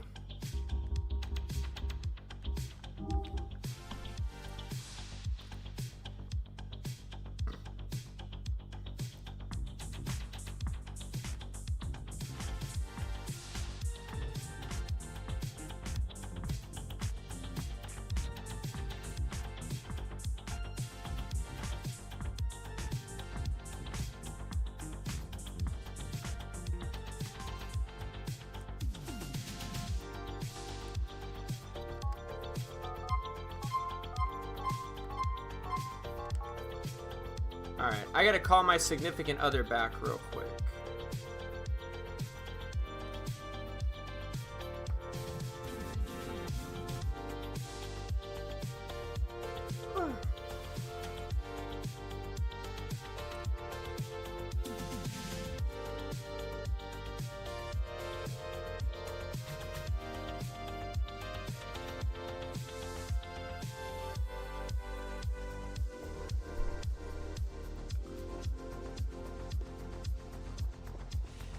What do I think about GTA 6 trailer 2? It was pretty good.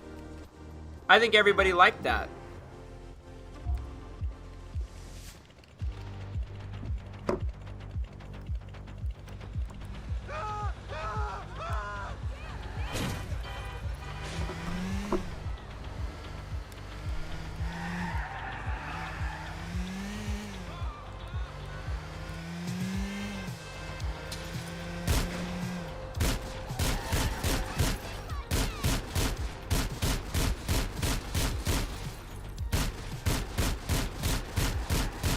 friendly fire must be off.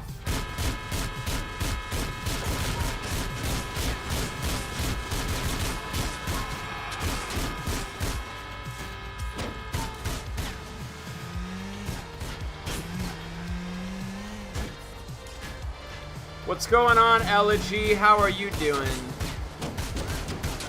Got no mod anymore? I thought you were mod on the other account.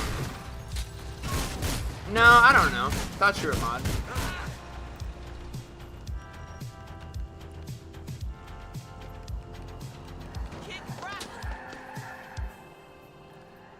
I noticed that the 5M server is offline.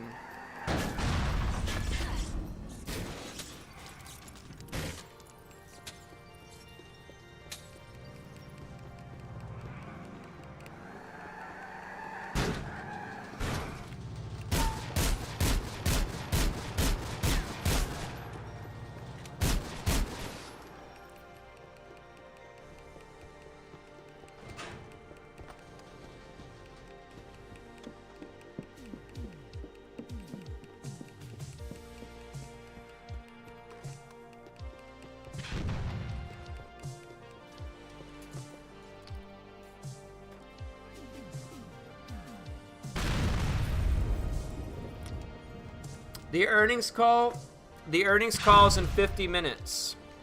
We have to wait 50 more minutes. The earnings call isn't right this minute. It'll be in about 50 minutes. 50 more minutes. Maybe I should set a timer.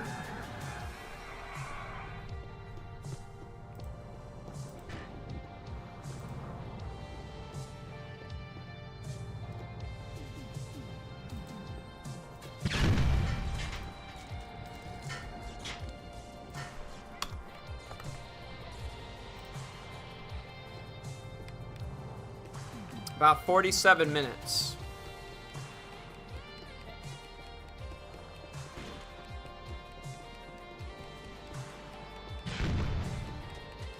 You're 5K in that stock? Oh, congratulations, man. I don't have that much in that stock. Sounds like you're doing very... Oh my god.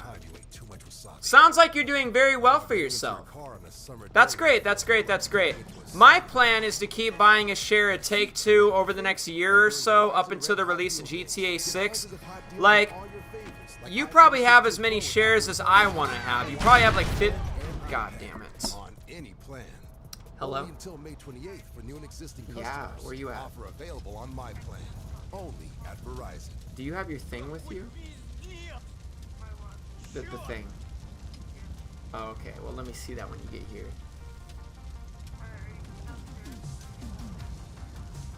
You're gonna tell me when you get here, and then I'll come downstairs. Alright, bye. That's cool, man. Yeah, 5K in that stock. That's awesome. My plan is to just keep throwing money at the stock at least once a week. I'm probably just gonna buy another share every week. But it's like kind of like my retirement plan. Like, not that stock in general is my retirement plan. I kind of just want to like start throwing more of my money into the stock market at things I believe in, like Take-Two. Friendly fire's off, so there is no friendly fire.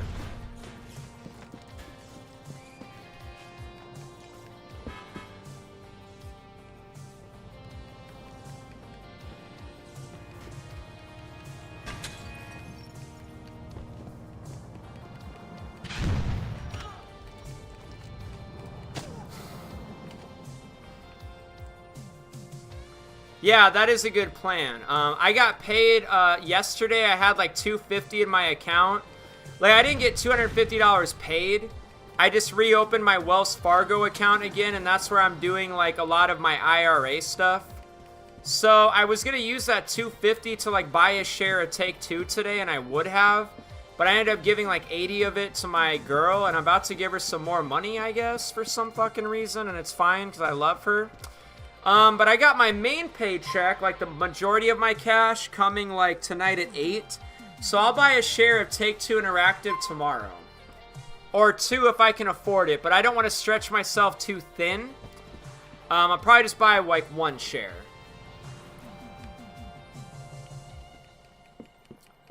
But yeah, every paycheck, I'm gonna buy a share at Take-Two Interactive. I would have bought one today, but I gave some of my Wells Fargo money to my lady, I guess. Which is fine. We'll get our share tomorrow. And then we'll get our share in a couple of weeks. We'll just keep buying shares at Take-Two. We've been buying shares at Take-Two ever since Trailer 1 was a thing. But no, $5,000? No, I definitely do not have $5,000 into Take-Two Interactive. I don't have very much money in Take-Two Interactive because my last girlfriend, my ex, was a bitch. And it was like on me to like sell a bunch of my stock just to pay our fucking stupid rent. So I literally, with pride and a smile on my face, had to close out a bunch of my shares in Take-Two to pay our fucking rent. Yep, that was my responsibility, you know. I had a whole ass female in the house, a whole ass adult who's capable of working and earning money and paying bills too. But nope, fuck me. I had to sell a bunch of my shares, pocket the money just to pay our rent. Thanks, bitch. Appreciate that.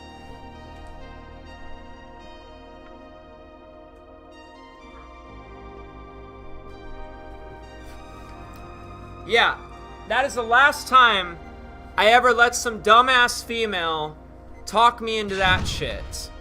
I should still have all my shares of Take-Two, but I fucking don't, because this bitch is a bitch. It's like, oh, well, we need to pay our rent, so you should probably just sell those shares, you know? You should probably just sell your shares and then, like, let's just pay our rent. Like, yeah, bitch, just fuck me and my good position in Take-Two. Like, that's right, you know? Like, I should totally just sell that so we can pay our rent. Because fuck me and my plans and what I got going on. Fuck me, right? Thanks.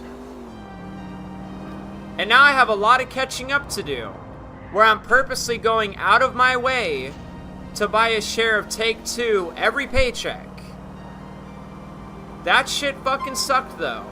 I had like thousands of dollars invested into Take-Two, and then this bitch talked me into selling my shares so we could pay our rent. What a wasted ass individual. I should have never been with that stupid ass hoe. She's a fucking money pit. She will drain a dude's pockets fucking dry. You'll meet her with thousands of dollars, and she'll break up with you with your account negative. She will run your ass dry. Run your pockets to nothing. You won't even have money dating that hoe. She will run all your money up. Run all your money out. I got a lot of catching up to do with Take-Two. I gotta get all my shares back, and at a more expensive price. My average cost was like $150. I bought shares like all last year. I was getting them for like $180, $170, $160, $150, $140, $130. No! Now the shit costs like fucking $230. Hey, how you doing? Alright, I'm coming. But yeah, that's fucking stupid, dude. Like, I had a great position in Take-Two. Average cost, $150. It's just, what the fuck?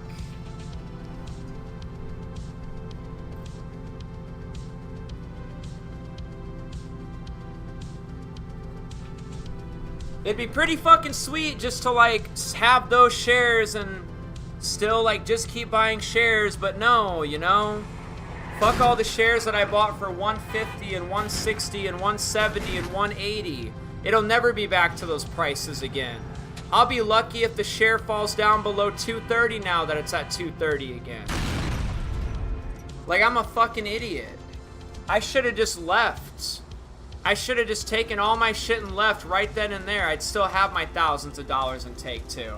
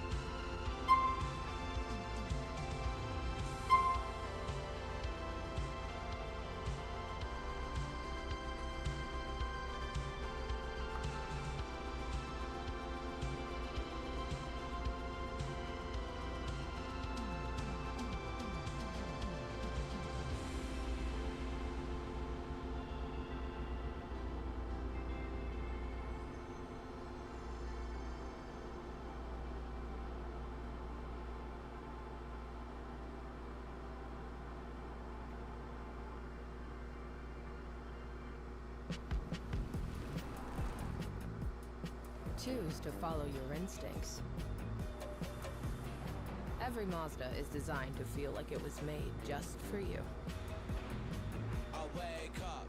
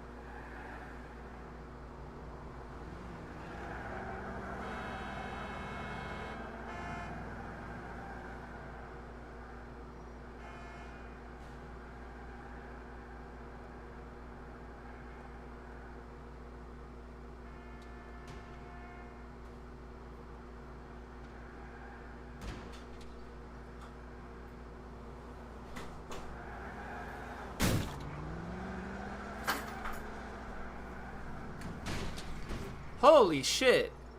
There's 50 of you guys here? Really? Are you having fun?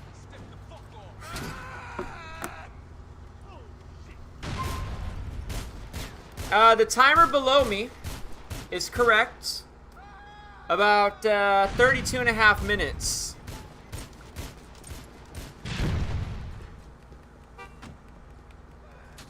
This is what we call Grand Theft Auto 4, okay? I know a lot of you guys have been hearing some things about Grand Theft Auto 4 recently.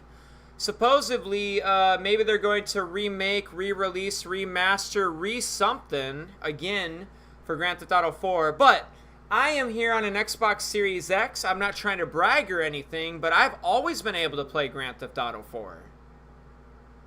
I think this is more for you PlayStation players who can't.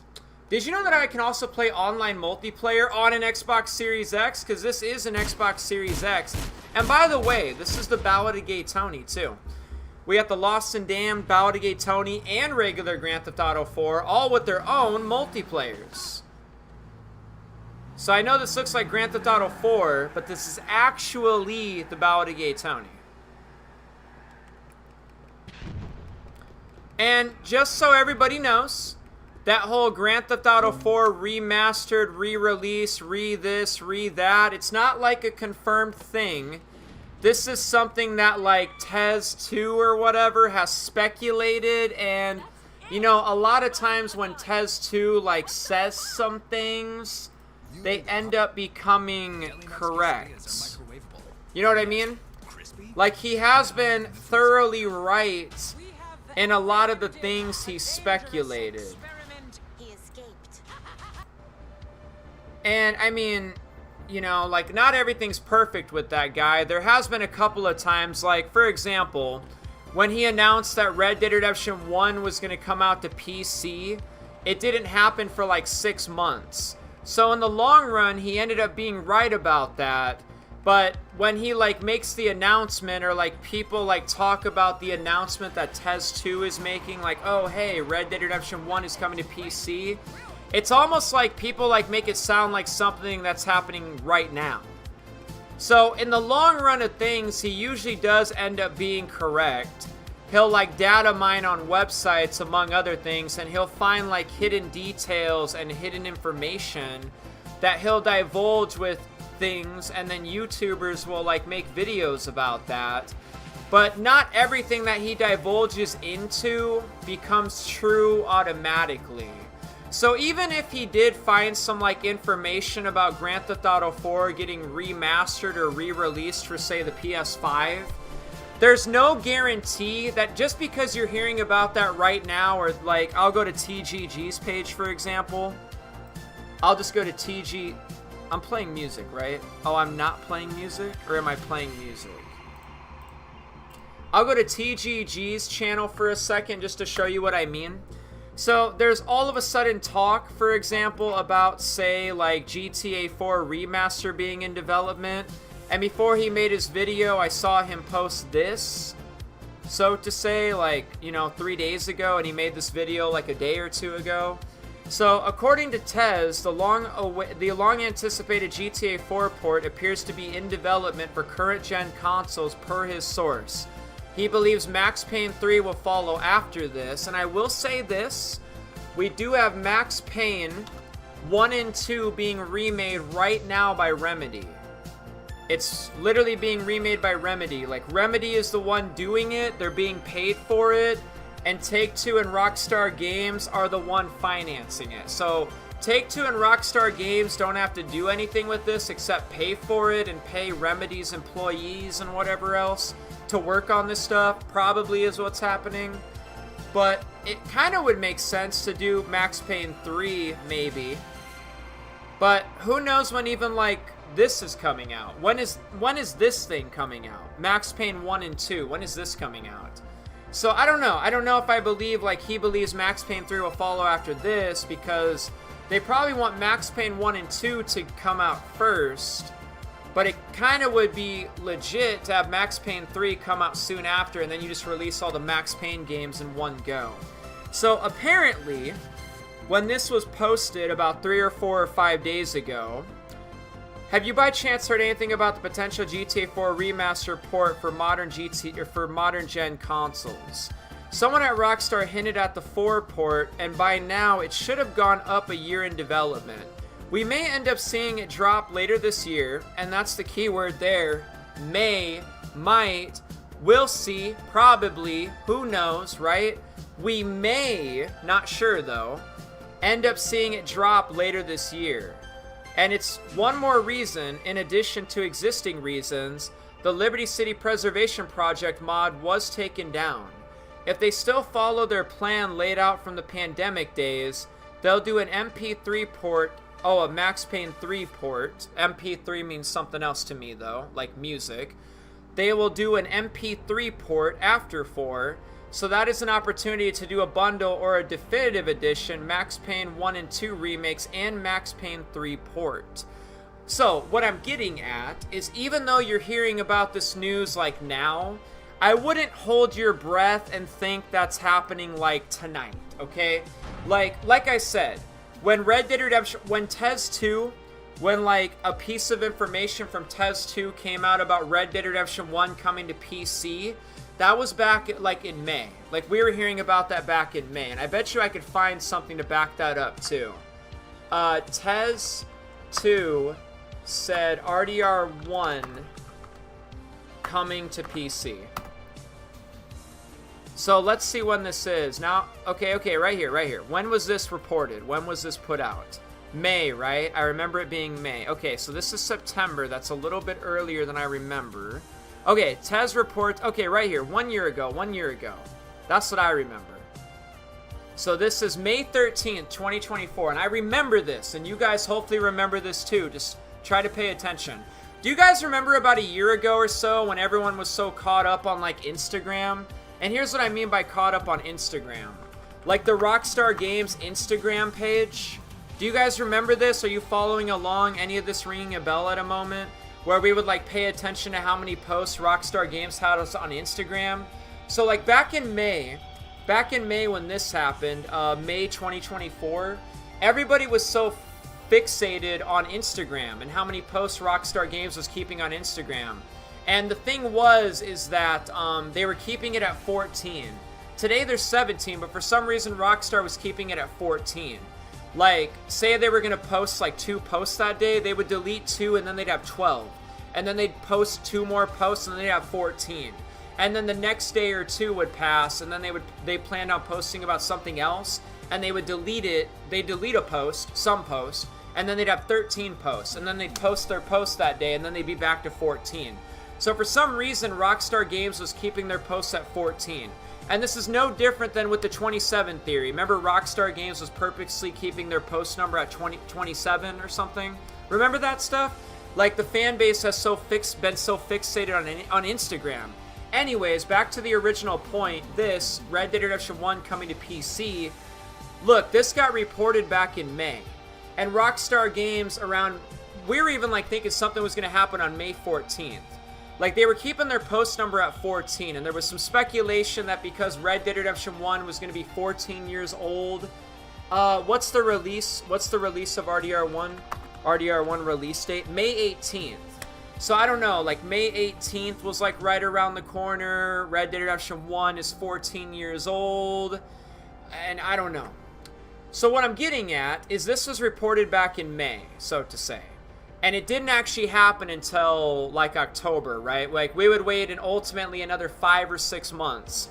4, 5, 6 months before Red Dead Redemption 1 finally came to PC. Does that make sense? So even though we heard about this back in May, even though we heard about this back around May 13th, 2024, or just May 2024, it doesn't mean that just because Tez 2 said Red Dead Redemption 1 was coming to PC, and he said that back in May or whatever, it didn't mean that it was happening right now. And I feel like a lot of people, when they talk about stuff like this, or they talk about Tez 2, or like some of the things he talks about, they probably like hear this stuff and they think this is something happening like right now. But it might not be something that happens for a while. Like if we were gonna look at, say, let's go to Rockstar Games page, just to see like when they actually posted that trailer. Because they did post a trailer when they first announced that Red Dead Redemption 1 was coming to PC. And where's that at? And I think that was right here. Red Dead Redemption 1 and Undead Nightmare coming to Switch and PC. So the date on this was August 7th. So Tez 2 told us about this back in May, June, July, August. So it was about 3 months later or so that this finally happened. 3 months went by and then they made the announcement, but it wasn't coming out until... Didn't come out until... That was August 7th. August 17th. Oh, August 17th. Interesting. I thought it was like October or something. Wait a minute. No, this is now on Nintendo Switch and PS4. Wasn't it October? I remember this being October 29th. Or am I thinking about something else? Oh, never mind. This was for PC and Switch. Or for Nintendo Switch and PS4. No, I'm looking at the wrong thing. It's right here. It's right here. I'm fucking stupid. I'm looking at the wrong shit. Okay.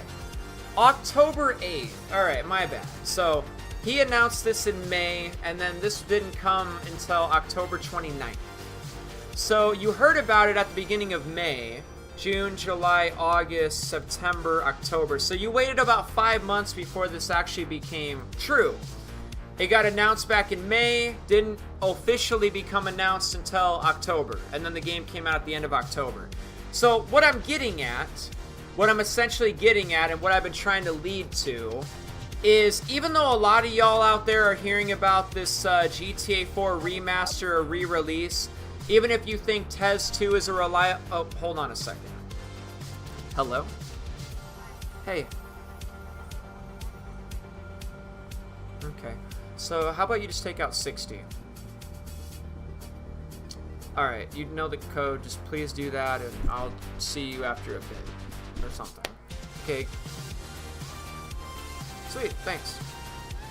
Alright, bye-bye. Sorry. I still have my train of thought, okay? I think I still have my train of thought. I think what I was getting at before the phone call called me, even though, you know, you guys are hearing about this today, or a bunch of YouTubers are making this, like, into a thing at the moment, like, even he's posting a whole video about it, about how GTA 4 Remaster is in development, could be coming in 2025. Like, YouTubers are gonna do YouTuber things and make videos even about TES 2 just making a comment, okay? But I wouldn't guarantee that this is something happening right now.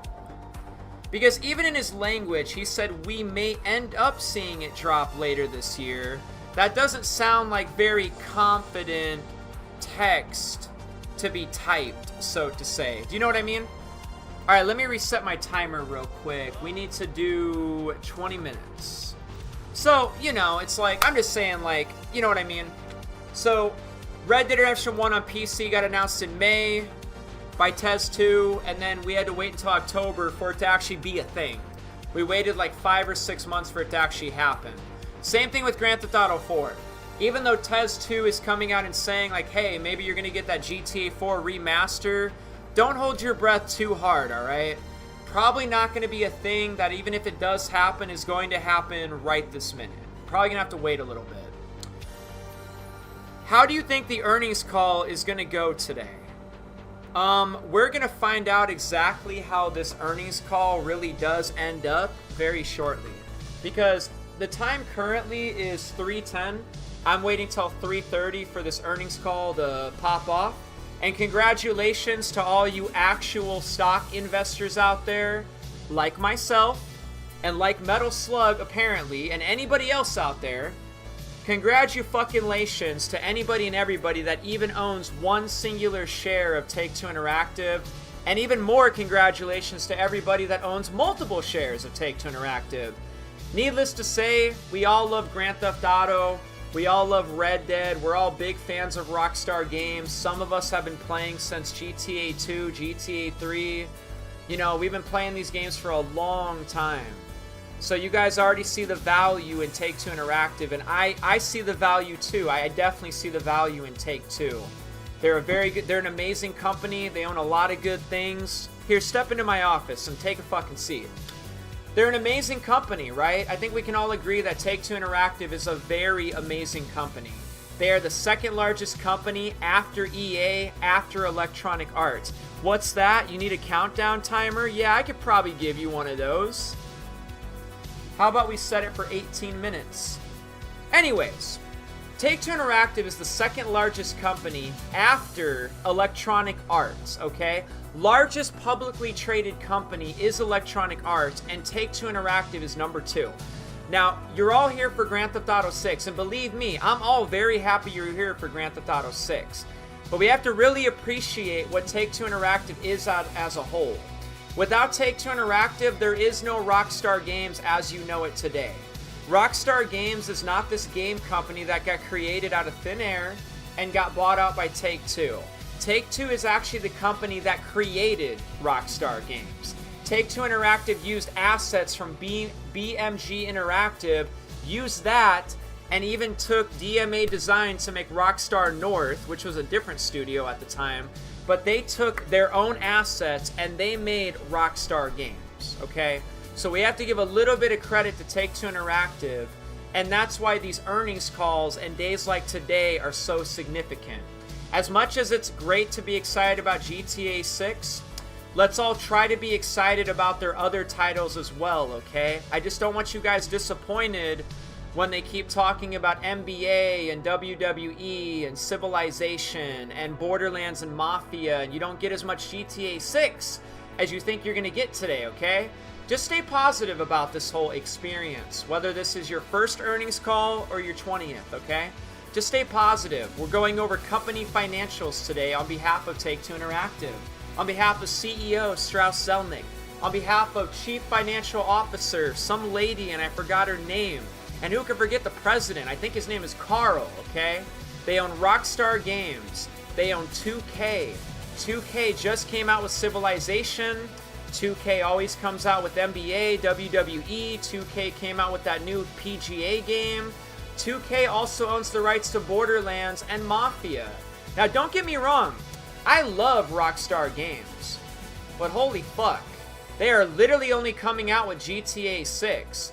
I mean, I'm not saying 2K is a better company or anything, but, wow.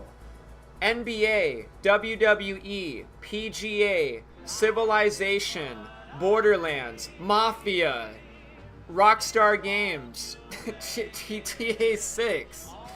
I just think it's impressive, okay? I want to give props to 2K real quick. That is amazing.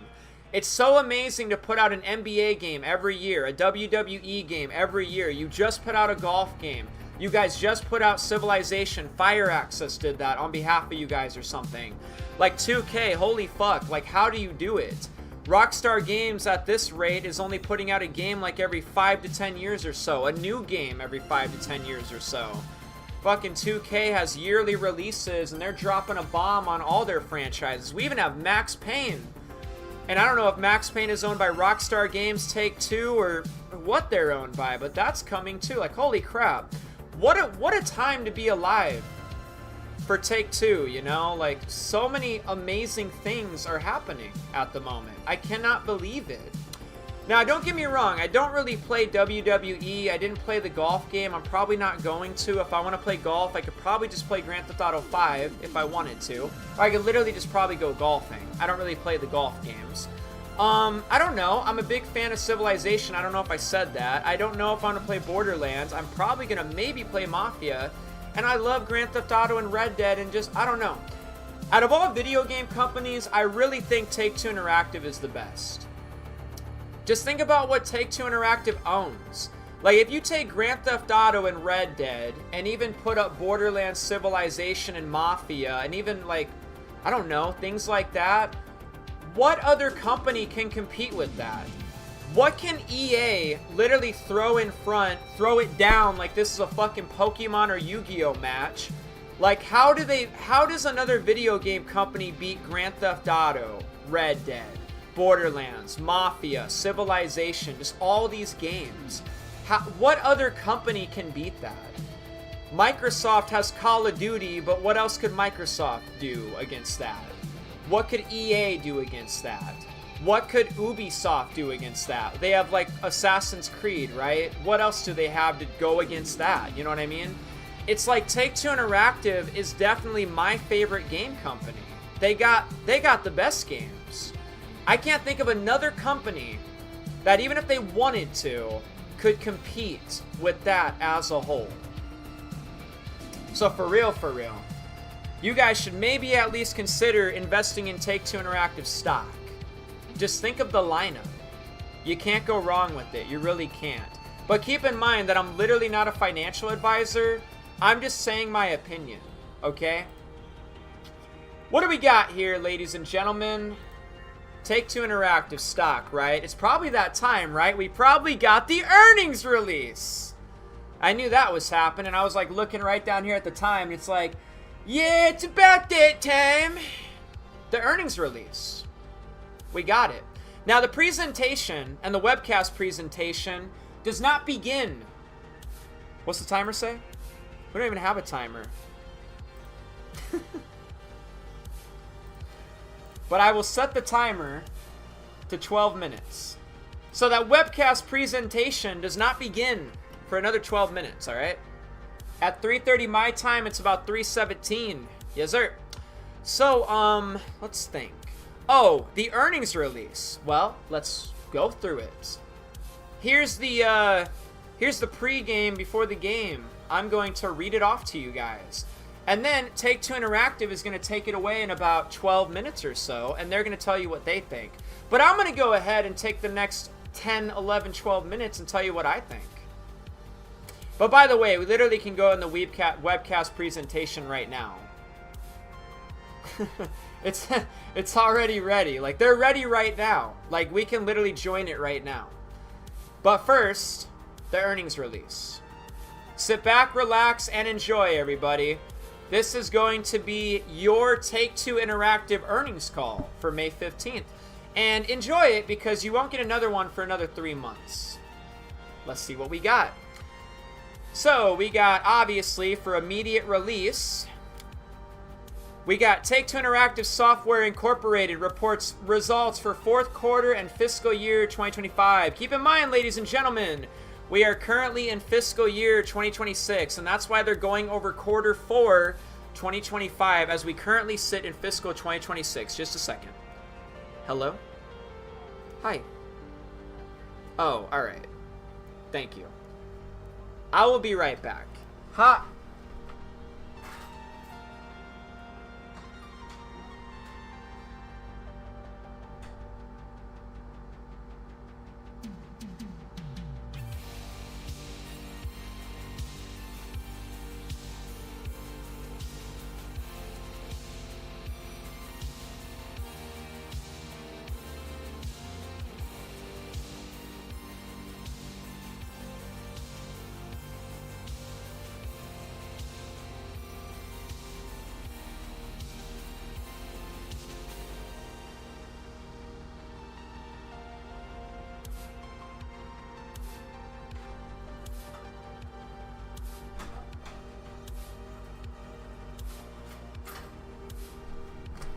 Sorry about that, but I do remember where I was at. Listen, they're going over quarter 4 fiscal 2025. We are currently in fiscal 2026. Fiscal 2025 ended March 31st, 2025. What the hell was this?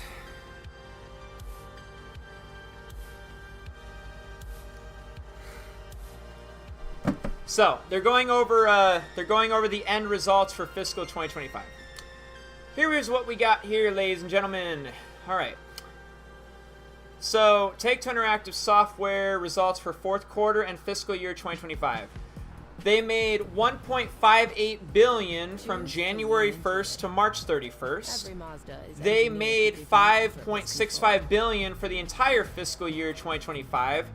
Essentially the period that started April 1st, 2024 and ended March 31st, 2025. So they made $5.65 billion during that time period. Initial outlook for fiscal 2026 includes net bookings of 5.9 to 6 billion. And if we want to cross-reference that to the previous May, they forecasted, I think, 5.5 billion. All right, so they gave a forecast a whole May ago for 5.5 to 5.6 billion, and it's amazing how dead on they were, because that's literally what they made. So they're thinking they're going to make a little bit of extra cash for fiscal 2026. Now, I want you to keep something in mind. Now that Grand Theft Auto 6 has been pushed back to, let's call it, right, May 26th, now that Grand Theft Auto 6 has been pushed back to May 26, 2026, that means that Grand Theft Auto 6 is no longer in fiscal 2026 anymore. And the reason why it's not in fiscal 2026 anymore is mostly more to do with anything than the release date, okay? Because fiscal 2026 is going to end on March 31st, and then on April 1st, 2026, that'll begin fiscal 2027. So when they're giving their initial outlook and they're saying that they're going to make about $6 billion, about an extra $500 million for the whole year, this does not include Grand Theft Auto 6. What this will include, though, in my opinion, what this will include will be titles such as Mafia: The Old Country and Borderlands 4, and that is the previous May. Let's go to February. So, for fiscal 2025, what they are definitely guaranteed to make is going to, well, for 2026, I mean, is going to be Mafia: The Old Country and Borderlands 4, probably the new WWE game, and probably the next NBA game. Now, if they, like, re-release GTA 4 like everyone's hearing about, that could add to it, but yeah.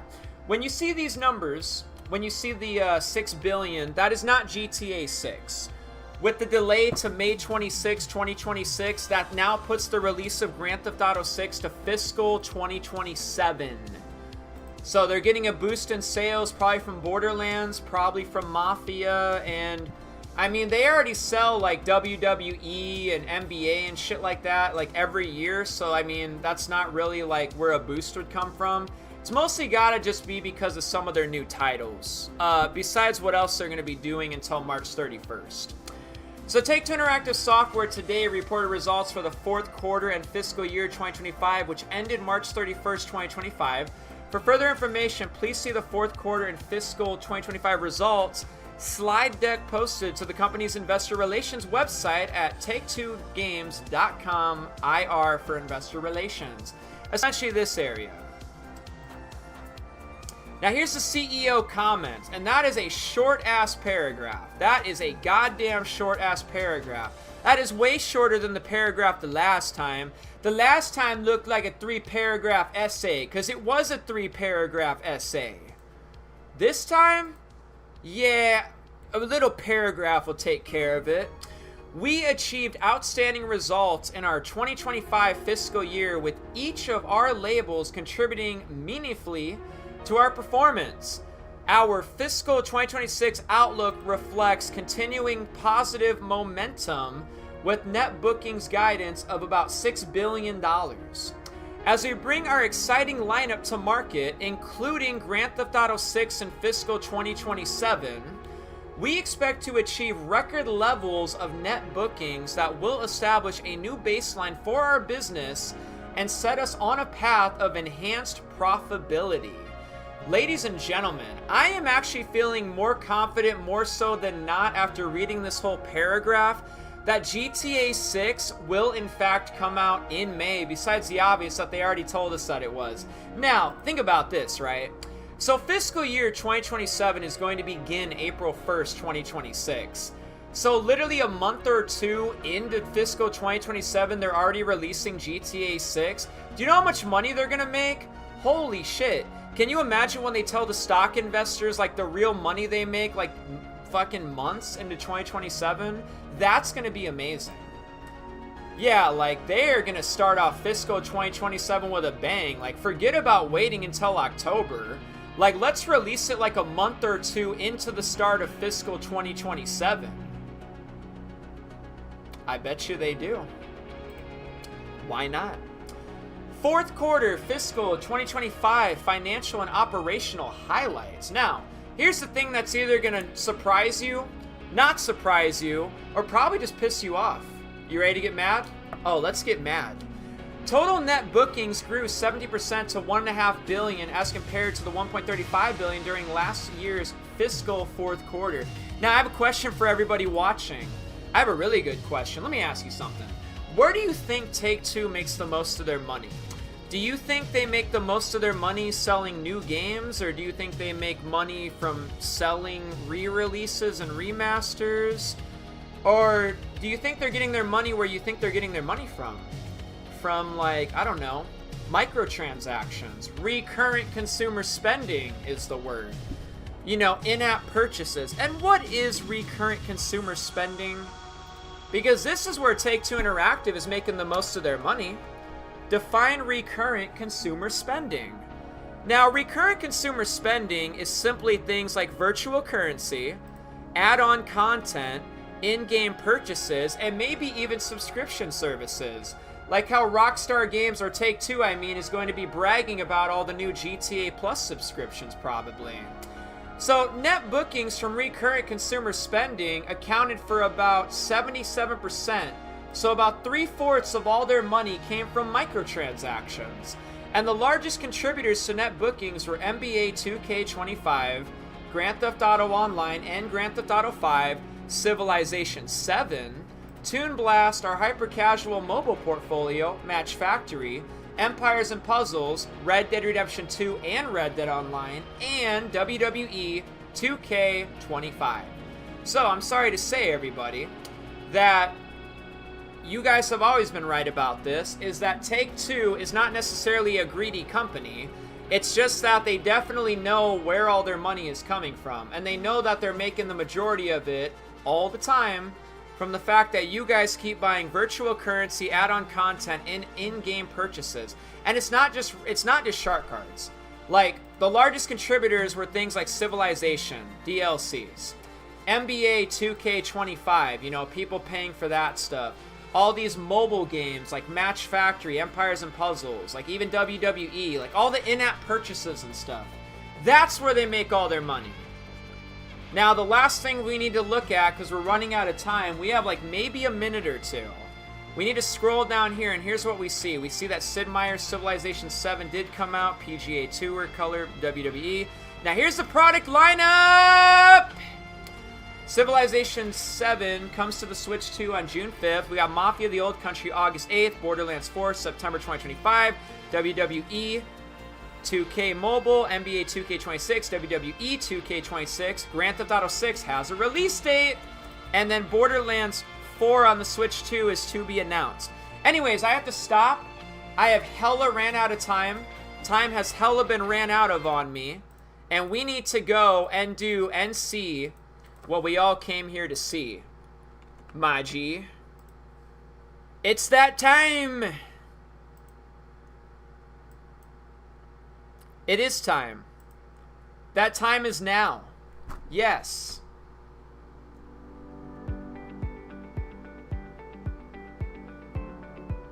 I'm gonna turn off my AC.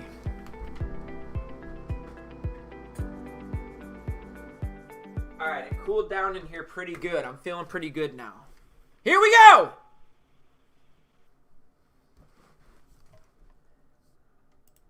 Are you ready? God damn it, are you ready? You better get ready. They started it. Ladies and gentlemen, thank you for standing by. My name is Abby, and I will be your conference operator today. At this time, I would like to welcome everyone to the Take-Two Interactive Fourth Quarter 2025 earnings call. All lines have been placed on mute to prevent any background noise. After the speaker's remarks, there will be a question and answer session. If you would like to ask a question during that time, simply press star followed by the number 1 on your telephone keypad. If you would like to withdraw your question, press star 1 again. Thank you. And I would now like to turn the call over to Nicole Shevins, Senior Vice President of Investor Relations and Corporate Communications. You may begin.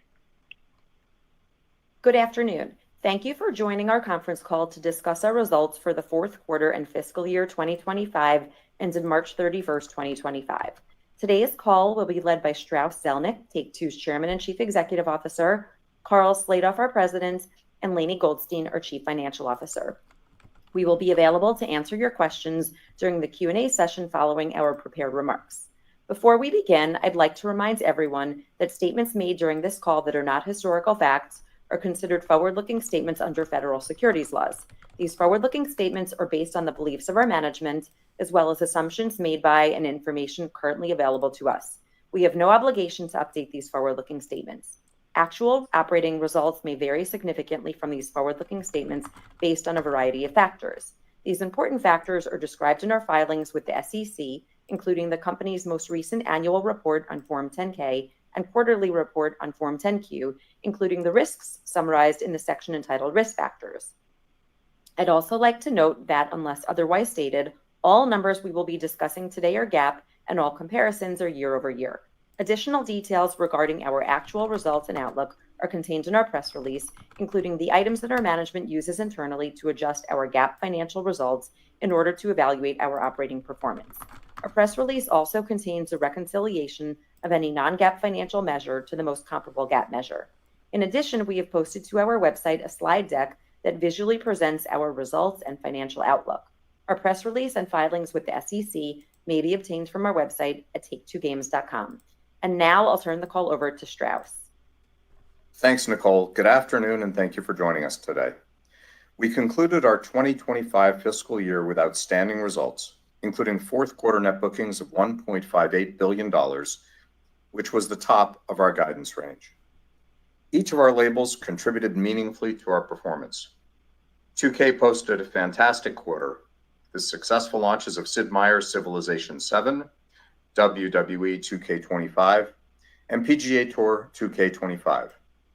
NBA 2K delivered one of its strongest periods on record, including recurrent consumer spending growth of 42%. Rockstar Games excelled once again, with the Grand Theft Auto and Red Dead Redemption series surpassing our forecasts, and Zynga continued to gain momentum, led by Match Factory, Toon Blast, and Rollic's newest hit, Color Block Jam. We're providing our initial financial outlook for fiscal 2026, including net bookings of $5.9 to $6 billion, which represents 5% year-over-year growth at the midpoint of the range. This outlook assumes a continuation of our current positive trends, including healthy mobile performance and ongoing strength in NBA 2K, as well as the release of several eagerly anticipated titles, including Mafia: The Old Country and Borderlands 4. Rockstar expects to release Grand Theft Auto 6 on May 26, 2026, which is in our fiscal year 2027. I believe affording Rockstar additional time for such a groundbreaking project is a worthy investment. Grand Theft Auto 6 began development in earnest in 2020 following the massive success of Red Dead Redemption 2, and the title is now the most anticipated entertainment property of all time. Consumer anticipation is unprecedented, with Trailer 2's cross-platform debut last week shattering records to become the biggest video launch of all time, with over 475 million views in 24 hours. This follows Trailer 1's record-breaking debut of 93 million views in 24 hours on YouTube alone. Spotify streams of the track featured in the trailer, Hot Together by the Pointer Sisters, surged by 182,000%. Once again proving Rockstar's ability to influence popular culture. The ambition and complexity of Grand Theft Auto 6 is greater than any previous Rockstar title, and the team is poised to release another astonishing entertainment experience that will exceed players' expectations. Now I'll share more specific highlights from the quarter. NBA 2K25 posted near record performance and exceeded our forecast. To date, the title has sold in nearly 10 million units, a 7% increase compared to NBA 2K24 during the same time frame. Engagement grew significantly. Daily active users, my career daily players, and average games per user increasing 30, 40, and 80% respectively. We're also pleased with the performance of our brand extensions for the franchise. NBA 2K25 Arcade Edition remains a top 5 performing title on Apple Arcade.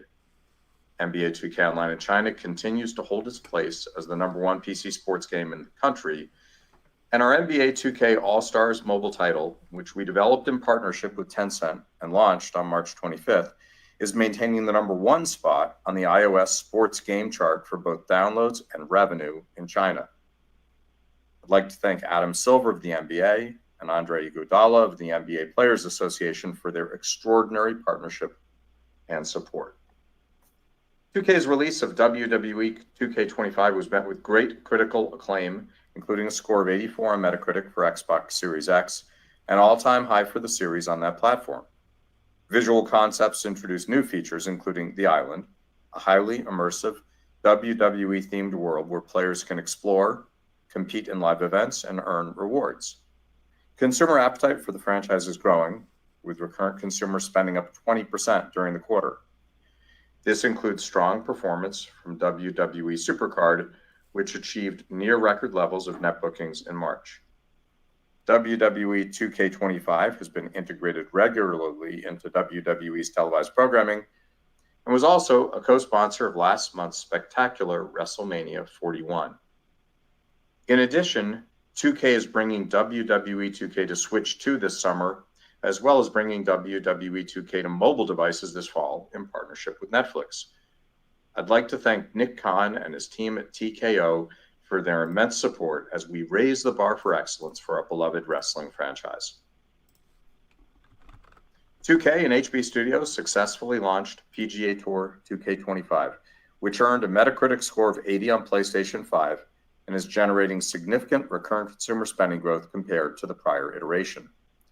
I'd like to thank our partners at PGA for helping us create another superb golf experience. During the period, 2K released Sid Meier's Civilization VII, the revolutionary new chapter in our esteemed strategy franchise. As stewards of the Civilization series, Firaxis Games strives to bring innovation with each new release. We're confident that the development team's ongoing efforts to update key areas of the game will deliver outstanding results over the franchise's typically long sales cycle. Our teams are pursuing opportunities to expand the audience, including the recent launch of Civilization VII VR for MetaQuest 3 and 3S, as well as the title's upcoming release on Switch 2, which will offer new mouse controls for a highly intuitive game experience. The Grand Theft Auto series once again exceeded our expectations, and to date, GTA 5 has sold in over 215 million units. Recurrent consumer spending outperformed our forecasts, growing 5% year over year, led by an array of new modes, rewards, and vehicles for GTA Online, as well as ongoing demand for GTA Plus memberships. Rockstar Games continues to expand the possibilities for engagement with the series through ongoing development of its 5M creator platform. Red Dead Redemption 2 also outperformed, with net bookings growing 23% over last year. Rockstar Games continues to support Red Dead Online with a series of rewards that engage their community further. Zynga outperformed during the period, and we're pleased that their momentum is continuing to fiscal 2026. Peak delivered fantastic results. Match Factory exceeded our expectations, driven by first-class live ops execution and the introduction of Mission Center, a limited-time event that drove significant player engagement. Net bookings grew meaningfully over last quarter, and the title is generating profits. Net bookings for Toon Blast grew 7% over last year, primarily due to the introduction of the Cannon Fest event. We're also thrilled that the title achieved its largest quarter of net bookings since Zynga acquired Peak in 2020. Rollic's newest hit, Color Block Jam, is scaling rapidly and is currently a top 10 downloaded game and among the top grossing titles in the US Apple App Store.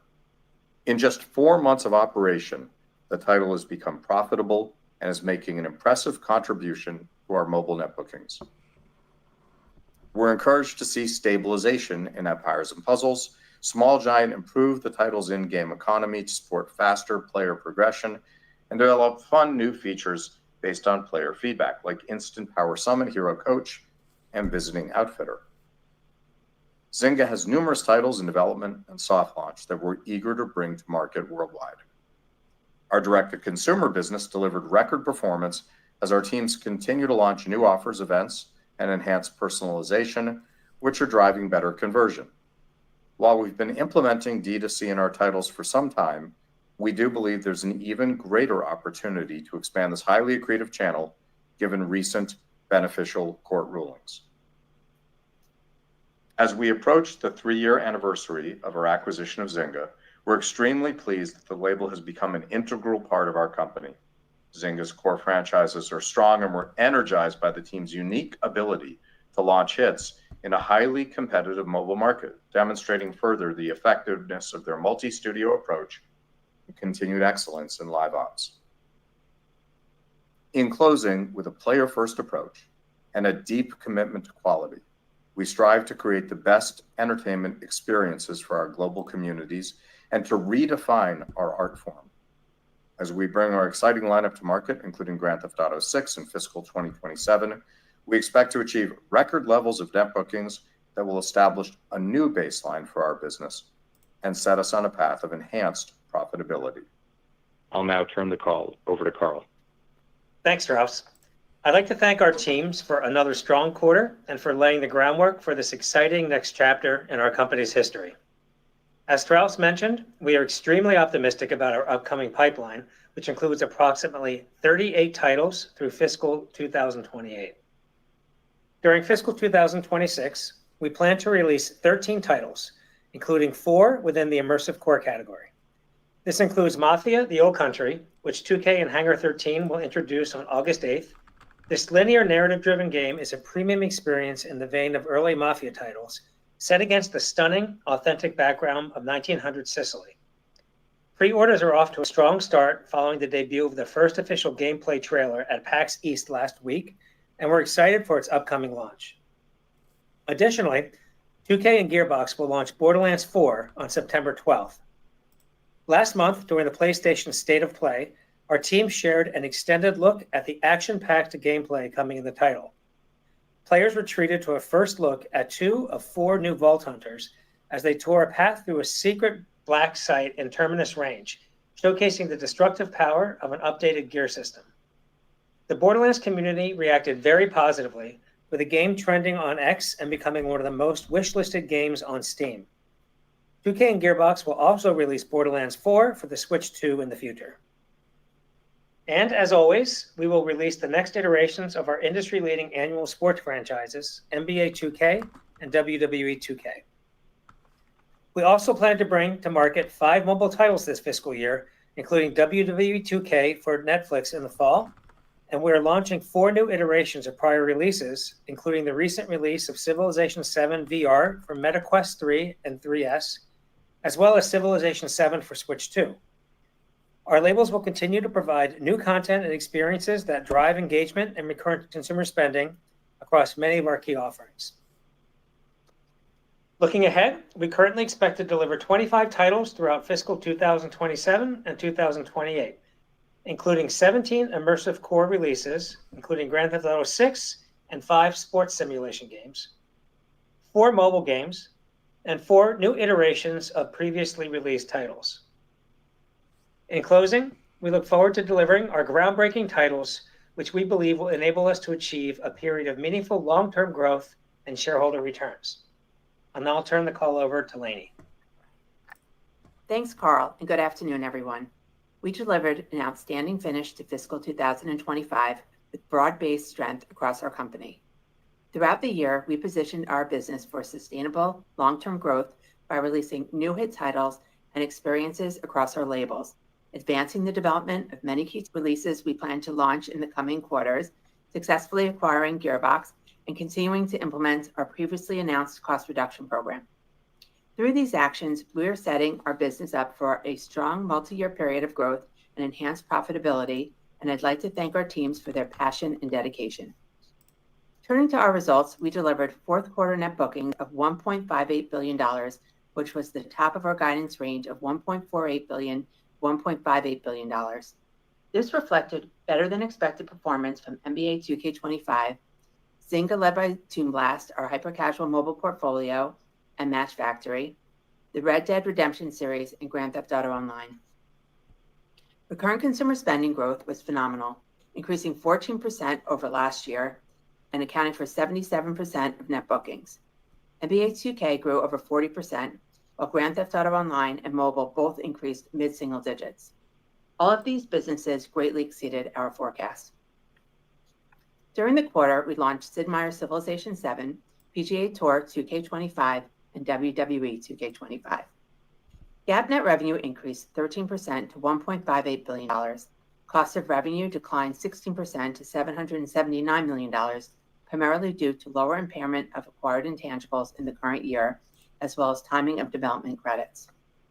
Operating expenses increased by 44% to $4.6 billion due to an impairment expense of $3.6 billion related to goodwill and acquired intangible assets.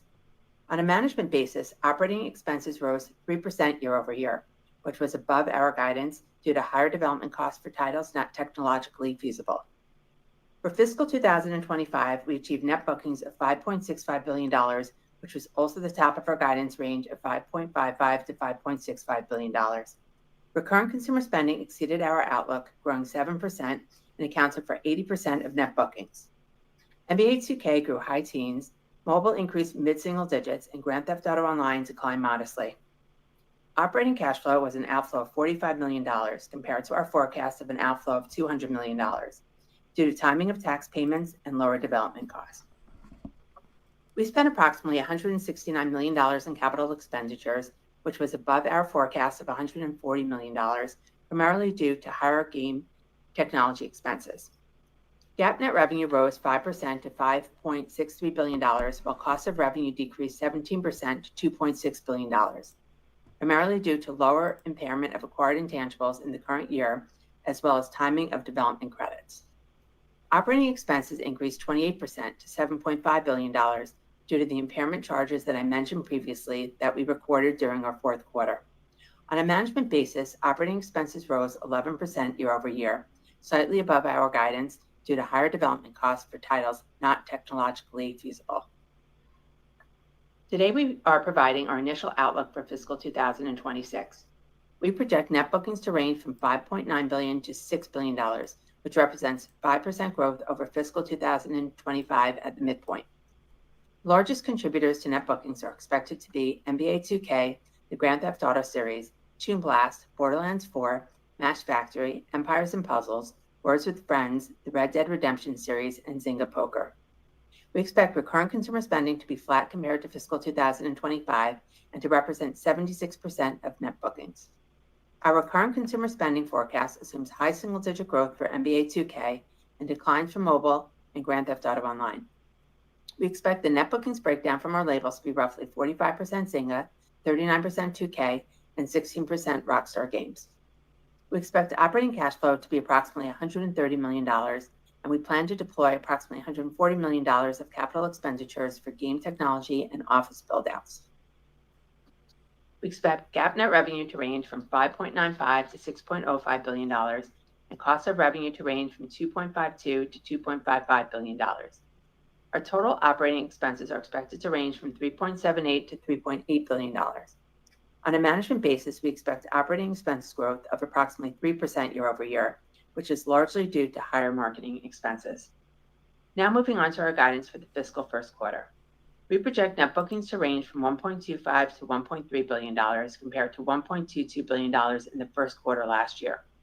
The largest contributors to net bookings are expected to be NBA 2K, the Grand Theft Auto series, Toon Blast, Color Block Jam, Match Factory, Empires & Puzzles, Words with Friends, the Red Dead Redemption series, and Zynga Poker. We project recurrent consumer spending to increase by approximately 7%, which assumes strong double-digit growth for NBA 2K, flat results for mobile, and a modest decline for Grand Theft Auto Online. Our release slate for the quarter includes 2 new offerings of Civilization VII, including its VR launch in April and its upcoming launch on Switch 2 in June.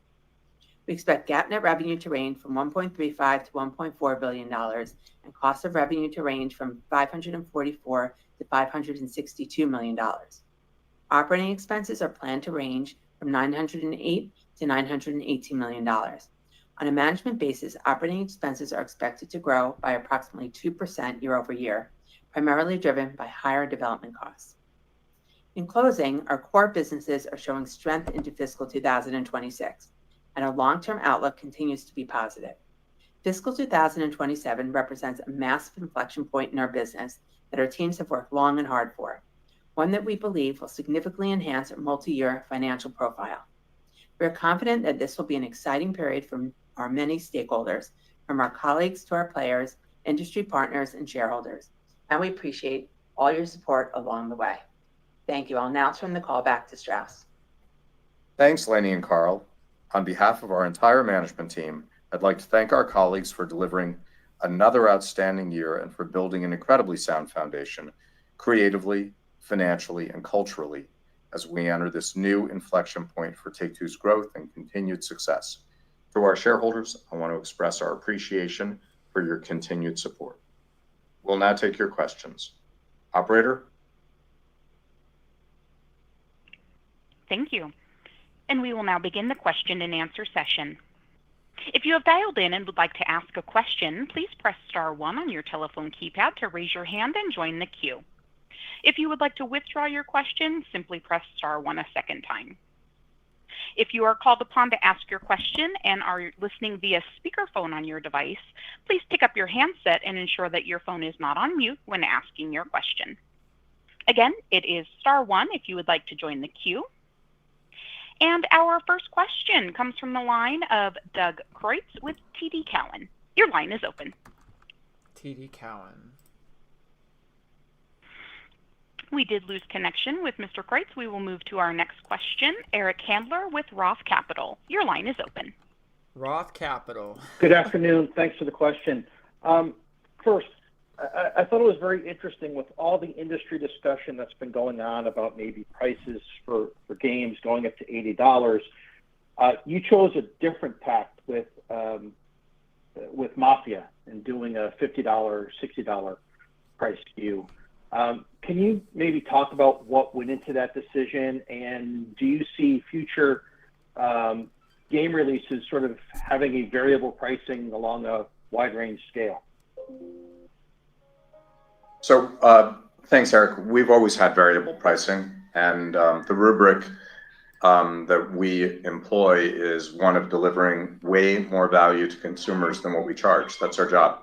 We aim to make the best entertainment on earth and bring that to all consumers wherever they are. And we need to deliver value in so doing. So that's really how we look at it. In the case of Mafia, the Old Country, we think it's extraordinary. It looks amazing. And we want to get it into as many hands as we possibly can. And I think our view is that if you create a huge hit and everyone wants it and everyone buys it, the revenue is going to take care of itself. Okay. And then as a follow-up, I guess, for Laney, maybe a little of accounting, the $3.5 billion goodwill impairment, I assume was related to Zynga in some form. I know it's mainly accounting issues here, but is there anything structurally changing with Zynga?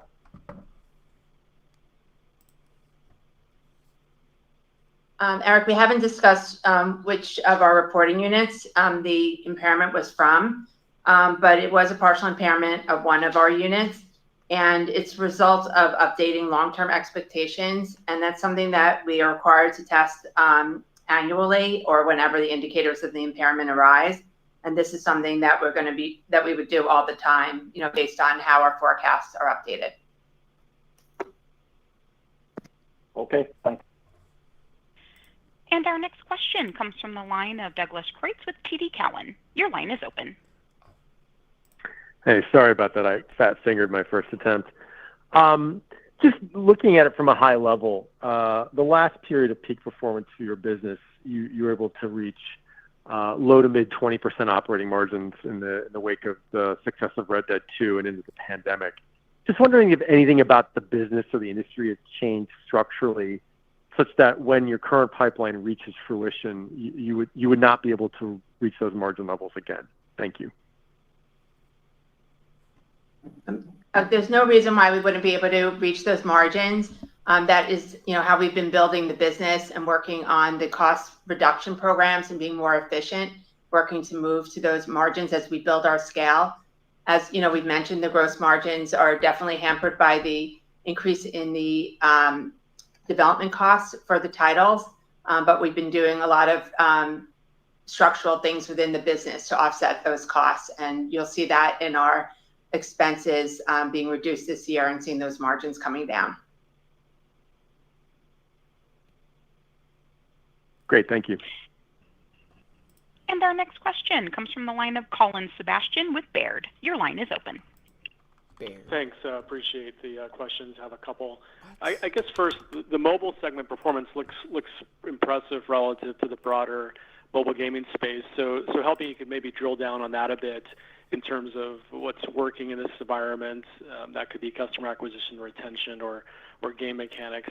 And then maybe some of the background on why the segment wouldn't necessarily be positioned to grow again this fiscal year. Thank you. You're right. The mobile gaming segment's a challenging one broadly. Creating new mobile hits is incredibly difficult.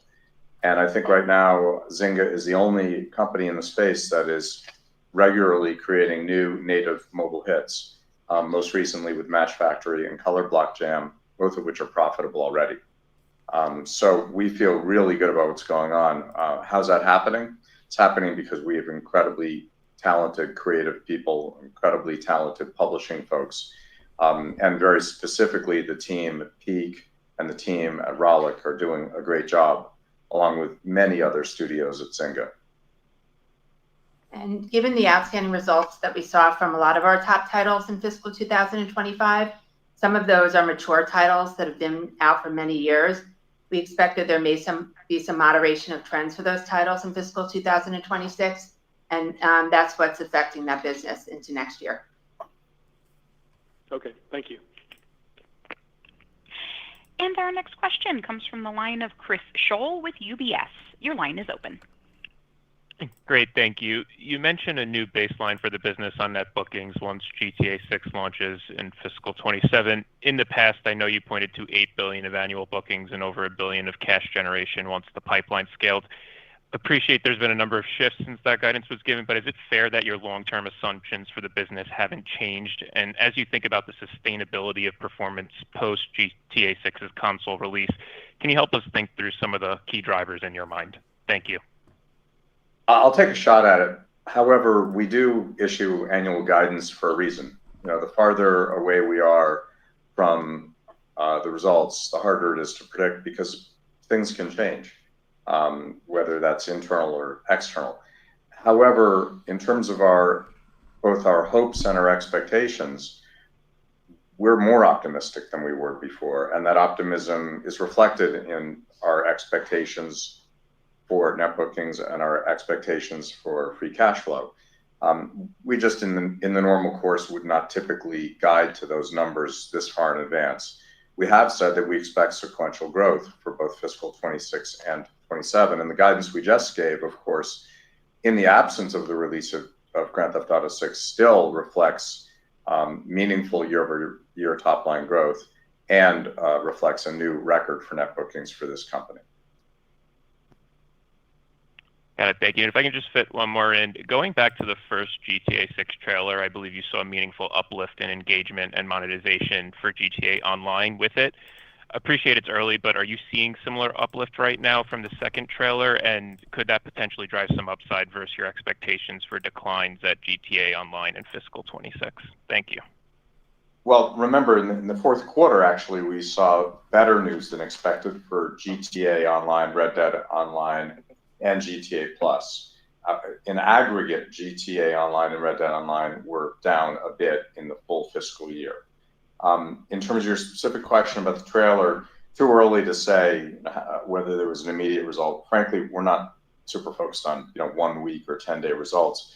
However, just as a reminder, and I think most everyone knows this, the trailer did set a record for views in its first 24 hours, 475 million. So essentially, once again, Rockstar Games broke the internet, and we feel really good about that and what that means for the upcoming release of GTA 6. Great, thank you very much. And our next question comes from the line of Andrew Merrick with Raymond James. Your line is open. Hi, thanks for taking my questions. Maybe first on the Nintendo Switch. So pretty exciting news, with Borderlands 4 coming to the platform as well as Civ 7. So I guess as you've seen the reception and seen the technical specifications of that platform over the last little bit, how do you think, what are the boundaries of the Switch as a partner, a distribution partner for you? Is it something where the entire Take-Two lineup is eligible, or is it really just kind of an opportunistic thing for certain titles? And then I have a follow-up. We're launching 4 titles with Nintendo Switch 2, and that's, I think, a bigger array of releases than we've ever offered before with a new Nintendo platform. Historically, being a third party in the Nintendo business has been a bit challenging. I think Nintendo's been very forthcoming in addressing that, and we're stepping up too because we have great optimism for the platform.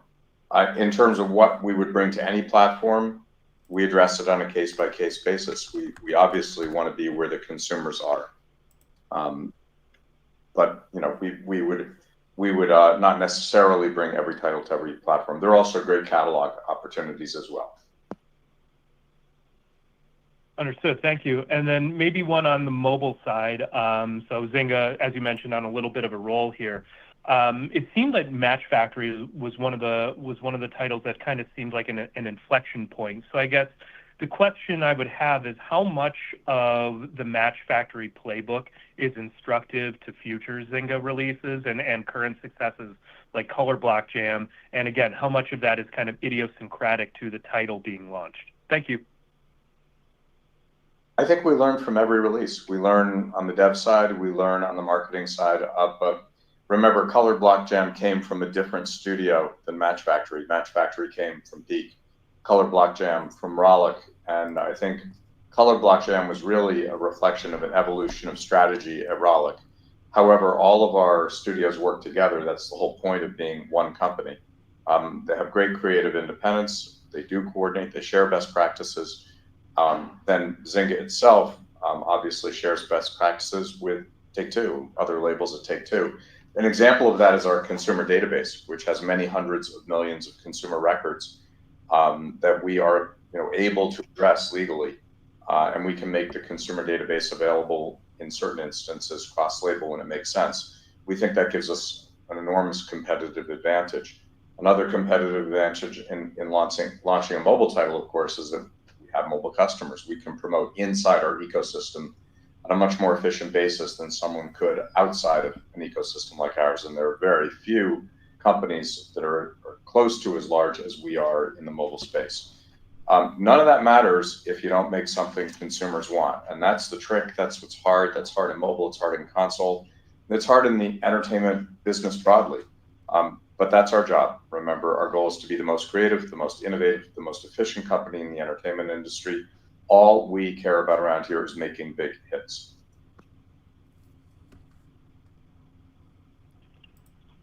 And our next question comes from the line of Matthew Cost with Morgan Stanley. Your line is open.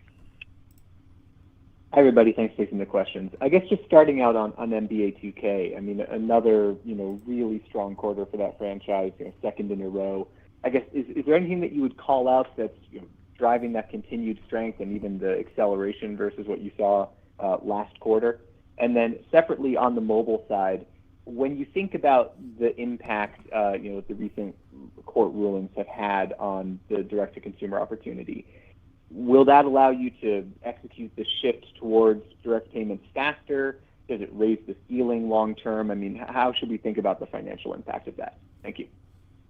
So on the NBA side, look, I don't think there's anything specific that's been done in this quarter that would call out the performance of the NBA, which has been absolutely fantastic. I think it's more a reflection on the ongoing strategy and the ongoing strength of this particular iteration.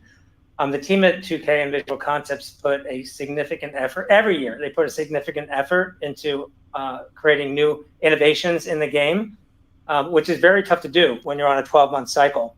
And particularly this year, the folks at 2K and Visual Concepts really listened to the consumer and focused on that core consumer, bringing back a lot of features that consumers are asking for or from the past, like, for example, the auction house and the My Team mode. Working on different new like dribbling mechanics, etc. All these things add up to make the game just better and better. And the focus is always on engagement, and that's where the growth has really been. Is that year over year, this game engagement has gone up. I mean, the engagement in this particular quarter has just been fantastic, and that's without regard to the increase of 7% on units year over year. So that relentless focus on quality is really what's driving that success. And I said specifically in the quarter, my team's having a fantastic quarter, so that helps a lot as well. With regard to direct-to-consumer, we entered the direct-to-consumer business in mobile immediately upon closing the acquisition of Zynga, and it's become a significant and indeed material part of our business, pretty much in just the way that we outlined in terms of the top line and bottom line effects. I've been saying for years that I expected the cost of third-party distribution to decline. I've also been saying for years that I believe the whole business would open up more than it has been. I do think the recent court rulings reflect a movement in that direction. It is early. However, these are all positive signs for us. And our next question comes from the line of Eric Sheridan with Goldman Sachs. Your line is open. Thanks so much for taking the questions. Maybe two-parter if I could. In terms of the partnership with Netflix, what continue to be some of the key learnings from scaling games via Netflix as a distribution partner? And do you think there's any scale for Netflix to become an increased partner of transforming some of your gaming IP into more mainstream media IP for their video formats over the medium to long term? Thanks so much. So our partnership with Netflix has been fantastic. Obviously, the most attractive part of that is that, number one, they seem very serious about gaming and have shown that over and over at this point, which is great news for us. And there are a lot of consumers. And when Netflix gets together and with the marketing power that they have with incredible content, which we've been able to offer, then you know that's going to be a great recipe for success. So we're very sanguine on that relationship. We've only done a few titles at this point. But obviously we think that there's an opportunity, again, on a game-by-game basis, for us to continue to bring titles to the Netflix. I'm not announcing anything at this point, but we do think that they're a terrific partner. In terms of other media, that's an area where we have done some deals in the past. We are doing a BioShock movie with Netflix. So we are looking at things of that opportunity, but I wouldn't say that's driving the partnership. That's sort of a nice to have, not necessarily a must to have for the partnership. But when you can bring that kind of synergy value to the table, obviously that's always a strong consideration and a nice thing for us to do. Great, thank you. And our next question comes from the line of James Heaney with Jefferies. Your line is open. Great, thanks guys for the questions. Just looking at your guidance for fiscal 26, can you talk through some of the puts and takes just on operating expenses for the year? Is it fair to say that we should just expect mobile marketing expenses to remain elevated, and then just anything on GTA-related marketing costs for the second half? Thanks. We expect operating expense growth of approximately 3% year over year, and that is largely due to higher marketing expenses, and that is for our current year marketing, for our current year titles, and for future titles. But we do expect to deliver operating expense leverage as our net bookings growth of 6% is planned to outpace our operating expense expansion. Great, and then maybe just a quick one on your bookings guidance for fiscal 26. We did notice it is a more maybe narrow range than usual, so just interested to hear the reasoning behind that and what gives you conviction in a more narrow range. Thank you. It's not a more narrow range than usual.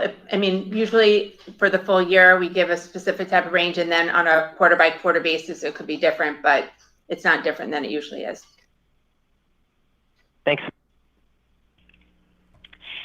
And as a reminder, it is *1 if you would like to join the queue and ask a question. Our next question comes from the line of Michael Hickey with The Benchmark Company. Your line is open. Hey, Strauss, Laney, Carl, Nicole. Congrats, guys, on a quarter and strong year. Just two questions from us. First, on GTA 6, can you talk about sort of the record excitement you're seeing for the game? What you think is driving demand to record levels for this franchise? Obviously, it's one of the biggest franchises in the world. And how you're measuring this demand just besides the trailer views? That's the first question. And then the second question as a follow-up on the software pricing. Microsoft, Nintendo, both moving to 80. Do you guys anticipate adopting this price point across any of your upcoming games, and what is assumed in your guidance? Thanks, guys. Hey, Mike, thanks for your questions. Look, why do I think GTA 6 is so widely anticipated? First of all, I can't tell you how much I appreciate the tenor of the question. We all do. Look, Grand Theft Auto 5 has been the standard bearer, not just for our company, but for the industry since it was launched. It's not only survived through 3 console generations, it's thrived, and here it is this many years later, and still, the number one title.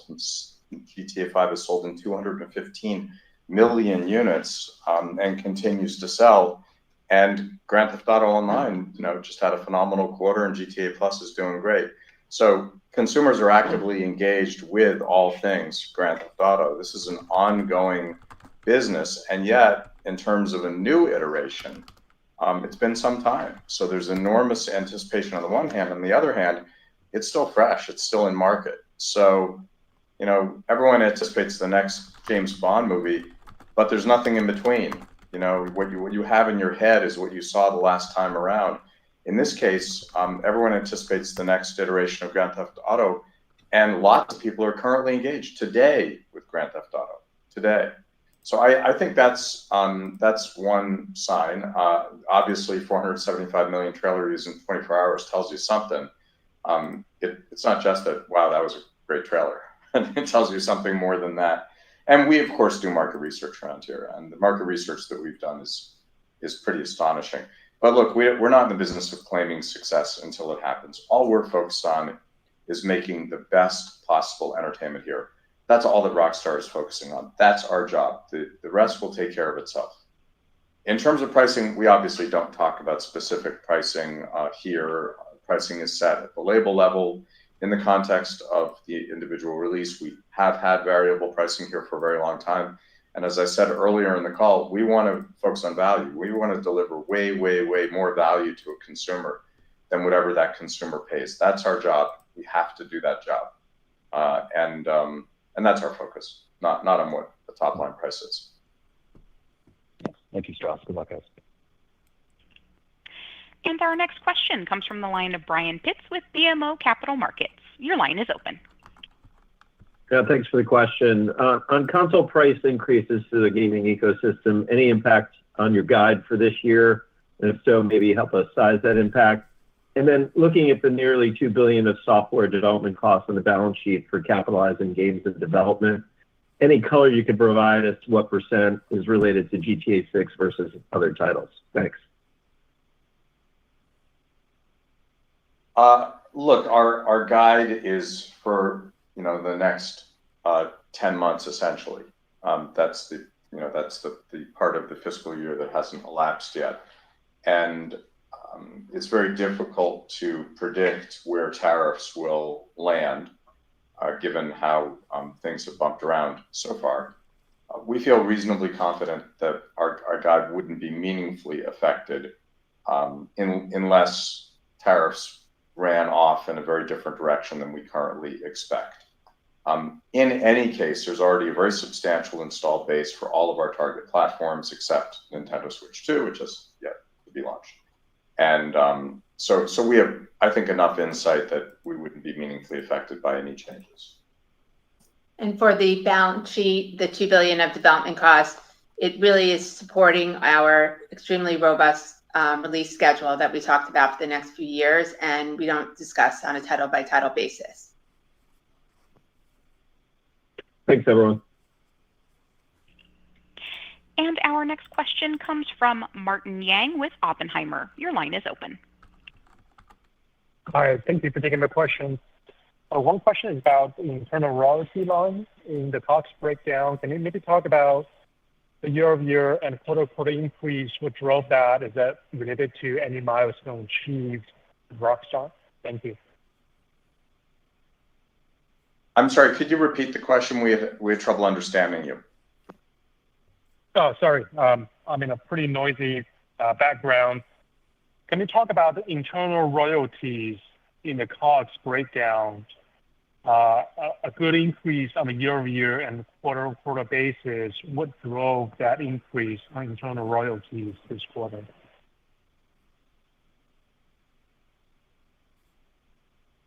Internal royalties, the breakdown is driven by the product mix. So it changes from quarter to quarter and also by year to year based on the mix of the business on the top line. Thank you.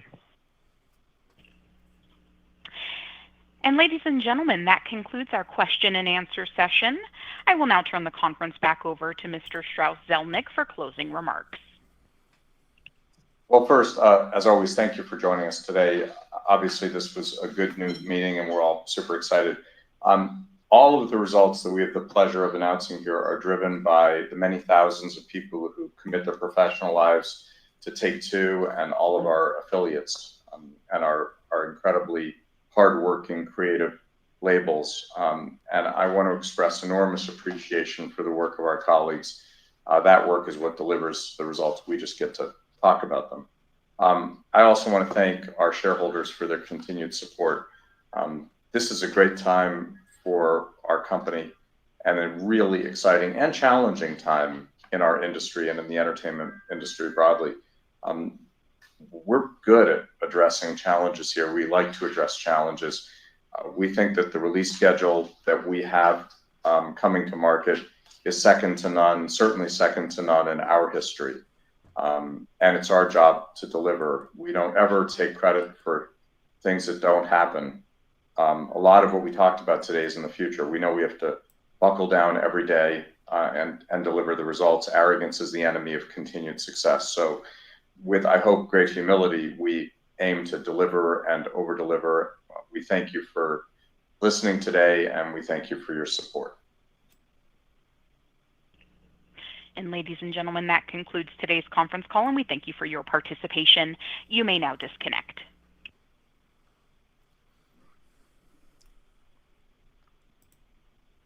And that's it. That is the whole Take-Two Interactive earnings call.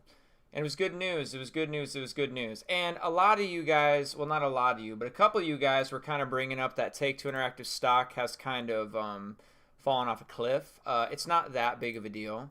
I can literally probably point out, like, let's look at some earnings calls real quick. So the last one was February 6th. February 6th. Let's look at, like, just the last 6 months. Let's go to, I bet you I could find February. Look at this.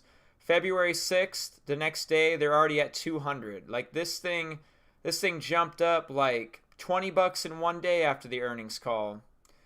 Let's go to another earnings call. Let's look at November 6th. 1 year. So let's go to November 6th. Same thing. They ended at 166.62 November 6th.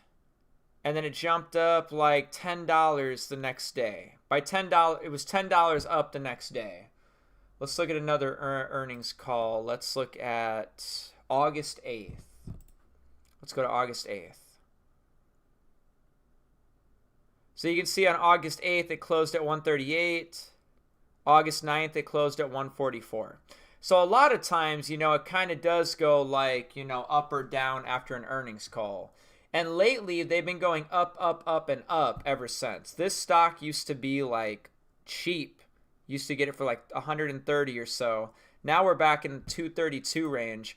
In the grand scheme of things, the stock is still doing very well. It's cool to like look at this and see how it's at 132 and then now it's at like 125. So like, oh God, it's down $7.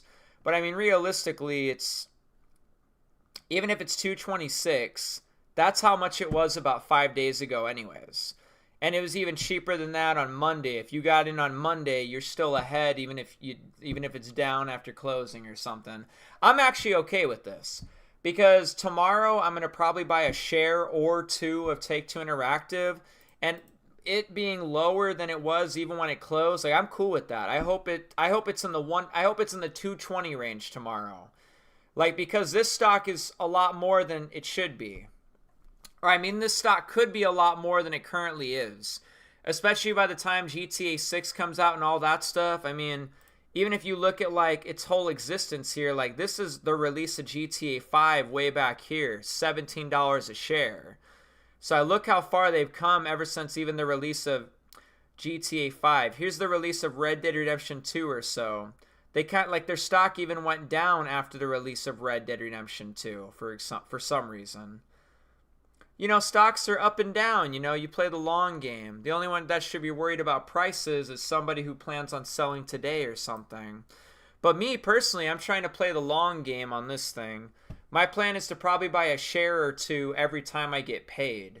I'm getting my paycheck tonight at 8, so I'll take some of that money and probably buy a share or two of Take-Two Interactive tomorrow.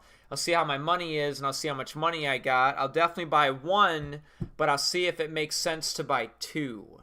So if we can keep this around 225 tomorrow, that'll be about 450 that I can get for two shares.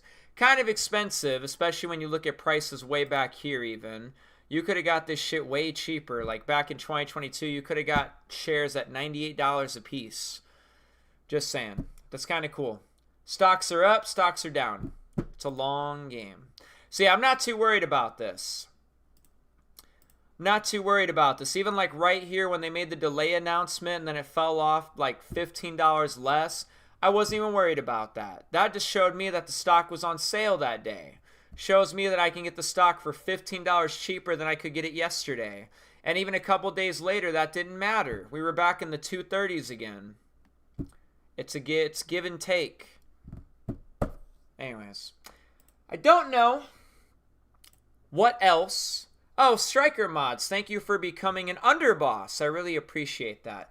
I really hope you guys enjoyed this whole live stream, this whole earnings call, and everything we've done in this one. I really appreciate each and every single one of you. Now, you're obviously here on Vice City Vids. This is obviously my YouTube channel for GTA 6. I'm kind of having a hard time at the moment, like putting content on it. I'm kind of just at the point where I'm kind of just waiting for the release of GTA 6. I could make a million videos about Trailer 2, among other things. I'm kind of just in the mode to where, like, I only really want to use this channel when it's worth, like, doing stuff on this channel. So I haven't really uploaded much recently. I kind of just did, like, 3 videos on Trailer 2. And then I kind of just made a video during the delay. I mean, you guys can only imagine, like, how active I'm going to be by the time GTA 6 comes out. When we actually have GTA 6 in our possession, you guys are going to be annoyed at how many videos I upload about the game. You know what I mean? I really only want to use this channel when I feel the need to, like, use this channel. I'm mostly just waiting for the release of GTA 6. When Red Dead Redemption 2 came out, I only had 1,000 subscribers on a different channel. I grew that channel to over 50,000. This channel has way more subscribers than I had when Red Dead Redemption 2 came out. I mean, as far as like monetization, among other things, like I'm off to a really good start as far as the release of GTA 6 is concerned. There's a lot of YouTubers out there, a lot of people on YouTube, a lot of people that are going to, you know, be doing GTA 6 content, videos, and live streams, and I'm going to be doing it too. And I'm just going to try my best and do the best that I can do. But I mean, my life is pretty fantastic. I got a full-time job. I make a lot of money. I got a place to stay. I got a car. I got a girlfriend. Like, my life these days doesn't necessarily completely revolve around YouTube. My life is really good. I'm trying to just kind of enjoy my life, and then I'll grind out GTA 6 when GTA 6 is here. I got a whole year or so to really just enjoy myself and all that stuff, and not really completely, entirely, fully worry about all this YouTube stuff every single day like I used to do, you know. This shit kind of used to be like a full-time job. I would spend all day from wake up to go to sleep just doing YouTube. It's like I was making like way less than minimum wage by the amount of time I was putting into some YouTube. If I would have put those hours, minutes, seconds, days, weeks, months, and years into some like real job in the long run, I probably would have made way more money. Like, I don't know. Like, my average months on YouTube have been like 2,000 or so, yeah. But it's like, even at my current job, I'm making like 2,000 after 2 weeks. Like, I would average like 2,000 or 3,000 a month, you know, on some YouTube. At the moment, like, that's like me just going to work or something, you know. I don't know. I feel like at the moment I'm making way more money just going to work every day than sitting here like wasting my whole day away trying to make some YouTube videos that no one's gonna watch anyways. We literally just need the release of GTA 6 already. The only thing I'm really trying to take seriously with this whole YouTube stuff is when I actually have GTA 6 in my possession to make any and every video I could ever want to make on that game. But at the moment, all we really have is trailers and screenshots and release dates. Like, I don't really have like a lot of videos I'm really like super passionate and in a hurry to make. So please stick with me, hang out with me a little bit longer. It's going to be a slow and steady year. I will always do the Take-Two Interactive earnings call. You can always come to my channel and rely on me for that. We will always do the Take-Two Interactive's earnings call. I will always make a video about trailer reactions, this, that, and the other. The problem with that, though, is when a trailer gets released, every YouTuber that exists makes a reaction video, so it's like counterproductive when there's like so many videos out there, you know? Like, I don't know, there's like, it's oversaturated with content a little bit. There's too many choices. And a lot of people kind of have their minds made up already on what content creators they want to watch for specific kinds of content. So I'm kind of just waiting for the actual release of GTA 6. I spent a lot of time going to work, enjoying my days off, hanging out with my girlfriend, riding my skateboard, playing my guitar. My whole life does not revolve around this YouTube stuff as much as you guys probably think it does. It doesn't at all. Not even really a little bit. It's more so just a side hobby for me. I kind of enjoy just living life at the moment. I do YouTube when I want to do YouTube. YouTube does not pay my bills. YouTube does not help me become a millionaire. I make way more money just taking my ass to work. Hold on. Hold on. Hold on.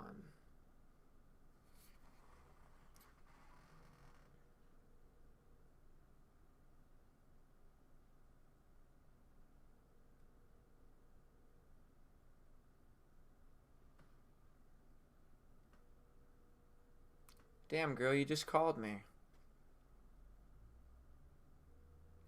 How the fuck you call me and then I call you right back and I got no answer? Yes, YouTube is a side hobby. I'll take it more seriously when GTA 6 is actually out. Hey, how you doing? You just called me. Well, I'm coming over right now. And I'm going to hang out with you until I go to work here in like the next, I don't know, 20 minutes or something. And then, like I said, you know, I'll come over, I'll stay the night, and we'll have a good weekend. Alright, I was going to take a nap, but I'd rather see you, so. Take a nap at 5. I can't, because I have to go pick up my weed. Oh, we'll take a nap after that. Fair enough. And if you want me to, I'll come see you at 8. But if not, either way, I'll just see you when I get off and I'll stay the night tonight. Alright, well, I'm gonna go try to lay down for 30 minutes and see if that helps, because Lily's getting sleepy too. So you don't want me to come over? I do, but I'm getting tired. All I need is 15 minutes. I'm like leaving in like, I gotta clock in by 4:55. Alright, come see me. I'm coming. Alright. Bye-bye.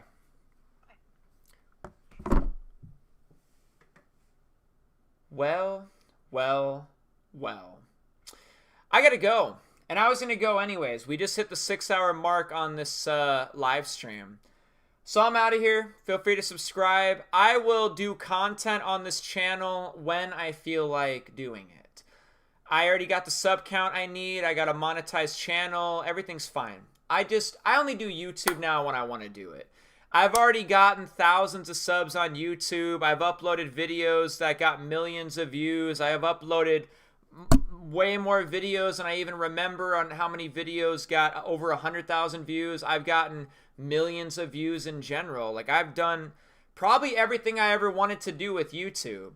Thousands of subs, millions of views, money deposited into my bank account every month. Like, I've already won, you know? Regardless of what happens in the future with YouTube or not. Like, I don't care. Like, I've done everything I set out to do with YouTube forever ago. Like, I accomplished all my goals a long time ago. And I don't think YouTube is as cool as it used to be. You know what I mean? I feel like YouTube used to be a lot cooler. I don't really feel that about YouTube anymore, you know? Like, even me on a personal level, like, I don't even really look at YouTube anymore. Like, the amount I'm working and just other things, like, I don't even watch YouTube at all. Mr. Beast uploaded a video like 5 or 6 days ago. I didn't even know. I found out today. Like, I don't even really pay attention to YouTube, like, at all. I kind of feel like every video that could have ever been made on YouTube has already been done. Like, there's nothing new new that you've never seen before being uploaded to YouTube at all. You know what I mean? Like, we've seen everything. And now it's just a bunch of reruns and people stealing ideas, and there's no new ideas. Like, even Mr. Beast has, like, done everything you could ever do on YouTube. It's not really exciting anymore. I've kind of just reverted back to the point where I'm kind of just uploading YouTube for myself.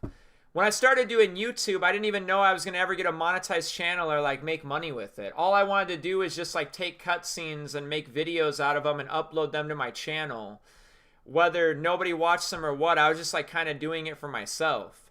And then views and subscribers and money like kind of confused things, and then I started caring about like other stuff. I don't know what I care about anymore.